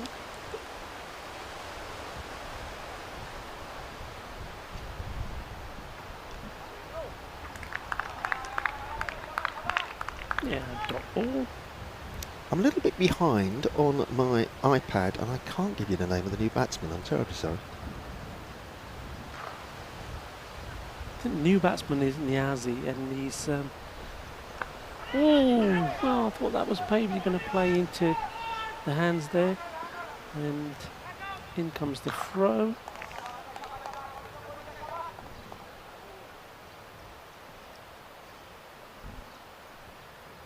So just a 1 run, nice tidy so far. A wide ball, a single and a dot. And Niazi will, well, he and his team will want him to get going now. Just adjustment in the field. Levante well aware of his strengths. So 3 men here on the leg side boundary. And that's clubbed away. There is a fielder there. Again, good work there. Very good work. He's certainly patrolled the boundary here very well. Once again, as he did previously, just keeping it to 1 run. So, Bubul Khan now on strike. And now this one, he may have come in too much. I think he did. He's gone for 6.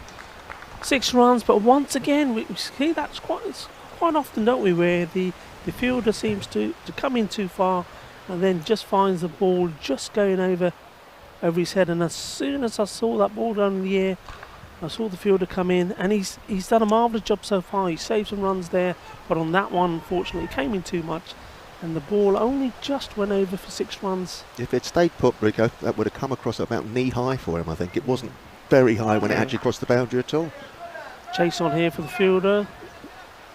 Gets there. 2 more from...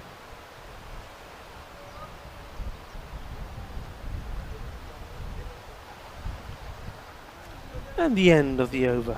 So it started off quite well, quite tidy, and then the 6 runs there, and the 2 that followed. So we've moved on to 54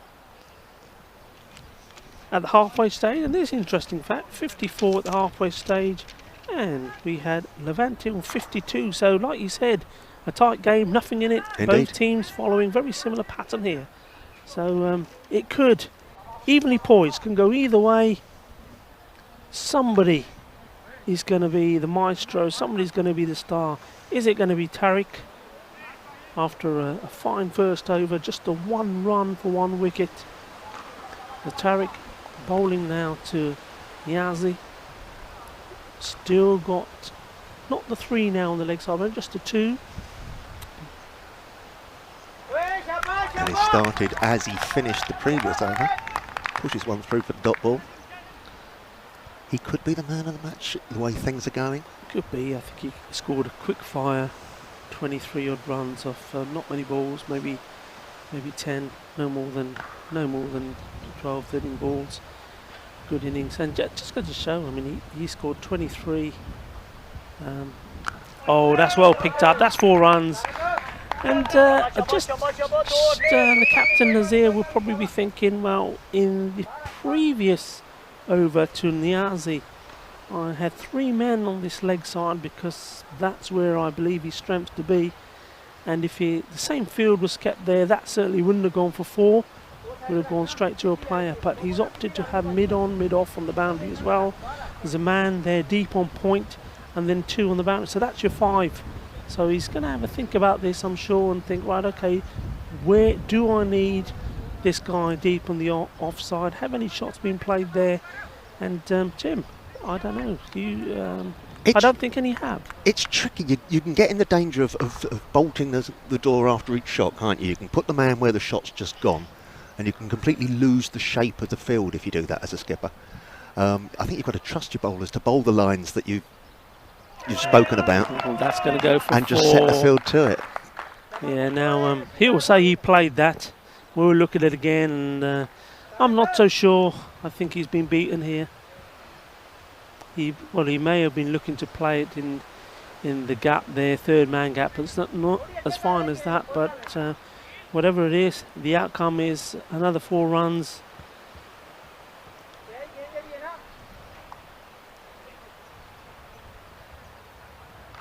So, dot 4-4. Dot 4-4. A different kettle of fish for this over for Afridi.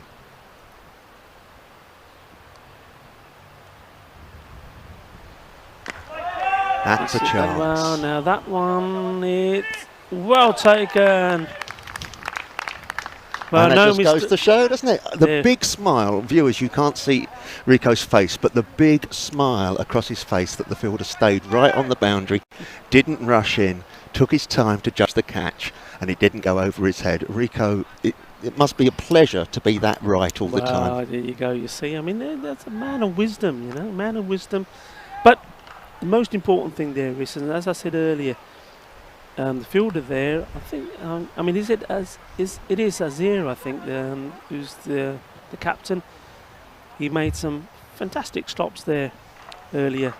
Definitely saved, at least 6 runs by keeping 2 shots to 2. Okay, an error in judgment with the ball that went for 6, but he didn't let it get him down. And when the next opportunity came, he amended what he did wrong the first time, and he took the catch. And that is a big, big wicket. So, well, we just said there were 2 4s there on the trot. That wasn't what Levante needed. They needed to stop that, and they needed to stop the runs. And that wicket, well, how important is that wicket going to be? Here we come again. Oh, that's in the air as well. Oh, could have gone anywhere, that. In the end, batsman come through for a single.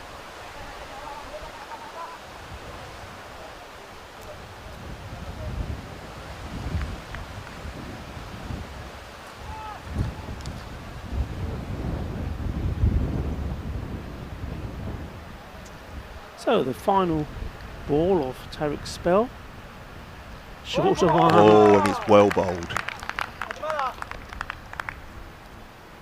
On balance, despite those 2 fours, which I think I caused with the commentator's curse by saying he was the man of the match, he's pulled that back beautifully. He's gone for what, 10, 11 runs off his 2 overs. Yeah, 2 wickets. Taken vital wickets. Yeah, I mean that's great. And also, more importantly, okay, there were 2 boundaries there. His head could have dropped, but he kept to his task. He knew where his field was, and in the end, took a prize wicket. Yeah, T10, 2 overs, 10 runs, 2 wickets. Yeah, you're a happy man. So, well bowled that man. He'll give us a thumbs up there and a wave. So again, though, very interesting. We're on 63, 6 overs gone. And, well, here we go. And we've got Waqar Zafar, the wicketkeeper, the new man at the crease. Can't really afford to take any time to have a look. Needs to keep pressing on. Yeah. Still 10 and over required.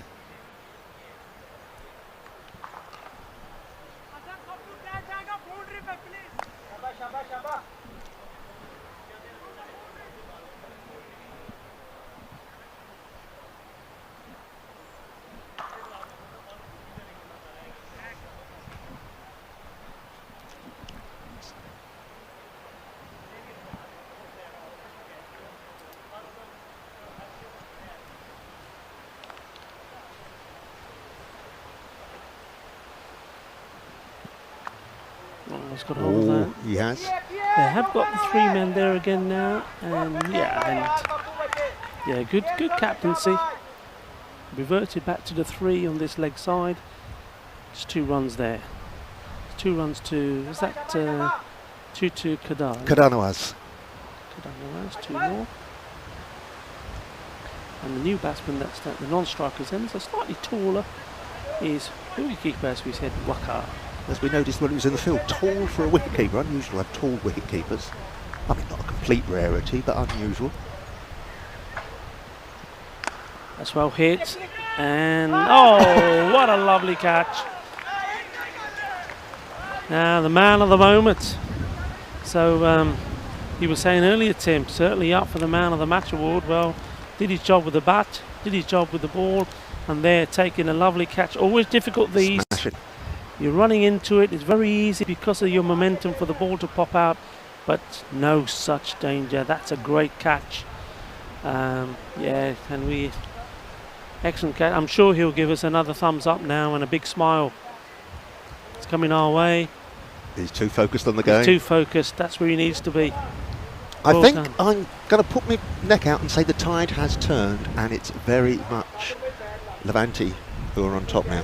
Well, that's right. I mean, when wickets are falling, new batsmen are coming in. Perhaps the danger men have gone. So yeah, now it's time to tighten the screw.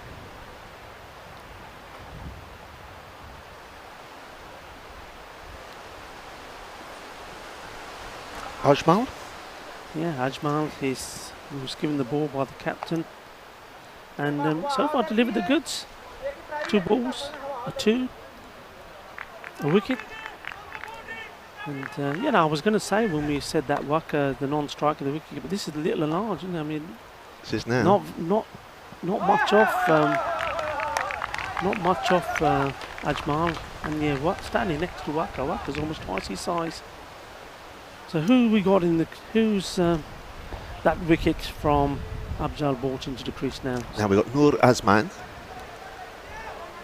at the striker's end. So Noor at the striker's end now, and a lot of pressure on these 2. So Noor and Waqar, are they going to bring this home? Shorter ball. Not if they keep doing that.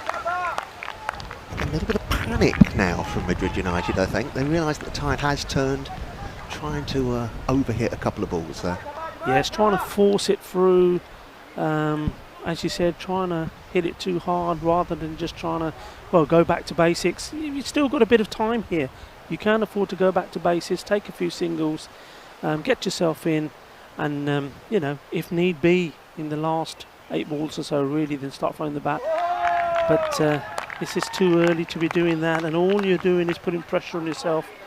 You know, that's 5 balls gone, 2 runs scored, a wicket down, and every dot ball is pressure. And the gold dust that was all around this ground after the first over that Sammy bowled is returning again. Levante on top here. Madrid United got work to do. And, well, it's our man under it again. This will be a good catch. And it's easily plucked there. Well, cricket is a very, very simple game if you happen to be Tariq Afridi today, isn't it? yeah, and you know what? Everybody does it their own way. Look at this. You take this catch from Tariq, to take it up there, not, you know, he's took it there. Most people would say, you know, if you were a coach there, you'd say, have your hands facing down rather than up. Taking it into your body. But, you know, that's his style. But as soon as it went in the air, you know, your money was on the catch. That man Afridi can do no wrong today. Yeah. And massive over. 2 wickets from it. Just 2 runs. Score 65. Well, it's all happened in the last 2 overs there. 3 wickets have fallen. Now there's a lot of work to be done here from Madrid United. Now, whether they got the batting to do it or not, it's the first stage now. They're falling behind where Levante were.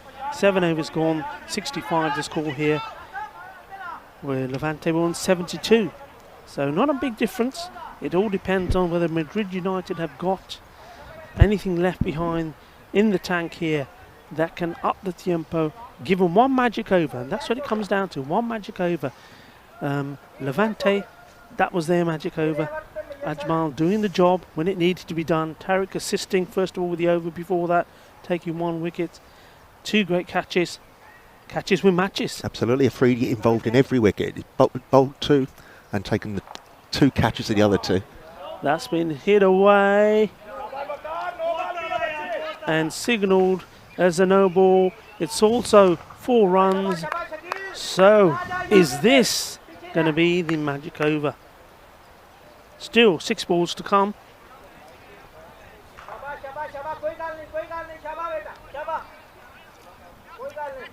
I think this is Shaquille. That's looks like Shaquille to me. So he's got his head back on. Forget about that one. It's his first ball. Could have come out wrong. He's got to forget about it and get focused on what he's got to do. That's it in the air. He spilled it. Gone for the 2. Oh, if that hit, that would have been close. So all happening here now. But he did. But you know, we're getting excited there. Remember, that was a free hit. So whether he caught it or not, he wouldn't have counted. He wouldn't have been out. So the most important thing was at least the ball didn't go to the boundary. So I'm thinking this is Haroon Mohammed has just come to the crease, not? Is it Haroon? Oh, wide ball. This is. Yeah, Levante don't need this. They took the pressure off them and applied the pressure to Madrid, and now a little bit of their own doing here. The no ball, the wide ball. Got to get back to it. Oh, and that's in the air. The fielder has slipped. Yeah, so the fielder was chasing. It's 4 runs, and if he hadn't slipped there, he probably would have gone on to cut that off. But that's the way it goes sometimes. So we talk about the magic over. We've seen the magic over that Levante needed before this one from Ajmal. Just 2 runs off it from 2 wickets taken, and now it's the other way round.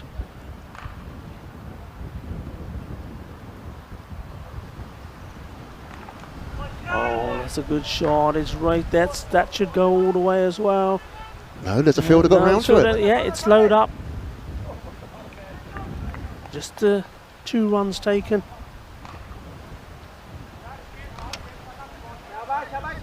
So the score now creeping up. We keep saying this could be the one that goes the distance. That's a nice shot. They'll push again. They definitely will be looking for 2. Anything less just won't do. Oh, that's crazy. That's absolutely crazy. That is such poor cricket. That's absolutely crazy. The only thing I could be thinking there is that the batsman on strike now has decided, well, you know, you should continue to face. I'll do what I can with this one, then you carry on. Oh, and it's unsettled them, I think. An angry swipe at the ball and then an angry swipe at the air when the ball's gone through him. Yeah, I mean that was a horrid shot. Ke ganda, muy ganda.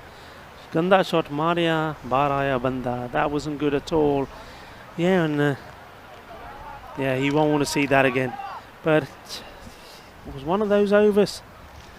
Something for everything. You called it a magic over before the start would be needed. Yeah. And again, it's ebbed and flowed, hasn't it? The runs looked as if they were coming. That's right, yeah. And then the batsmen very nearly ran themselves out, and then a rather wild shot for that wicket. So again, not only is the match ebbing and flowing, but the over itself is ebbing and flowing.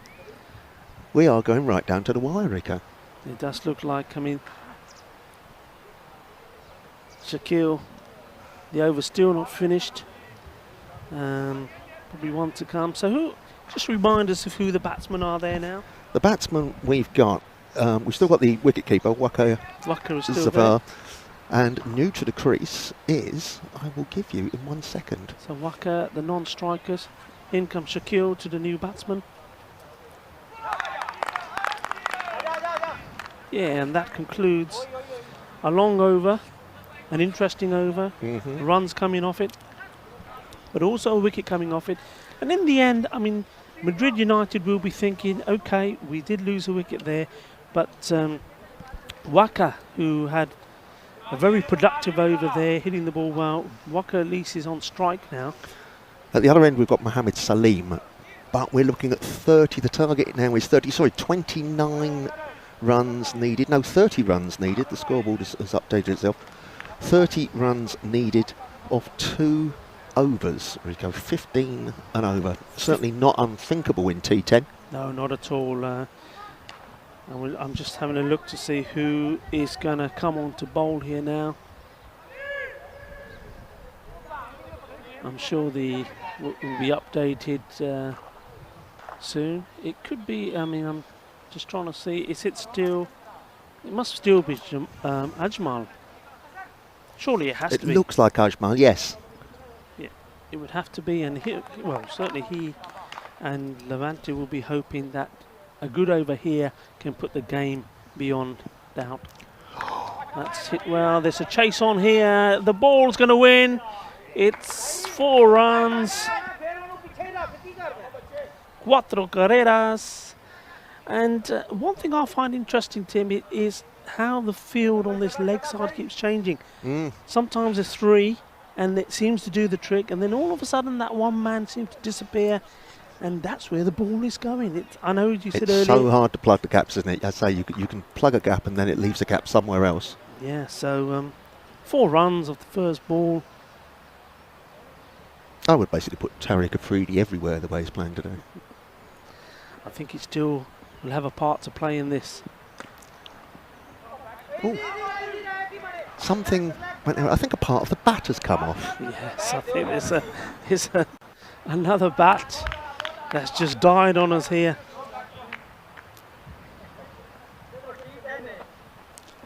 So we've now got the new batsman on strike, Mohammed Salim. Now this could be interesting. Now this is what you was talking about earlier. As a captain, what do you do? It's a tight game. You could make a decision to bring people in and try and keep Mohammed on strike, so not allow him to get the single, because tactically I think that's what Madrid United should be thinking of doing. Waka's the man, he's hitting the ball. Yes. Take a single, give him the strike. Would you Would you try and stop that man get the single and then sacrifice maybe him going over the top? It's tricky, isn't it? It's tricky. We're looking for 25 runs off 10 balls now. He's got hold of that one. Should only be the one.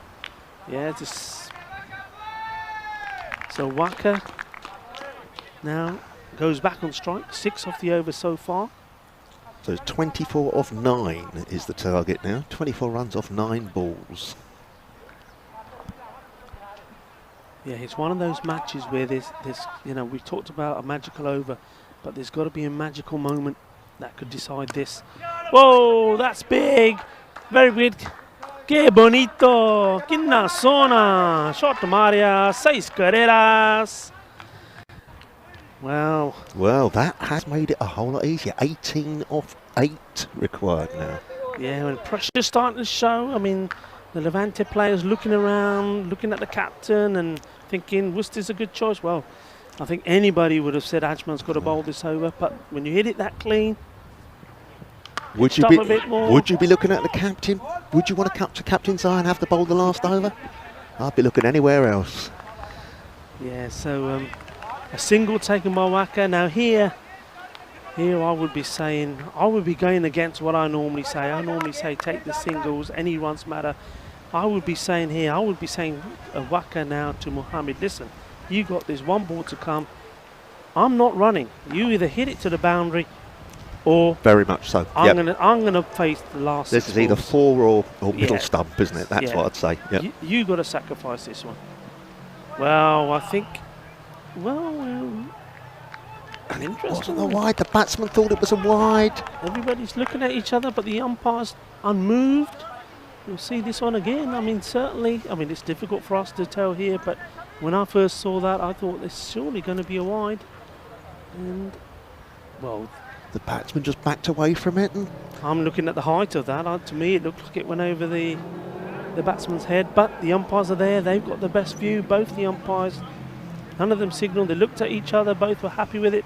So we still have, though, what Madrid United might have wanted, which is the wicketkeeper facing now. Waka. He's the man on form out of this partnership. He's needing to score 17 runs off 6 balls. 17 off 6. And who's the man who's bowling this over? Is this, just having a look, just as Alfredi comes out my way.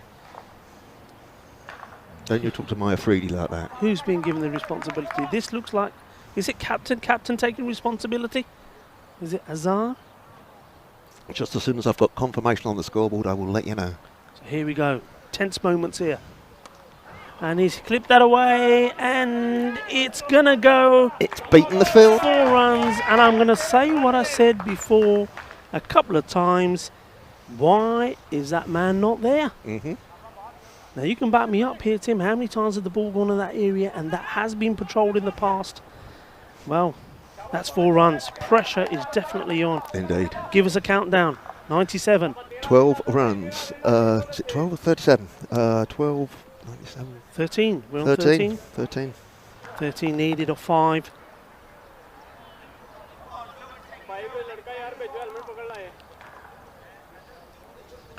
So we're just having a respite here now. So yeah, so Waka, it all depends on him. So that was 4. He's on strike. He's facing Azhar, the captain, trying to lead the way through his team. Madrid United, remember, already have 1 win to the name. Levante, this is their first game. They're trying to get their first win. It's going in the air. This is the big moment. There's a man under it, and he doesn't get there. And more importantly, they go back for 2 runs. Rico is so excited, he's now standing up. He's been sat commentating all day, and he's now standing with the excitement of it all. Yeah, so we've got 11 off 4 is the target. So Azhar, in he comes. Oh, and I think he's lofted that behind the keeper. Will they come for 2? They have to surely come for 2. They do, and come back easily. 2 more. 9 off 3. Well, we were saying we haven't had a close game. We're saying we needed a close game. This Dream 11 European T10 series needed some excitement, and boy have you got some here today, and we hope you're all enjoying watching this as well. Fantastic sunshine here, the ground at the Woodbridge Oval, beautiful sights, beautiful views, but more important, what an exciting match we have. And Waka just taking the time to adjust himself. And a little bit of advice now to the bowler.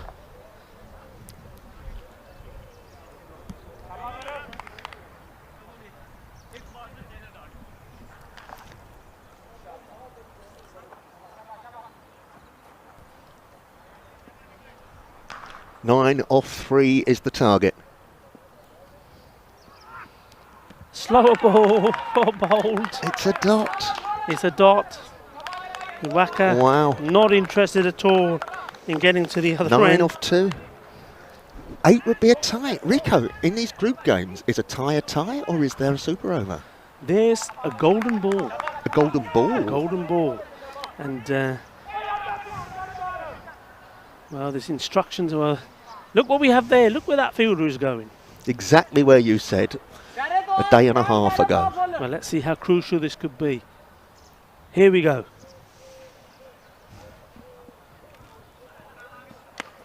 Set in the air. And where's it going? It's Saiskaridas!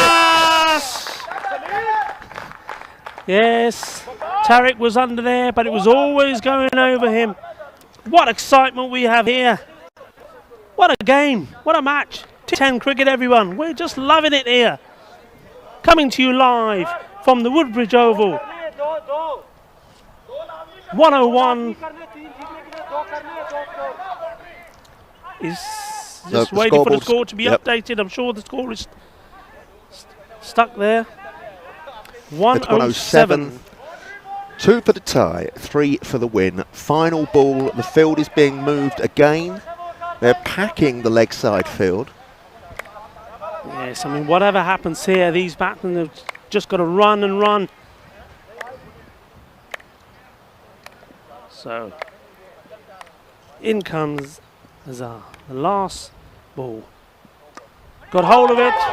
It's a man there. Oh, there's a misfield. It's going to be a tie. It's a tie. It's a tie. We'll just wait for confirmation. So we have the golden ball. Now, the golden ball. So what's the golden ball, Tim? What is the golden ball? The golden ball is the same batsman, I believe, must stay as they are. The same bowler will be delivering the ball from the same end, and it's one ball, the golden ball. And in the one ball, if the batsmen score 2 runs, they win. If the fielding team restrict the batsman from scoring 2 runs, they win. Hence the golden ball, and that's what the umpires now just confirming with Daniel Weston there, the understanding of it, and it needs to be obviously done quite promptly. The reason why we don't have the super over, folks, obviously is the time. We do have a schedule to stick to. There is another game that follows. But what excitement. We're loving this, aren't we, folks? The sun shining through here. The chairman, president, or whatever you call him here at Sporting Halifax, smiling away at us. What a splendid job he and his team have done here. Rick, I have to say, if there is going to be the golden ball, the Madrid United boys aren't aware of it. The batsmen have both walked off towards the dressing room. Yeah, I think it's... The teams for the next match are coming across. There's a lot of shrugging and gesticulating, but it would appear the players aren't aware of the golden ball, as I will admit to my guilt, I did not know before this either. Yes, so...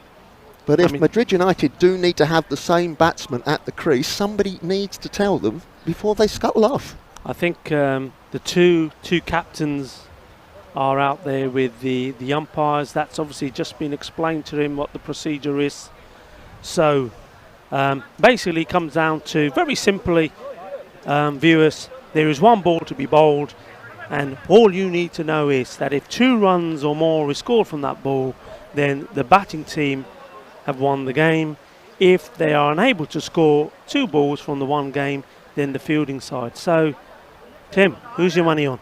My money is on the bowler. Money's on the bowler. The money is on the bowler. And there's no pressure, of course, on the bowler, but wides, no balls, do count. So you bowl a wide, it's 1 run, and you still got to bowl it again. It's all very interesting, all very exciting. Everybody's gathering around. We're loving this here. The sun is blazing down on us now. What a beautiful afternoon we have here. Pinata Pirates here as well. They're ready to play Levante in the next game. Having won 2, lost 1, Levante. Well, what a game this could be. 1 ball. It's all dependent on 1 ball. Are they going to win their first game? Or are Madrid United going to win their second game? Here we go. So Levante are taking their places. Very exciting stuff here. Very exciting. So scores are tied in the T10 game. And I know we were talking about this off here, Tim, but we did say that with these 2 teams, it could be a very tight game. I thought we were going to be completely wrong the way it started, with Sammy bowling a brilliant first over. Then all of a sudden, after just 2 coming off that over, Zayn got smashed all over the place. 23 of his over. And Madrid United back in it. And then again with Tariq and Ajmal bowling over number 6 and 7. 3 wickets coming from that. Only 2 runs from Ajmal's over. We thought, okay, the tide has swung again. And then here, right at the end, Madrid United turned it around again. Well, the message seems to have filtered through to the Madrid United batsmen. They're putting their gloves back on. Yes, and I think they'll be. They need to get out there quite sharply. So here we go. It must be a very strange mix of emotions for them. They think they've saved the game. I'm just trying to think. They've relaxed. They've come down. The adrenaline might sort of, be dissipated now. And then he's got to come back out and get himself up for 1 ball. So Waka is still on strike, I believe. It's just looking at the scorers here for confirmation. They'll give me a nod, I'm sure. Is Waka still on strike there, guys? Okay, I think they're all checking their own gadgets and things and sharpening their pencils. So once more, just to reiterate, Rico, 1 ball, the golden ball. The golden ball. If the batsmen score 2 or more runs off the 1 ball, the batting side won. That is correct. If they fail to, if they pick up 1 run off that 1 ball or no runs, then they have lost. It's 1 ball, 2 runs or more to win it. Is that right, Rico? That's correct. I'm just having a look though, but the bowler, it's not the same bowler, so whether it's because the over was completed and then the captain can pick the bowler, that's probably what's happened, because that was the last ball of the over. So here we go. But surely that would always happen on a golden ball then at the end of the over. Yeah, I think if it was the bowled out. Yeah. That's Okay. the only time that changes. So here we go. The excitement. Everybody's ready. The spectators are watching. Even the ducks are watching.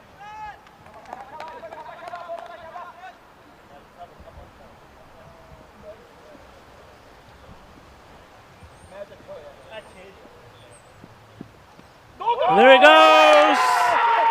And there we have it. The ball goes over for 4 runs. The one part of the ground that Levante did not place a fielder for. But having said that, I think even if they had done, the 2 would have been taken. Celebrations then from Madrid United. Very cruel for Levante. They worked ever so hard. Brilliant performances from Tariq. All round really, with the bat, with the ball, in the field. He'll be gutted to be on the losing side here. But what an exciting game of cricket, Tim. And it was the game that perhaps the tournament needed. We've seen quite a few one-sided games. We've seen some great cricket, some wonderful individual performances. But in terms of a close game that could have gone either way, you can't get more than going either way than a tie and 1 ball, golden ball decider. And Madrid United have dragged themselves over the line to record their second win of the tournament. Yes, I mean, that was Levante's first game. I mean, they will be disappointed, but they've got 4 more games to go, so they can pick themselves up from this. And it's the first game they played, they'll learn from it. But what a great game. Madrid United, of course, over the moon, played 2 now, 1-2, so they're on level terms now with Sporting Alfas. But absolutely fantastic, great to see. The golden ball, ladies and gentlemen, being seen here for the very first time, T10 competition, and there has to be one team that has to win, but both these teams played a magnificent part in this great game. But in the end, down to the golden ball, it was Madrid United who won. And what a great knock this was from Waka. Very important for the side. He stayed there, he did his job and saw them home. A great game, as you say. Right, folks, there will be our final match of the day. So stay with us. We will take a short break and just get our breath back after all this excitement. And coming up for you, Levante, they'll be hoping to put that defeat behind them. And they're up against Pinatar Pirates, who, if you remember, lost the first game, which was 2 Sporting Alfas, but then came back strong and won 2 games, including a magnificent victory late yesterday in a game that was wet and windy, where they won against a very good, strong, useful Lamanga side. And that was down to the man that I've nicknamed the Rainmaster, who's here with us today, Kuldeep Lal. So will Kuldeep Lal be in that destructive form he was in yesterday? Excellent in the field, excellent with the bat. Great gaming prospect there. So we'll see you all soon. We'll be back after we catch our breath in a few minutes' time. Thank you very much, and we'll see you soon.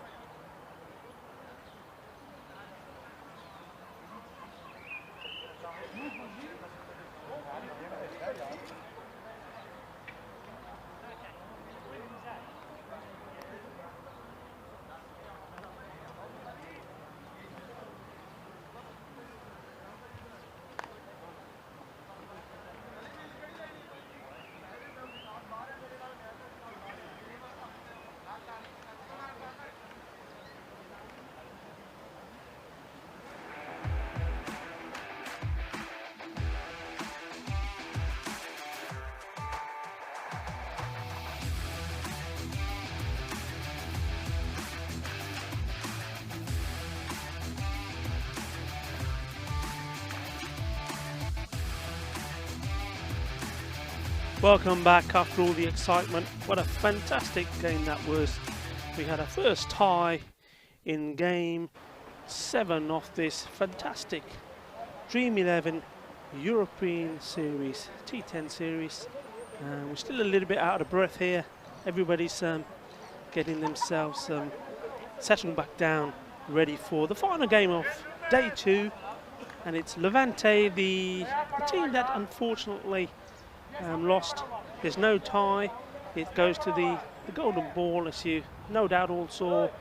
And in the end, it was Madrid United who managed to clip the ball away over the wicketkeeper. 4 runs. They scored the 2 runs that they had to score to win. And unfortunately, Levante falling short. But they'll be hoping to put that behind them. Here we go again. Pinatar winning the toss and electing to field. Levante making their way out. The umpires are ready. Vincent O'Reilly and George Warnbeck. A beautiful afternoon we have here. The sun blazing down on us. And the wind seems to have died down. We can't win really, can we? Yesterday it was windy and blowy and the equipment was getting wet, and today it's too sunny and we're struggling to see what's going on. But anyway, looks like Raul is going to be opening the bowling. And batting wise, I think the little change there is that Shaquille going to the non-strikers and Tariq going to Tariq, the man of the strikers moment. How do you pick yourself back up from that if you are the Levante team, though? You won it, you lost it, you won it, you lost it, you won it, you lost it, and then right on that last ball. Yeah, it's a difficult one. The only thing I think they'll be thinking to themselves, it's all right, it was just our first game. We've got plenty more games to come. If we can perform well in those games and get the wins, we'll be right up there. And that's the only way, really. That's the mindset you've got to be in. So, ready to go. Tariq will be hoping to continue in the same sort of aggressive form that he was in the previous game. Raul, first ball, banged in. I think Tariq missing out on that one. You would expect him to get hold of that. Just having a look around the ground to see where Pinatar have deployed the men that they can have on the boundary. Just seeing, yeah, there's one on the leg side there.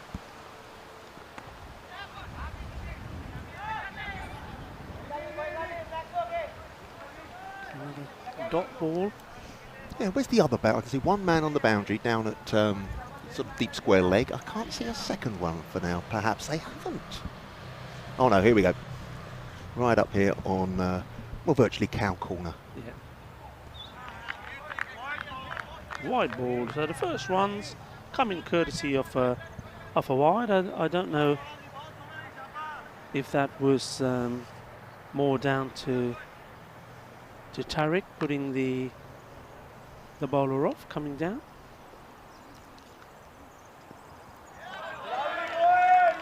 No, he's not giving him anything to drive, just keeping it short of a length. And that's good cricket, because we saw from the last match, Tariq does like to get that big front foot down the wicket and play in the V, and everything's been dropped short to him here. Yeah, dropped short. Tariq will. Yeah, there we go.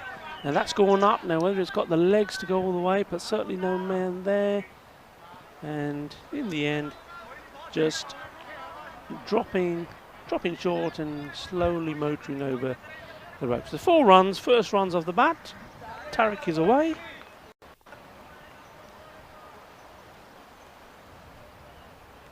And Raul. 2 balls to come. There was 1 wide in the over.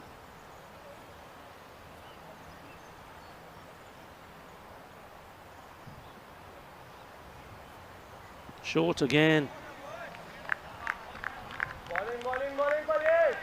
So definitely not wanting to give Tariq anything. But again, premeditated by Tariq. If you notice there, he was all on his front foot already before the ball came down, making it easy for the bowler to just drop it in short. And once again, that big front foot's coming down before the ball's anywhere near him. Yeah, so Pinatar will be quite happy with that first over. 5 runs from it. I think, in fairness, I think Tariq probably a bit disappointed with himself not to do better. I'm sure Shaquille's just had a little chat with him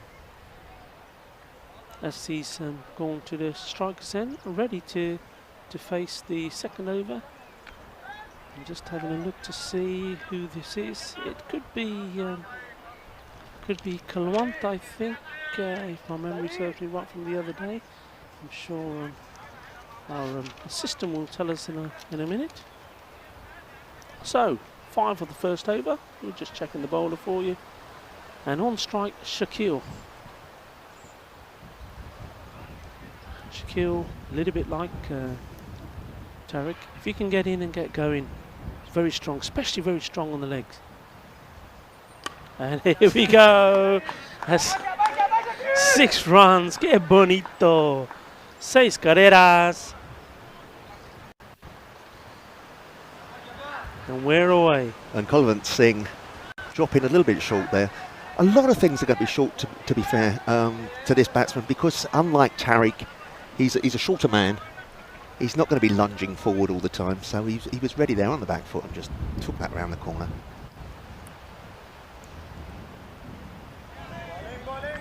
Wide ball signalled.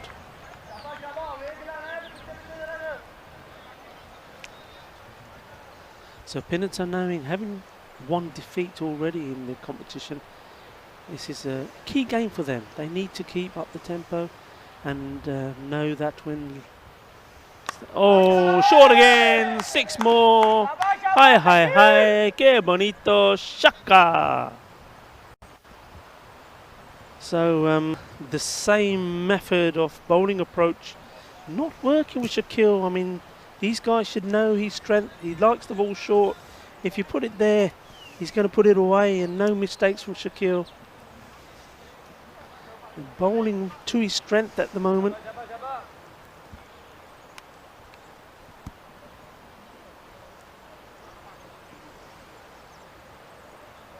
So Kulwant, and he comes in again. Again, short. This time it's scratched away on the offside. The ball will race away. Fielder is after it, but that's 4 runs. So it's raining boundaries here at the Woodbridge Oval. He likes the short stuff, doesn't he? Either side of the wicket, he doesn't mind it at all. Yes, easy to say always when we're out here, but at the moment not very intelligent bowling.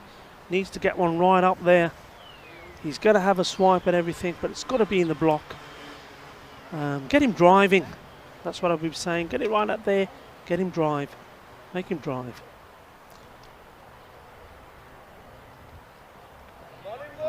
Yes, and Shaquille very disappointed with himself, to say the least, because he knows he moved far too early there. If he stood his ground, that also should have been going over the leg side boundary. Missed out on it. And Kulwant just too short at the moment. He's got to get it fuller. Again. That's a better length. But this time too wide. Shaquille playing the shot, then looking straight at the umpire and suggesting to him, come on mate, it's a wide ball. And happy to see the umpire's arms go up.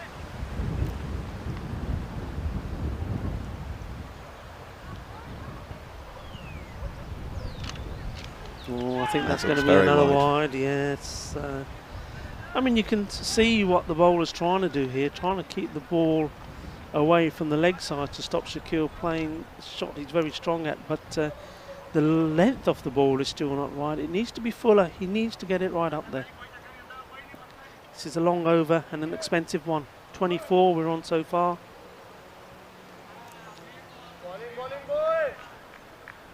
Very strange that Shaquille gave that the charge, because again, if it stayed at home, that would have been a short ball to him, and he could have helped himself. Yeah, I mean, the last thing Shaquille wants to do here, you know, it's been a good over, 5 for the first over, we're on 24, 19 of it so far. Last thing he wants to do is get out on an over where they've already scored 19 runs. But missing out again. So, I mean, there was a few dots there, there were a few wides there, 2 glorious 6s there, that over had everything. But more importantly for Levante, it had runs. 24 was the score. Not the best over from Kulwant. I'm just having a look now to see if Pinatar are going to continue with Rahul. It looks like Rahul will bowl his second over. Now, interesting here. Raul bowling again to Tariq. Tariq will know what the plan is, so we'll be waiting for that short ball. Yes, that's gone in the air. There's only one man under it. Where's your money? Yes, where else would it be? That is a very, very good take. Lal, just continuing from where he was the other day. This time in the sunshine, makes no difference. Makes no difference to the rainmaster whether it rains or not. Once it's in the air, well, that's safe hands there. That's a big wicket. Tariq, I had a feeling he had to go for it. He knew it was going to be short. He knew they were going to be testing him, but got aerial, but didn't get distance. So the first wicket goes, 24 for 1. And what a great catch, because I was just about to comment that the sun is now quite dazzling. It's very bright, but it's low in the sky now, and the umpires have decided rather than standing at square leg, they're going to stand over on the offside, so they're not dazzled by the sun. So that catch must have come straight out of the sun, and it was beautifully taken. Yes, great catch, went a long way up, to keep his eye on the ball, and like you say, with the glare as well. But he's done his job, and you've got to say, at the moment, good field positioning. There's only the one man there. He's there for a purpose, and he's shown what that purpose is. So Raul picks up his first wicket. And Pintas first. Again, that's short. This time it's over the man. Seis Carreras. And that's the difference there. You got Tariq, probably not his favoured shot. And then a shorter ball to Shakil, who loves it there. And he punishes him. You can't bowl there to Shakil. You can see some instructions being shouted out to the bowler. Offside, offside, the same. And that was curious, because Chip, who does the catering here, was actually fishing a ball out of the pond, but not that one. That's another one. Seis más. Hi, hi, hi. Que bueno. Seis carreras. Tiki-taka, boom, boom. Take that, says Shakil. Does umpire O'Reilly have another ball in his pocket? Because we've had one. No, that one's come back in now. But there are balls raining down everywhere. There are.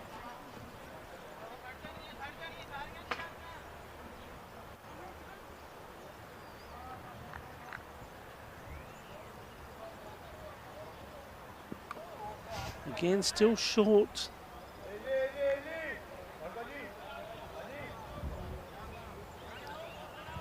I'm just checking here, Tim. I mean, I said it was Kuldeep who took the catch, but is that Kuldeep there, or was that Vikash? It could be, I could be mistaken. It might be. Now they've got the squad numbers on. I have the squad numbers from yesterday somewhere. Yeah, yes, I could be mistaken there. I think giving Kuldeep for praise for a catch, when I think it was actually Vikash Singh who took the catch. Looked very similar, wearing the same sort of cap, but Vikash has got the blue arms today, if you like. So, okay, so finish with 3 dots. Quite interesting, isn't it? Shakil sips the same ball. 2 he's dispatched for 6s, and 3 he's totally missed. It's again, has he fully come down from that previous game? Is the adrenaline still pumping a bit too much? It's early days in a new match. You need to be playing the balls on their merit, and a couple of those he gave what they deserved, didn't he? Oh yeah, absolutely. If you're gonna bowl it there to somebody like Shakil, 9 out of 10 times he's gonna punish you.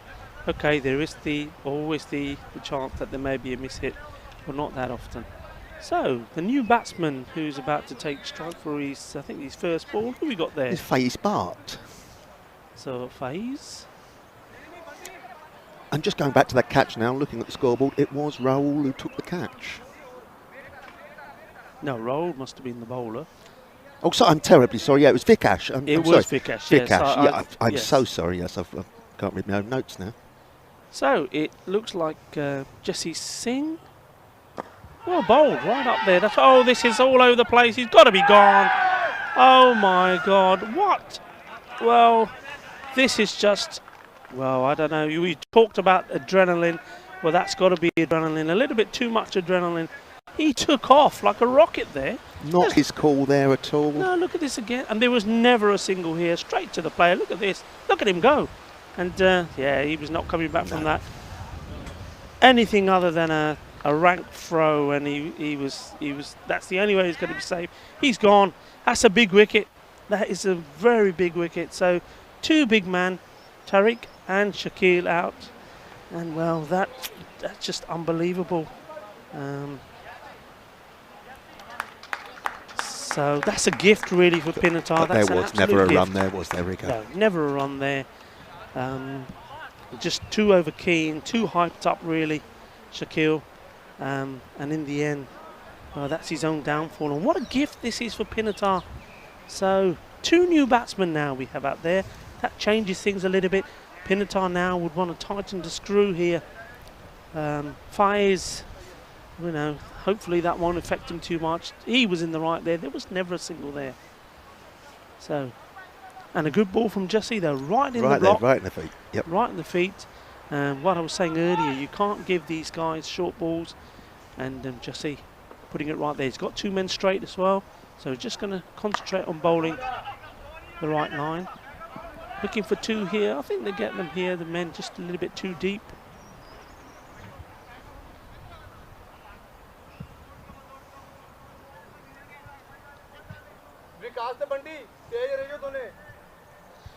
So yeah, just to clarify, the catch that was taken for the first wicket, that went way up in the air, was taken by Vikash Singh.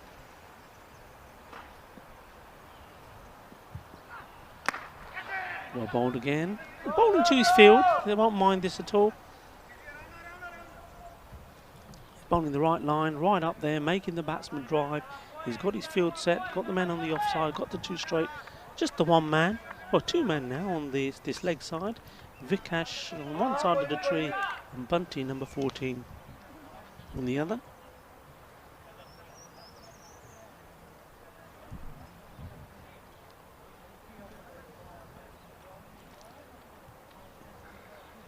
The new batsman Ajmal. Or bowled.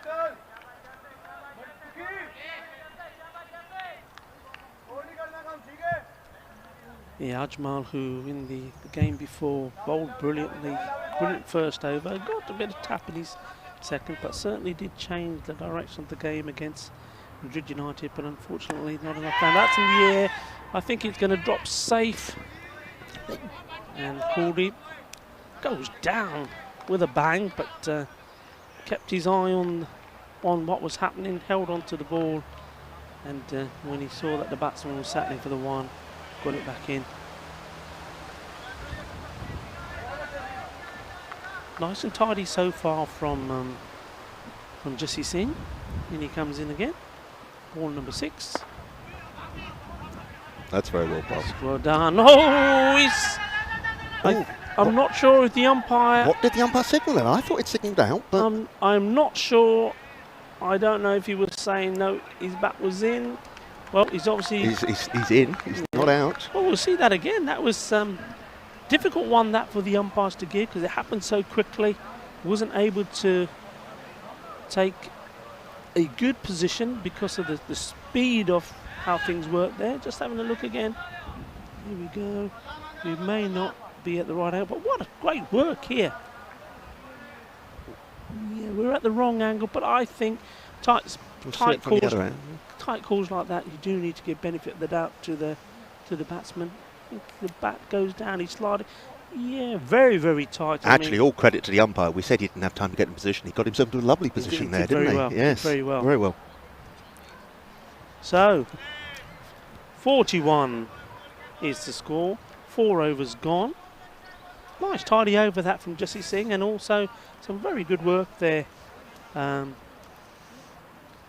protecting his own bowling figures, and good throw. Okay, the batsman did from the rebound take a single, but all in all, it was worth taking the chance.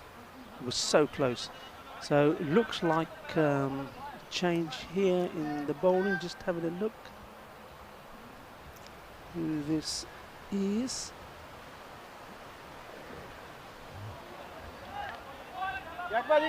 Looks like, is that Kuldeep? Number 45. 45 is called deep, isn't Called it? deep, yeah. Yep. Not only is it difficult for the umpires from this side, it's squinty for us as well, isn't it? To see the numbers and to see the players. Very much so. Just a single. Kuldeep Lal, as we said before, one of the players in the national team setup. Certainly know why he's in there for his fielding. That's been demonstrated, and he's batting. And not a bad little bowler as well. That was a bit full. Again, good pick up and throw. And both umpires satisfied that that was okay, not too high.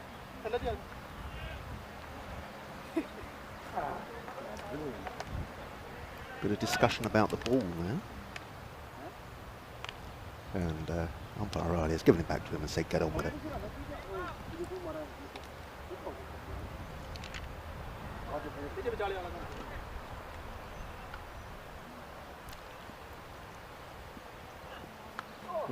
Oh, that's good work from Suki there.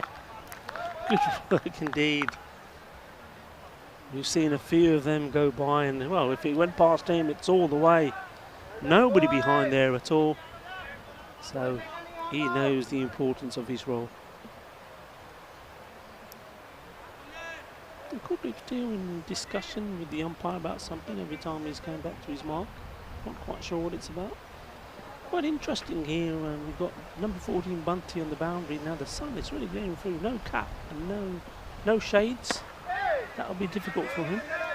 Again, not really pushing these Levante. I mean, they've got to up the tempo a little bit here. I would have thought they would be running the first single very quickly. They don't want to fall behind. This No, they're going around 13 and over. I think we've just had a couple of wickets, so perhaps a little period of a few balls of retrenchment is wise.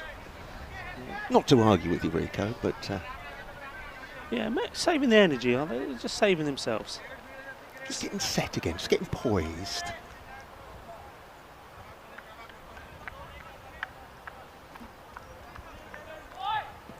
I'm not sure where you're getting the 13 and over from though, Tim, but you know, my maths isn't the best. I'll give you that. I reckon they're going on at 13 and over. The end of this over. Oh, that could be so well. Another try at the stumps. There's a man back in. I think he went. Yeah, he's on the floor. Oops. Oh, well, the fielder. And both nearly ended up on the floor. The batsman and the fielder there, but it wasn't to be. So got through for the one. I thought he was going to Dilshan shank that straight into the fielder's hands there. I think that's Lovejeet there. Now, I was thinking that was the fourth over. That was actually the fifth over, wasn't it? That's where my maths fell down. The electronic scoreboard at the ground here is showing 3 overs. I thought it was 4 overs, and Rico has pointed out it's actually 5 overs. So.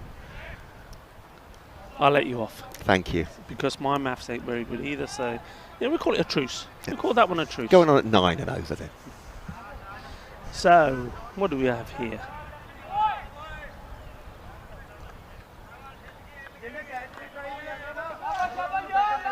So, Jesse is to continue. And just remind us who we've got. Just in the 2 batsmen at the crease are Faiz Bhatt and Ajmal Ilyas. And the batsman with the helmet being batsman on strike. That's Faiz. That's Faiz. Like I say, both batsmen really came together more or less at the same time. 2 quick wickets falling, that of Tariq and also of Shakil. So yeah, I think.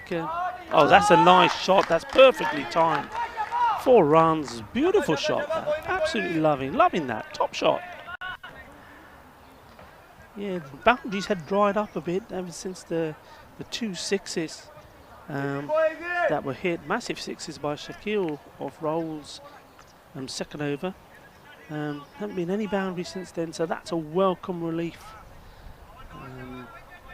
for the Levante team. Not a bad ball either, I think. No, he sort of just squatted, got down to it, didn't he? And pushed it out there through extra cover. Didn't give him the chance to do that again. Shorter ball. Batsman as they do. So Glaring at the umpire for the wide, not getting it. looking at the umpires, probably looking at the, I mean, it's the signal for one for the over. I've just seen a little tap there on the shoulder. In comes Jesse again. Oh, slower ball, didn't quite get hold of it, but neither did the batsman. They're looking for two, but Vikash, lovely arm, good throw, right in the keeper stuffs. Yeah, Pinatar, they do seem to have the fielders in the right position. Vikash took the catch earlier, patrolling one boundary, called it on the other side. That's short again. Well, And Ajmal just danced down to that needlessly, really, isn't he? yeah, very good variation here. Very good variation from Jesse. He's keeping the batsman guessing, putting one in short, pitching one up, one outside the off stump. So Actually, I'm terribly sorry, but the electronic scoreboard has just changed from calling that Ajmal to Azhar Abbas, the captain. now that's So gone a long way. Balle, balle, balle, que bueno. 6 carreras in the border. That's a nice shot indeed. yeah, just to confirm what I said there, Ajmal was being shown on the scoreboard. His name's actually taken off the scoreboard now, and that batsman is Azhar Abbas, the captain. So I've given you the wrong information, Rico, given the viewers the wrong information. But I know who to blame, which is the crucial thing. More importantly, when it mattered, we've got it right. So was that was a massive hit there then from Azhar. Is that right? Is Azhar the... That was the end of the over, wasn't it? Yeah. Yep. So that was Azhar.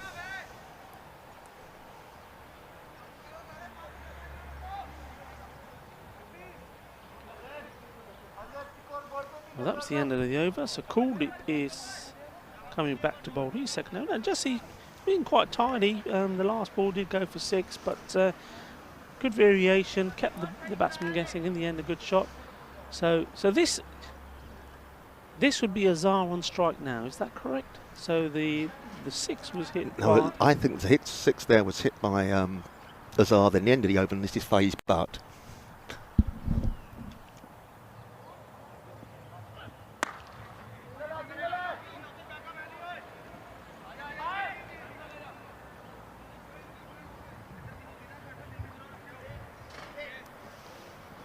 So 1 run there. The first ball from Coolip. That's right, so the signal there to Faye's Bart with the helmet in the cap, and just to reiterate, is the captain Azhar Abbas.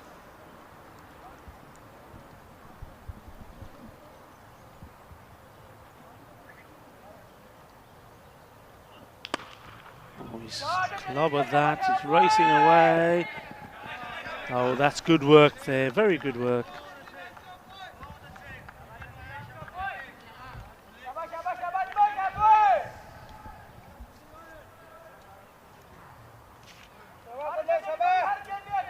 Nicely done. But Jesse just bowled the last over and then showing real commitment there on the outfield there. Good footwork. Hit that one now. Is Jesse there? Oh, no. They're looking, they're wanting to. Is they backing up? Oh my word, it's... Well, this is... Well, Tim. Well, that could have got comical apart from some very good backing up there. That could have been overthrows one way, overthrows the other way. We've seen quite a few catches dropped up here, the part of the ground in front of the pavilion, haven't we, the last couple of days? I think that's one of those where you can't have your best fielders everywhere. Coolip is bowling, and this Jesse is where Coolip would normally be. And of course, as we know, if Coolip was there, we know what the outcome probably would have been.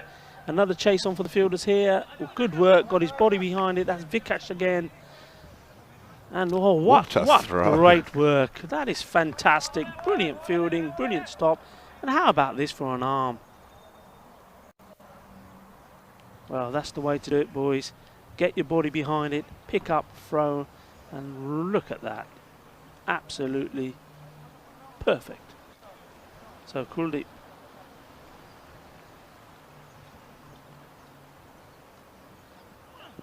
Oh, that is beautiful. Que bueno, kinna sona shot, Maria. Absolutely beautiful. 4 runs, elegant. That's nice. That is absolutely beautiful. Top shot. For a second there, Rico, I got out of the microphone and started clapping. That was just a lovely shot, wasn't it? It's the sort of thing you want to naturally give a little ripple to. It was effortless, it was perfect timing, and it was just tucked away there. 4 runs, no effort. Thank you very much indeed. Yeah, you can be forgiven for clapping that. It was a top shot. Azir here really showing the way now. He's got to stay there. He's key to this. He's key to this. Wide ball. Called it. Having a look at the keeper saying, really? But the arms went out. It's a wide ball. He's got to bowl another one. So this has been expensive. Yes, there was a drop catch. But really the fielders have run around and dived around for him as well. Yes, he's got away with that one. So does get the dot ball to finish the over. The score on 69. 7 overs gone. So perhaps that was the start of the little period that Levante need now to really get this target setting off to a good mark. 69. Happy with that. Even if they look, what they'll be looking for is, as we said, a minimum of now 10 and over for the next 3, and that's your 100. Anything more than that is a plus. So change now of, is it change of pace here or no? Who's coming on? There's a couple of people with their hats off, so perhaps we've got 2 different bowlers. No. Now this looks to me like possibly Lovejeet coming on. Normally the white hat gives it away. Lovejeet, who we refer to as the coach. Number 17.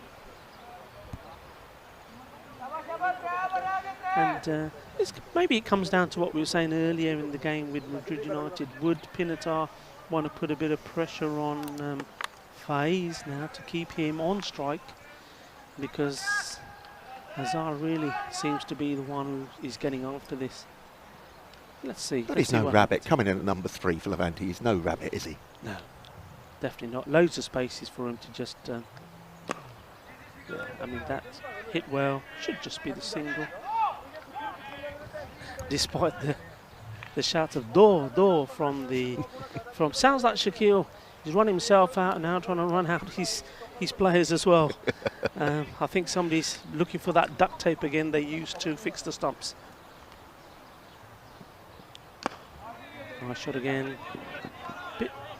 Bit more energy now from the batsman, running the first one quick, looking for the slightest of misfields from the players, and they'll be sprinting back for the second. Tidy so far from Lovejeet. Slower ball. Now that's in the air. Depends where this is going to end up. It's 6 runs. Not Fox at all, but a slower ball. Spotted it, perhaps got a little bit under it, but enough on it to carry the boundary. Yeah, enough on it. Picked it up well hit, and though called it was the man that got round under it. It was too high and always beats him. Seis carreras. And let's put this one. Shouts of 2-2-2. It's got to be a straight pick up and throw. It is. Yeah, that's comfortably done. Yeah, so the Levante team, they know they'll want to settle for nothing less than 10 and over from here, and that's the instructions that have been shouted out every time ball hits bat. It's 2-2-2, do. But they wouldn't want to. Well, they certainly wouldn't want to get their captain run out. Rico, if I could just give you another correction to the scoreboard. I know we've been playing silly devils with all the names. When we said Azhar Abbas had come in, it wasn't Ajmal. Ajmal is in, Azhar Abbas is in. It's Faiz Bhatt who hasn't yet batted. So, I do apologise for this, Rico. This is the information that we've been given, but it's been incorrect. So, I am now informed that Azhar Abbas is on 22. Oh, that's a lovely shot. That's 4 runs, 4 carreras. Nicely played. We saw him play one shot there earlier, and he's done the same thing again. So the two batsmen at the crease are Azhar Abbas, the captain, and Ajmal Ilyas. The batsman that came in at 3 and has faced 17 balls is Azhar Abbas, the captain. Yes, the captain. Rico's just looking at me now and shaking his head.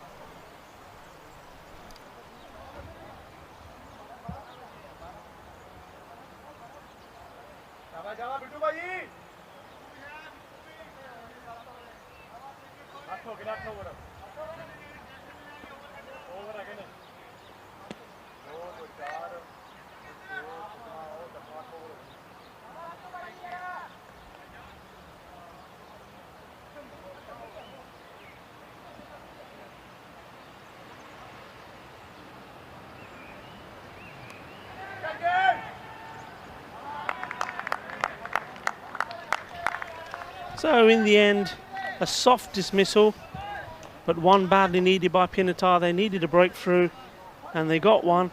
Not the danger man though, but it's a wicket nonetheless.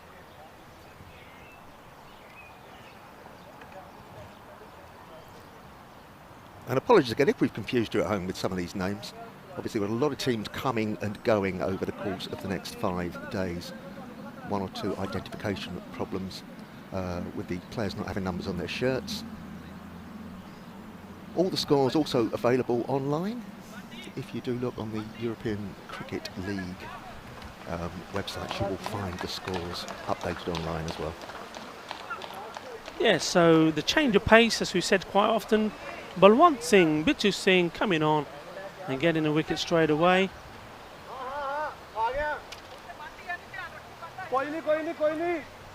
So just having a little chat there, Azhar having a chat and saying, okay, you know what we've got to do.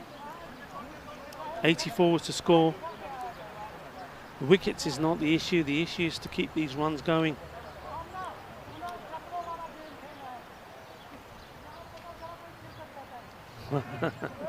Oh dear. That's not nice to see. Yeah. And a misfield. Yeah, and that's the coach. Well, that wasn't pretty, and Bitu will be disgusted with that.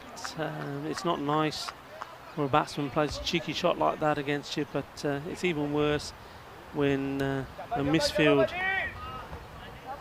takes it 3 to 4 runs, 4 more to Azhar.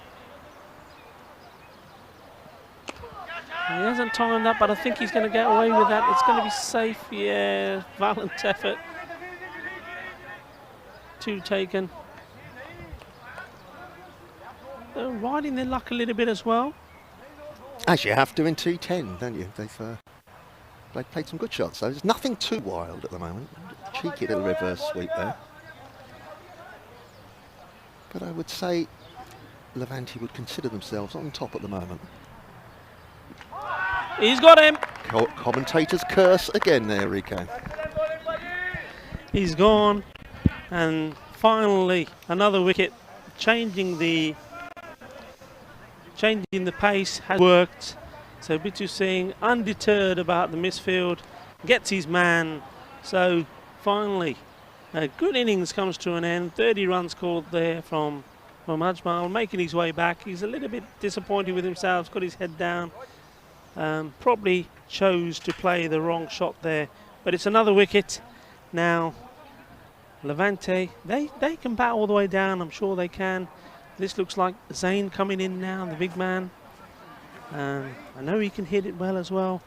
So Levante just need to keep going, just need to keep working away. So Furkan is joined now by Zain. So Furkan is the batsman at the non-striker's end.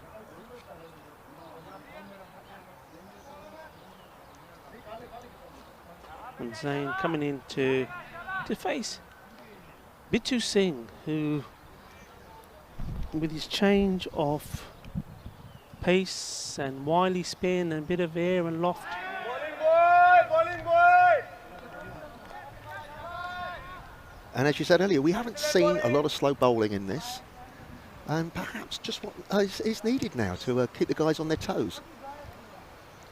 Yes, absolutely. And it just goes to show that slight change in pace, anything can happen. That's hit hard. It's going to... There's a chase on there. No, 4 runs. Jesse sprinting away. Couldn't quite get there. So brings to an end a productive over. 2 wickets coming from it. Also 10 runs. 90 the score. So 100 is what the minimum we said needs to be, Tim. And it's going to be somewhere. It's going to be about the 110 mark. It's going to be, yeah. So 94, not 90. The scoreboard's been updated. So 94 off 9. Furqain is the man will be on strike. Zain non-strikers then, and Lovejeet will come on to try and redeem himself after that glaring misfield to bowl the last over.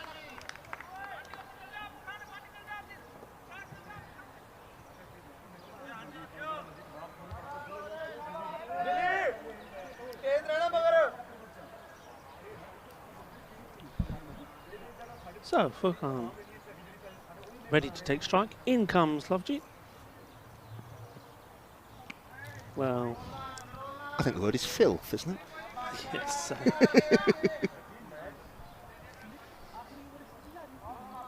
Yeah, he's got to concentrate. And get back where he needs to be. In he comes again. That's a better ball, better line. Sometimes I think Lovejeet, or Happy as he's known, is guilty of trying too many things and experimenting in matches when perhaps he should be sticking to practicing those things in the nets. And that's been hit. I don't think that's going to go all the way. It's going to drop short. They were looking for 2 good. No, good pressure. There's no. Yep. Yes, I think you're right. I think some of these guys might see the professionals on TV with their 57 varieties of assorted balls and think they've got to mix it all up. But sometimes line and length is good enough, isn't it? Yeah, I mean, if you bowled 2 balls and no damage is being done, you stick to what you're doing. You know, you don't need to change it unless, of course, you know, you're being punished. Then you do need to change. If you've got a batsman that's driving you, yeah, you've got to bowl it shorter. You've got to try something different.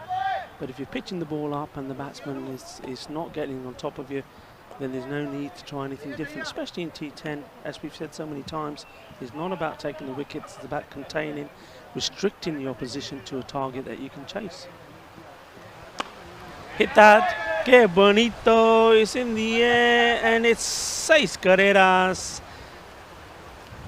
There are fielders there, but when that went up, even though there is a slight wind that's coming through, but nothing strong enough that's going to keep that back. 6 more.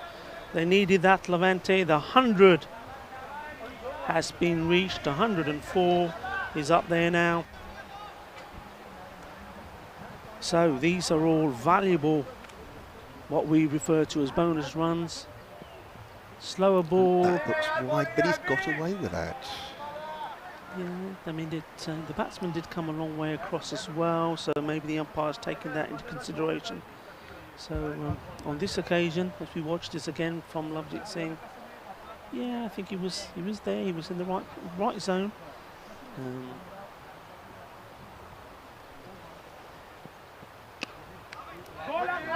got down well there. He'll want to hold on to this. Yeah, well, good work there, and that's a simple run out, easy decision there for the umpire. Good work there from Lovejeet, from his own bowling, the diving stop, the 1 run completed, but run out trying to take the 2nd. So that concludes the end of the Levante innings. I think 105, I think we got to. I think, yeah, I believe 105. The 2nd run obviously won't count. 105. So it's respectable. It's the 10 and over mark that we're looking for, with a few bonus runs there at the end. Pinatar, they look fairly happy with their work out there. I think they fielded very well. There was the 1 drop catch, and you know, 1 misfield, but in general, I think a lot of good work done there. I think Vikash Singh patrolling the boundary on the leg side fantastically, made some great stops. And here, mid on, mid off, the combination of Kuldeep and Jesse doing a good job. All in all, it's going to be, I think it's going to be another very evenly poised game. And we've already had one, well, you couldn't get closer than the game we just had, which resulted in the conclusion being concluded by the golden ball. So here again it will be tight. I think Pinatar need to get off to a good start. They can bat, they have got batting all the way down. So it will be interesting. So we're going to take a short break and we'll be back in 5 minutes. Thank you for watching. I'll be back with you soon.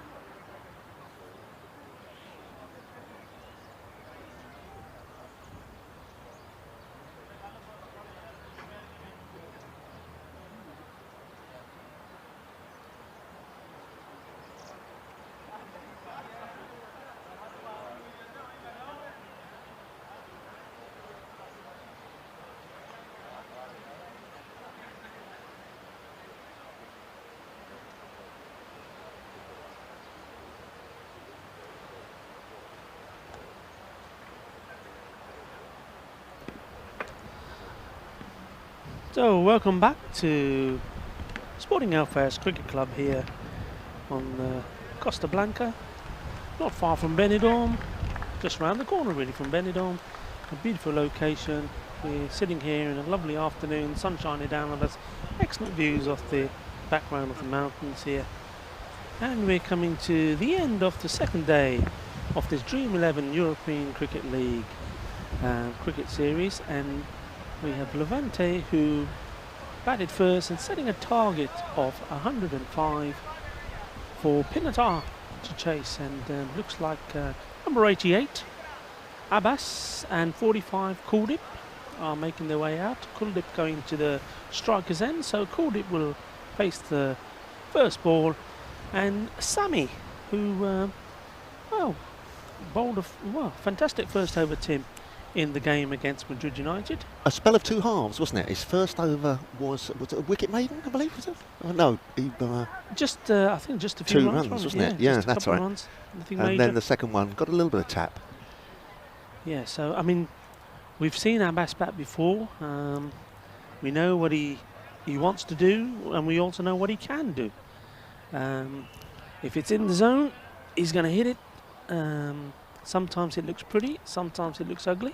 And Kuldip, well, we know what Kuldip can do. We saw Kuldip bat in a fantastic knock against La Manga.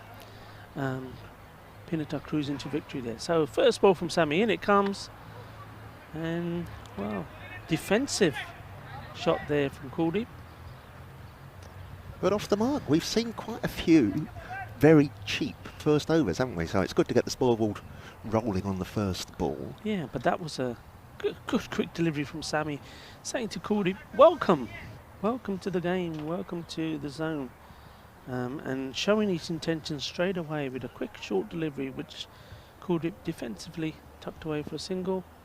And Abbas, no surprises, straight away looking to lash on to it, and really I think any bowler with a bit of experience will know that what they need to do, it's got to be angled straight into his toes, an area where he can't connect. Anything that's short, anything that's sort of wide, he will get bat onto it.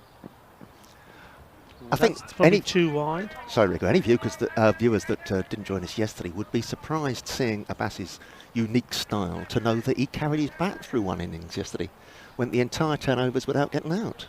That's right, he certainly did, and made good contribution, 52 runs. So Sami, he needs to be right up there. We need to see the Yorker. Ooh, and again, he's gone. Evasive action. They're asking for it, and the umpire signalling to the shoulder. Just watch this again. Yes, I think correct decision there. Yes. But still a vicious delivery from Sami. Now what will the response be from Abbas? Will it be the old 1-2-3 trick, short ball Yorker? Where he's tried to get it up there. Abbas swings and misses. Score on 2. 1 off the bat. First ball from Kuldip, and then the wide ball. And Pinatar to start this run chase. We'll be hoping that Abbas manages to get hold of one to make it a fairly productive over from them. He's unable to, and in the end Sami, as he did in the first game against Madrid United, looking to keep it nice and tidy. The wide ball, of course, meaning there's one more to come in the over.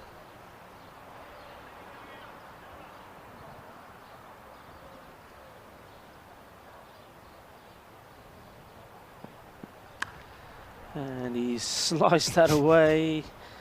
Bit of top spin. It's gone for 6 runs. Amazing. Amazing. 6 runs, 6 carreras. Well, it's a big unit and it gives it a big swing, so edges are going to sly, aren't they? Yeah, I mean, that's gone a long way there, but that's 6 runs, and, well, I was saying that the Pinatar would have wanted something off the last ball here, and they got that, so the score goes to 8. Still under the 10 mark, but the first over gone, and actually quite rightly said Tim, a lot of the first overs today haven't gone for many runs. No, so that's a nice start for them. And Abbas won't mind a few of those swings and misses. He started off in similar vein yesterday, and when he started connecting, it proved very, very effective as well. And one thing is, he's not using up balls too badly. If the chances are, when he even gets an edge, you're going to go for 6, is he? No, not at all. So, no surprise. It looks like Tariq. Yeah, it looks like Tariq is going to bowl over number 2. Kuldeep. Now he's on strike. He's just faced the one ball. Quite a vicious first delivery, which he fended off. Managed to get a single from.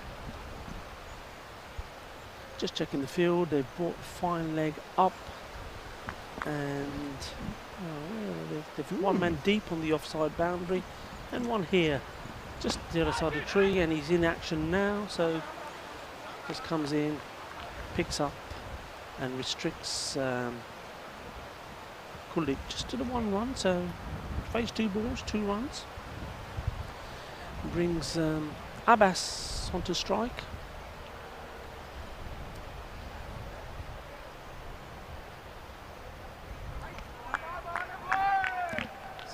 Dot ball from Suklain. Abbas, he just wants it in the arch. If he gets hold of it, it's gone. I'm just seeing if this field has changed for Suklain. No, it's still the same field.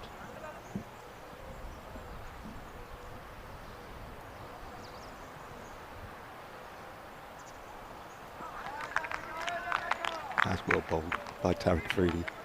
Yeah, and it's one of those, I mean, if we watch where Tariq is pitching this, if you've got a batsman that's not moving their feet, if you're bowling at that length, there's no way that they're going to get back onto ball.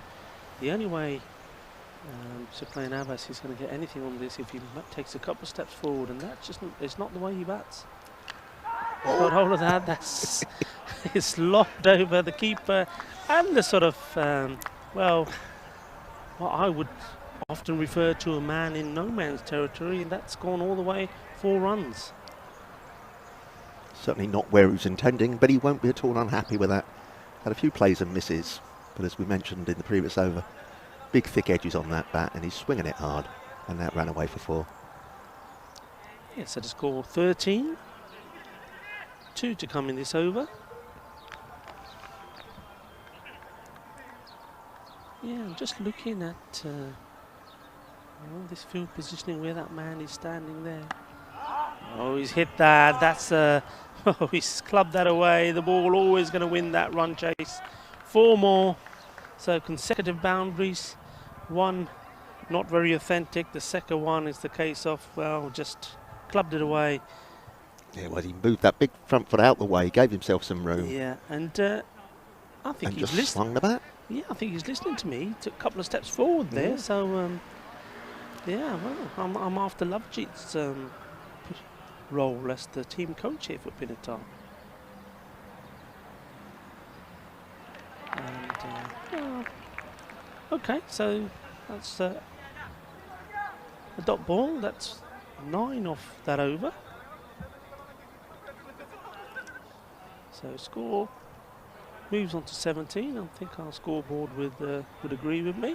Just having a look there, the electric scoreboard, just sometimes on a little bit of time delay before it gets updated. So 2 overs gone. So far we've seen 2 fast pace bowlers, and Sammy coming back on again. Now only bowled the 1 ball to Kuldeep, and that was quite a vicious delivery. So Kuldeep will have that in mind, and will probably be thinking to himself, okay, is it going to be another one of those? Is it going to be a short ball or pitched up? There is a man here waiting for that pull shot. Oh, that's well bowled. Well bowled indeed. And a couple of the fielders thought it had actually carried, but well fielded in the end. Yeah, this was a beauty. Let's watch this one again. Just absolutely done him.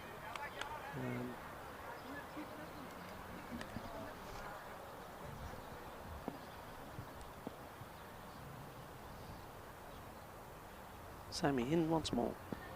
Yeah, the shorter ball. So frustrating Kuldeep here at the moment. Kuldeep, batsman, likes to get going, likes to make contact, likes to hit boundaries, and he's been a little bit frustrated. He's not having it his own way here. There's been no presents, no gifts so far. Sammy comes in again. Bowled. Abbas backing up, but Kuldeep not interested.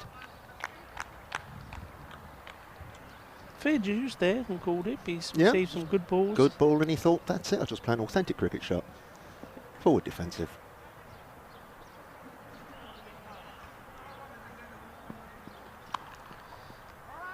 Oh, that is beautiful, and that's sometimes what you need. That was 4 runs, unless that was stopped.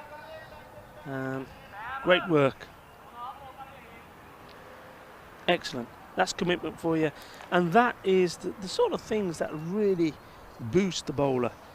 A misfield, the opposite effect, gets your head down, but he'll have his head up. Still no run scored off him. And by the same token, frustrates the batsman, because when you hit a good shot like that and you don't get a run for it, you think, I've been cheated. I've been cheated. He's been patient. He's had some good deliveries. You saw the ball before. That one that was stopped there, he just respected the ball and played it defensively. As soon as he got his chance, played the shot, and even then he couldn't get any runs. So yeah, you're absolutely right. Frustration. And that's a lovely shot, and good cricket there from Kuldeep. Probably showing the way it should be done. You know, he's played the ball to merit. There's been some good balls there. He hasn't got frustrated, but as soon as the one that's got slightly loose has come along, rather than just swing wildly at it, he's guarded it away.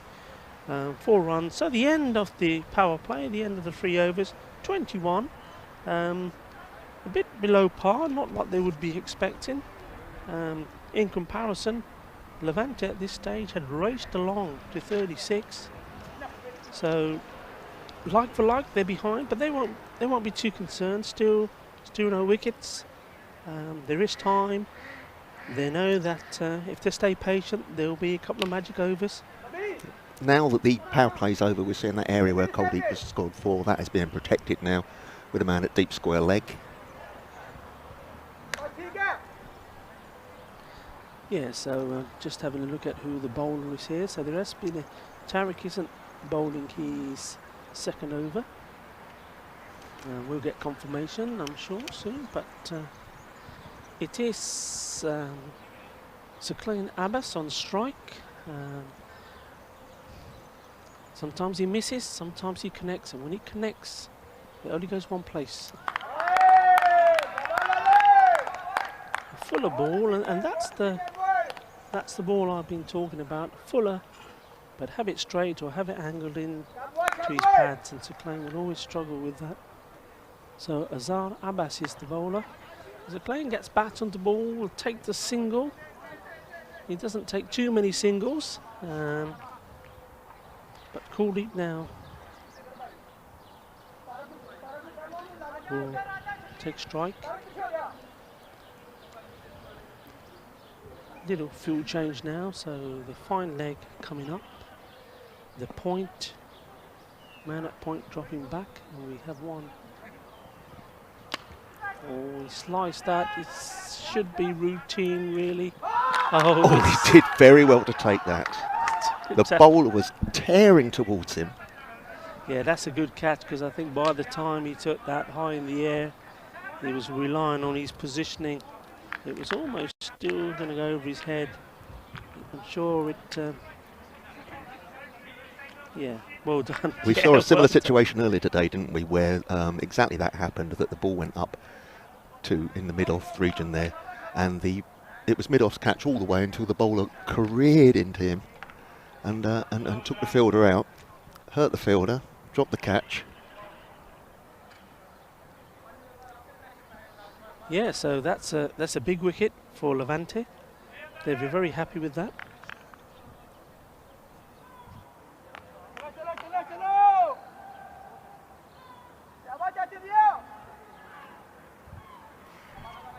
So the first wicket has gone down. And it's a big wicket. With Kuldeep, we know how he can change a game. He can just step up a gear. He was being quite patient there, waiting for the right ball, but in the end decided to take that one on. Didn't quite get it right. Now that brings Jesse Singh. He's at the non-striker's end. So Clay Abbas bats onto ball again. Probably would just be the single.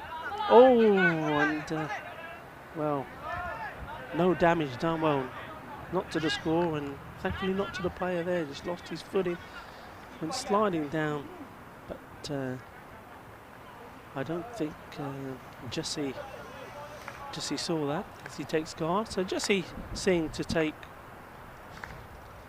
face his first ball.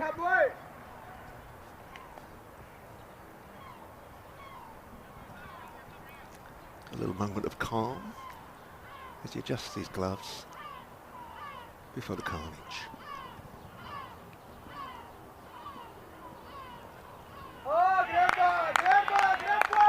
Short ball within the allowed perimeter for the one for the over, but not too high that it's a wide ball. So again, a little huzzah saying, welcome Jesse, welcome to the playing field, and we're not going to give you any freebies, or I'm certainly not going to give you any freebies. Then he comes again. Well, that's clever cricket. A short ball and then followed by a slow ball, and at the end of a very good over. Just 2 runs from that, Tim. Very nice. That's exactly what Levante would be looking for.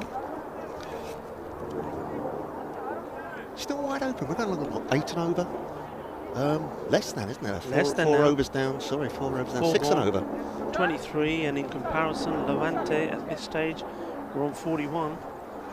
So yeah, Pinatar will be aware of that. They'll know that they need to get going again. And the other thing that will be playing on their mind, or certainly playing on Jesse's mind, is so Clay Abbas, who's on strike, is not the quickest of runners. So you know, there may be ones, but there's not going to be a lot of twos. Yeah, no. And there may not even be some of the ones which, if he was out there with anybody like Kuldeep or like Gopi or one of the younger players, be able to take. So that's also going to be, they have to take that in consideration.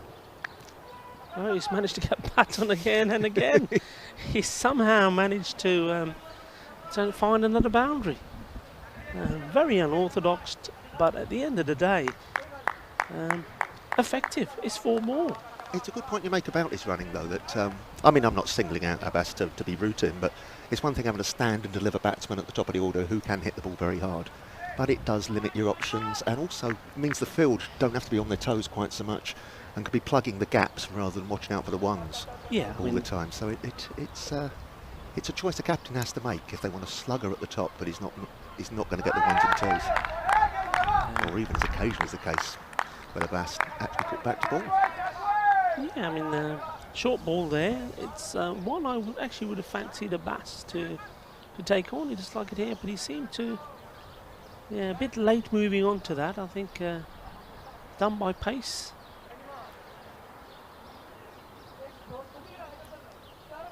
Yes, I think the bowler certainly not impressed with the fashion he got the previous ball, and saying, try and do it with this one. Then he comes in again. This time a fuller ball.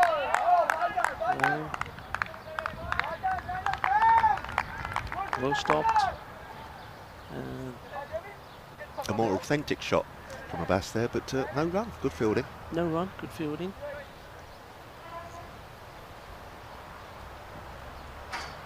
This is your favourite signal there. Needless. It's Vince's arms wearing themselves out. That's years of his life doing that.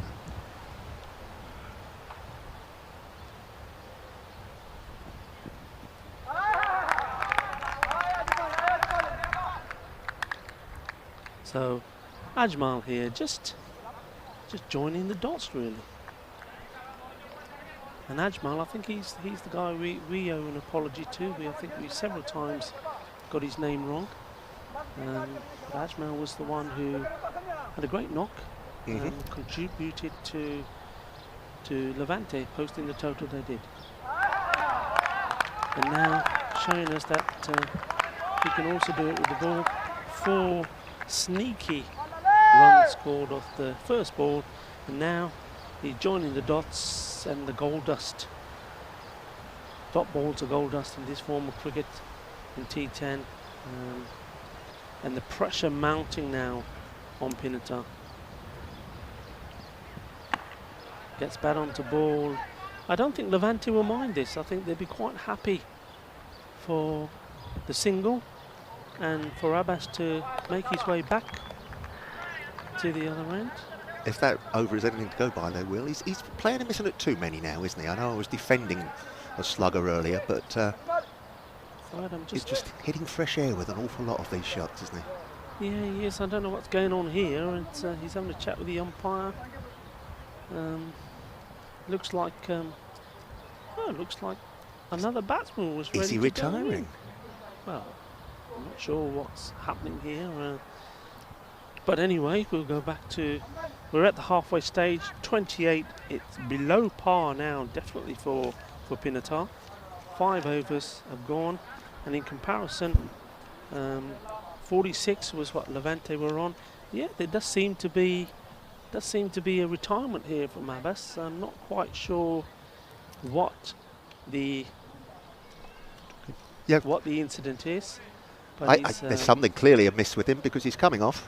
Yeah, I mean the umpires have had a chat. I think they've consulted the Levante captain, who obviously has granted permission. And the umpire's now just on the walkie-talkies confirming with the scorers the reason behind that. Do you actually need to get permission from the umpires? Can you just not retire when you like the cricket? You retire out, don't you? Well, I think not normally this sort of game, because it could be tactical. I mean, it could be, dare I say, that he's not scoring any runs, too many dot balls, and we need to get him out. But personally, if you're going to do that, I'd rather see the man, get himself out. Well, he's been doing his best, to be fair. Tried his best, yeah. Give the guy credit. He's been swinging and missing at everything. Yeah, but I'm sure that's a legitimate reason. Anyway, let's get back to the game. Looks like there's a change in bowling personnel. Our computer system will update us soon. But meanwhile, the new batsman looks like it's... Oh, que bonito! 6 carreras. 6 runs in the most unusual fashion. And I think that's Lovejeet Singh that's gone out there, the coach. Well, he's pulled that out of his coaching manual. What a cracking shot this was. Well, I suppose that's one way to do with the short ball. 6 runs. Take that. And this time it's the batsman's turn to say, welcome. This is who I am. Don't put it there to me because it's going over there. Anyway, ball number 2. Pitch. Oh, that's smashed away. 1 bounce. 4 runs. And Lovejeet is in the game, isn't he? He's in the game. He needs to be in the game. Well, Pinatar need him to be in the game. They need to accelerate this run rate. As we refer to a magic over needed. Well, this has started off that way, a 6 and a 4. So Kazim Abbas has been brought onto bowl, and he's been greeted with a 6 and a 4 by Lovejeet, who clearly means business. Yeah, I mean, the first ball short on wide. Second ball, full toss on the legs. Slower ball, still hit. That's racing away. That's 4 more. Balle, balle, balle. Que bonito. I'm loving this now. This is better. Getting me excited now. Boundaries does the job. The more boundaries, the more excited we get, Tim. Oh, we do. And you can probably hear from the tone of my voice, I'm at fever pitch. There we go, fever pitch. One of us needs to remain calm so that we don't have an accident, dear boy.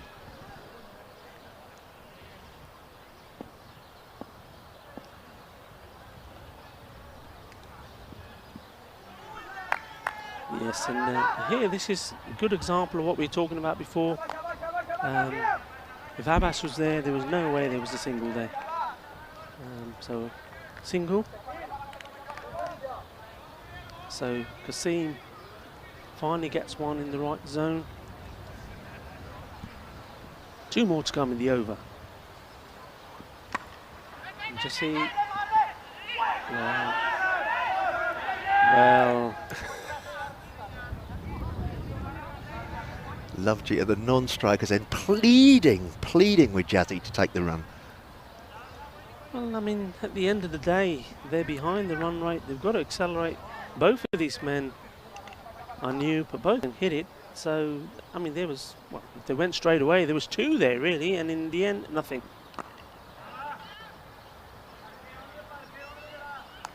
Finally, they do take a single. And that's the over. So, started off with a 6-4-4. So this one started off differently. This was boom, boom, tiki-taka, tiki-taka. For people who weren't watching earlier, they'll have no idea what you're talking about, but I'm prepared to let them maintain that level of ignorance rather than have another one of your explanations from earlier. Going back to what happened at the start of that, and when Abbas retired, we'll find out more about that later, because it's made an enormous difference. Straight away, Lovejeet's come in, took 14 off the first 3 balls. I think it's a totally legitimate tactic to retire. You're allowed to in cricket, but you tended to think there'd need to be another reason. Yes, yeah? Yes, I do. I'm sure we will find out. But We'll find out from umpire O'Reilly. I'm putting my my umpiring hat on for a minute and thinking, and I do believe that there needs to be a reason. It could be a medical reason, and if the umpires are satisfied and they put it to the opposition captain, and the opposition captain is happy, then yeah, fair enough. But I think the opposition captain is well within his right to say, no, I think this is tactical, and put a stop to it. Would you like another one of our bets on that? That's a wide ball. What we're betting this time? I have no idea. Lunch tomorrow. Lunch tomorrow? Okay. I say a man can retire and he doesn't have to have any reason to give to anyone. He can just say, I'm done, thank you. Okay, we, viewers, we will come back to you. Many of you already, I'm sure, will know the answer to that, because I'm sure you're clued up on all the rules. Didn't quite get hold of that there, Jussie. So we'll just again take a single. Score now moving a little bit more fluently. I mean, before there was lots of dots and then the occasional boundary, but now the singles have come into play. Again, just shows with the combination of single and boundaries the difference things make. Oh, he's played that shot again. And is it the same outcome? No, not this time. This time it's just 4 runs. Wow, he's loving that shot, and I think I'm pretty sure there's going to have to be a fielding change here. He's certainly been practicing this again. I'm looking at the replay. It's a slap. Perhaps that's doing it a disservice to say it's a slap. It is a cut shot, but it's more made slapped up in the air. Yeah, he sort of holds back, whereas with a cut you're sort of playing it in front. He waits for it to come onto the back and just pushes it away. Oh, and that's nicely played. There is a man there. The chase is on. It's 4 runs. So Lovejeet Singh happy, looking pretty happy with himself at the moment here, and certainly spreading that love, spreading that happiness with I see what you did there, with his Lovejeet. teammates. I see what you did, Lovejeet, spreading that love. I'm good enough. You're wasted here, absolutely wasted. So into the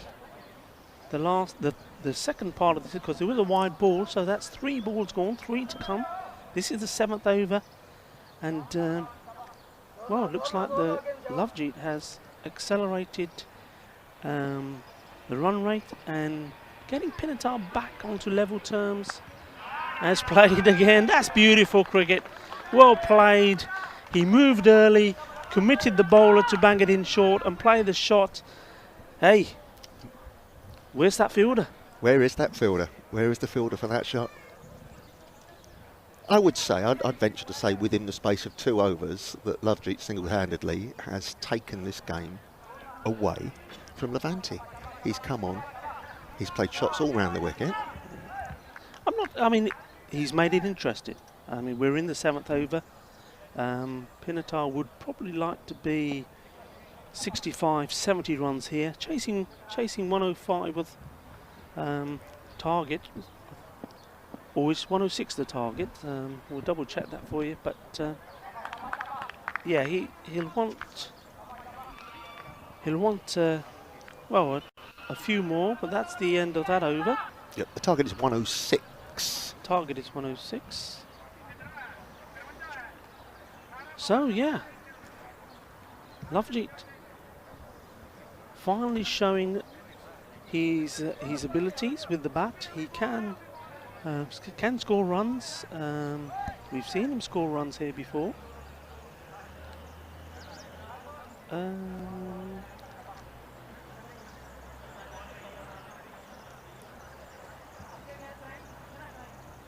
So that was the end of the over, I believe, or not? I think possibly not. And yes, I think it is now.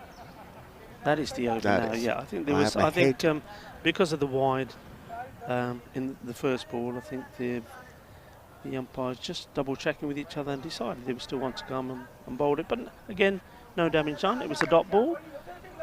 So I don't think that is the correct score. Actually, I think the scoreboard may have frozen. I could be mistaken.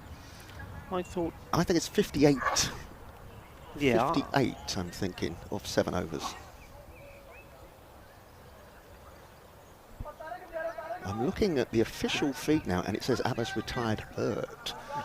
So there's no contention. You're panicking now. You're panicking. You are panicking. No, mine is on a matter of law. Whatever happened with Abbas is neither here nor there. Mine is on a matter of law. My learned friend. I would refer you to the rulebook. I'll refer you to Mr. Vince O'Reilly, who is our square leg umpire at the moment, who is a man that takes law books to bed, knows his cricket laws inside out, is able to quote what subsection something comes from, and Vince can decide this for us after the match. We will definitely, and we will report back to you. 7 overs gone, 58 to score. They're running about 10 runs behind where Levante were. That's gone in that area again. It's racing away. Nobody's going to stop that. That's 4 runs. And this time Jesse deciding, well, they've still not put a man there, so I think I'll do the same.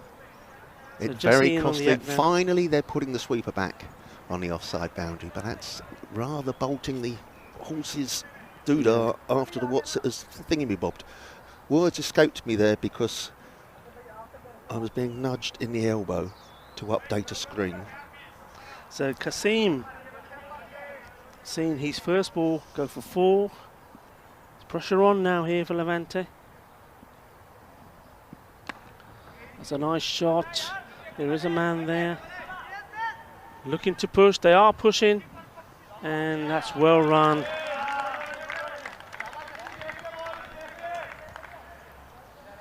Two more. A little bit more urgency now from Pinatar. They know that they need a couple of good overs.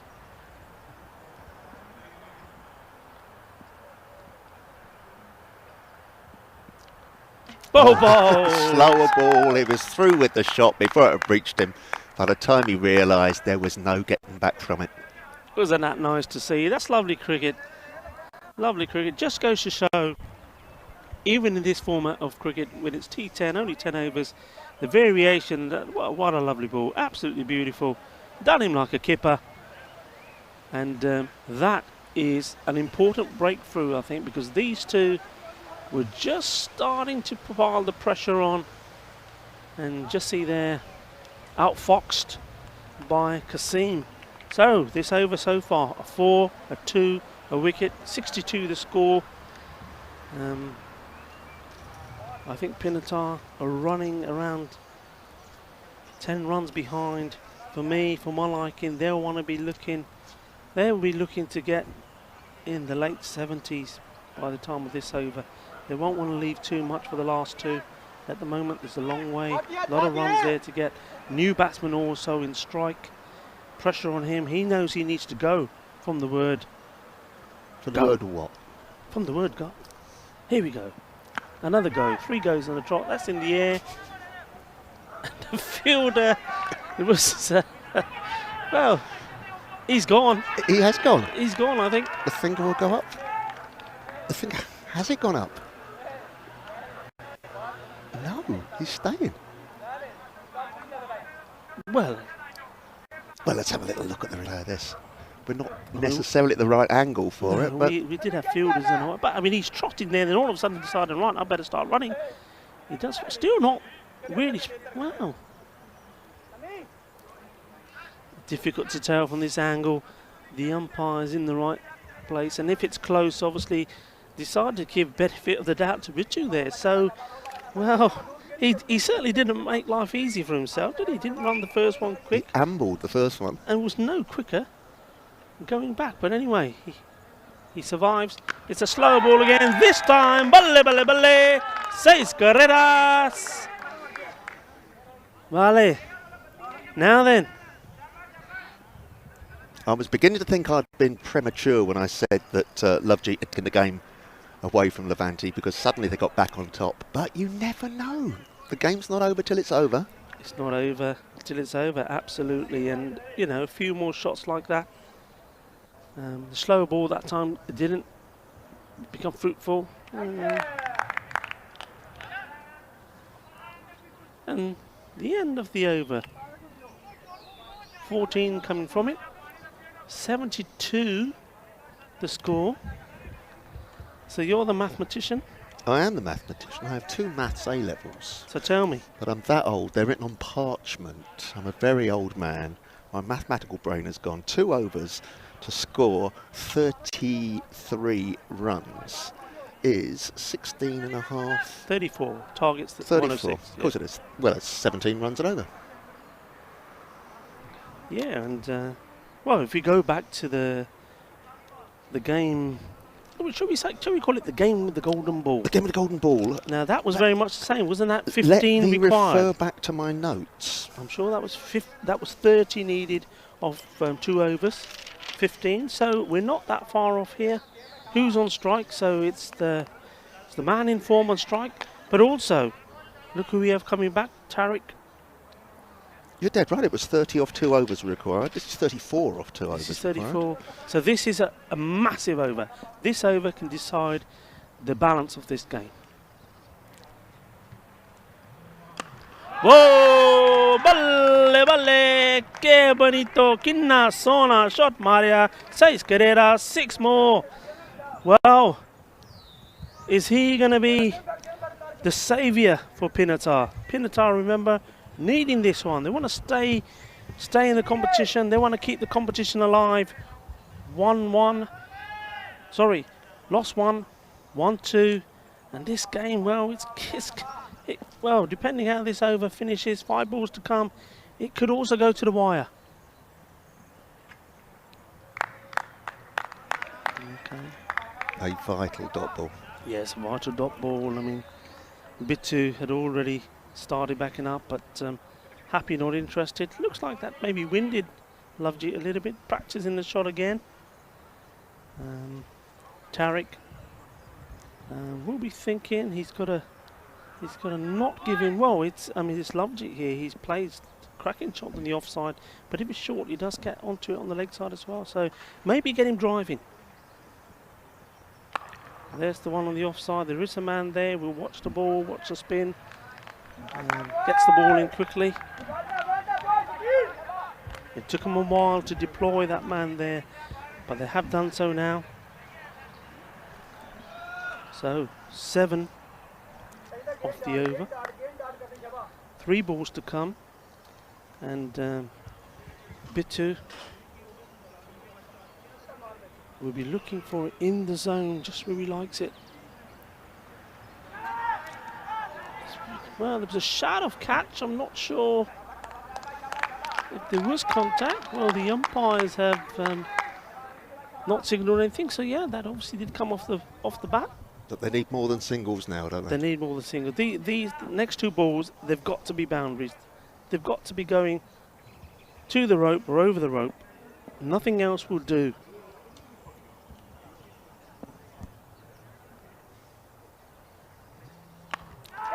Oh, he's just, you can see what he tried to do there. But in the end, the danger man has gone. A vital wicket here. And like I said, this was a crucial over in this match. And I think that wicket could probably determine the balance of this game. And perhaps fitting that it's Tariq who is bowling. He's had a very good couple of games. Bowled very well, batted very well in the previous game. Recovered well from that 6. Many a bowler's head would have dropped after that 6 off the first ball of the over. But he's stuck to his task and he's taken his wicket. And I think he's done what he needs to do. 27 off 8 balls is, I think, a step too far to ask from these two batsmen. Yeah, I mean, they need, well, they need a boundary. This ball's got to go for a boundary. And then they need a little bit of luck. They need something to happen in that final over.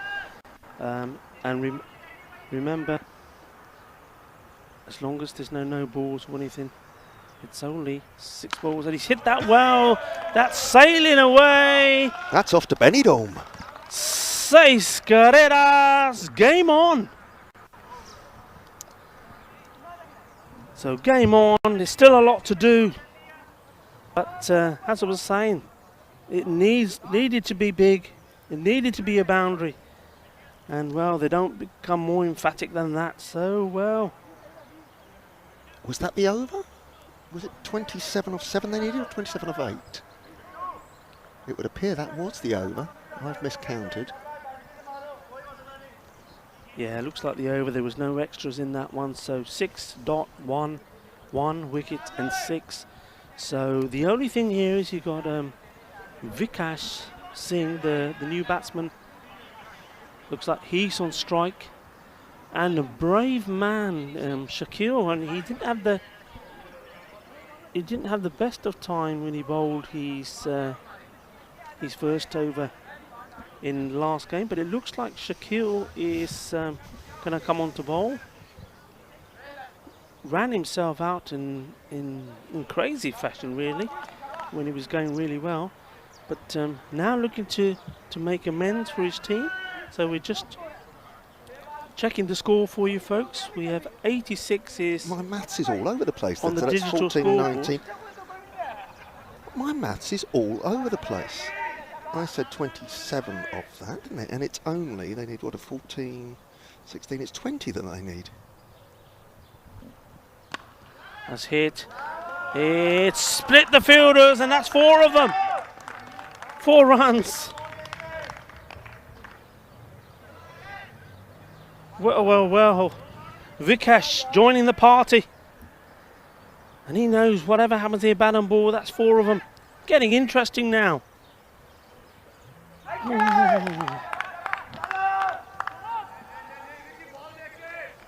Oh, a dot ball after all that.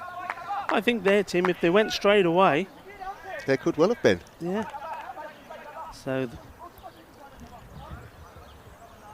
So we're at 90. So it is 16 required. 16 or 4. Or 4. And I think that's only a single. I mean, they're going to have to push. They decide not to. Don't understand that decision. Just a single. So Levante, will they be denied at the last minute again? Or will they hold their nerve to take their first victory in their second game? Oh, and that's going to get over his head now. Well, run away for 4. No, he's got a hand to it. That's good work.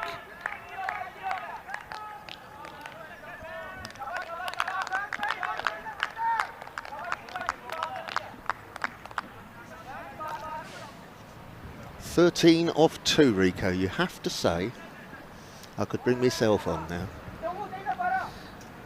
Well, 13 of 2 legitimate deliveries. Oh, he's played that away. I think it's gone for 4. 4 runs. There still is a... Well, I'm just having a look. No, I was just going to say a 6 would have meant there still is a possibility of a tie. An 8 would tie it. So 97. Well, as long as this is a legal delivery.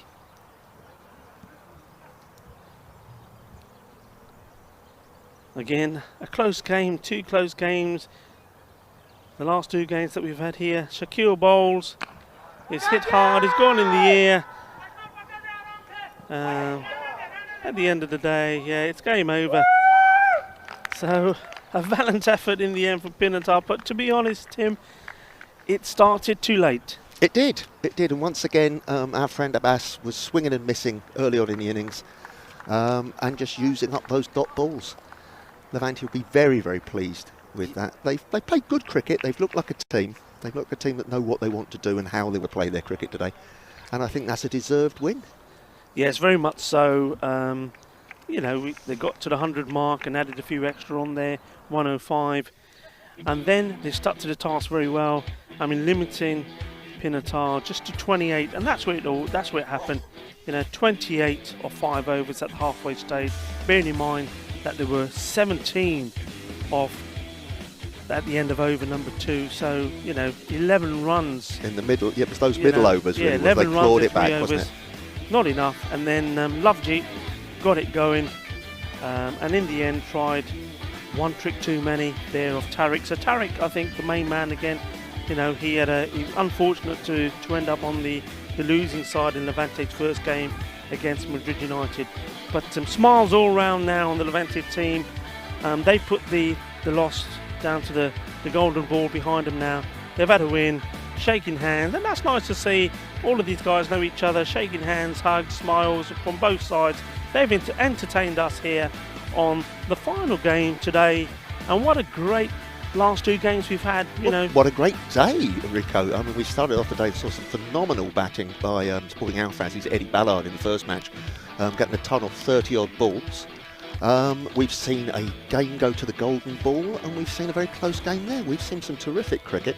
The weather's been very kind to us. It started off a little bit grey and yuck, but the sun's come out. Forecast is nice for the rest of the week. We have 4 matches every day for the rest of the week.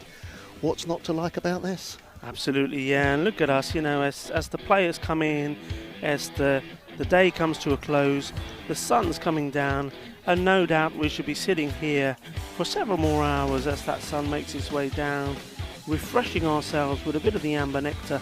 It's all looking good. How can you not love this? This is beautiful. This is cricket. This is Spain. We love it. You love it? I love it, although I'm going to work tonight. But before I do, remind us, we've got 4 teams in action tomorrow. We have 4 teams in action tomorrow, and up first is going to be the mouth-watering game, because who's won 2 out of 2? Sporting Alphas. Who else has won 2 out of 2? Madrid United. What's the first game tomorrow? Would it be Sporting Alphas, Madrid United? Sporting Alphas, Madrid United. You teed that up beautifully. My mouth is watering already. Tell me about the other 3. Isn't it just? Yeah, so that's first up. Then Levante, back in action again, and against Sporting Alphas. So Sporting Alphas playing 2 on the trot. The Levante played 1, lost 1, won 1.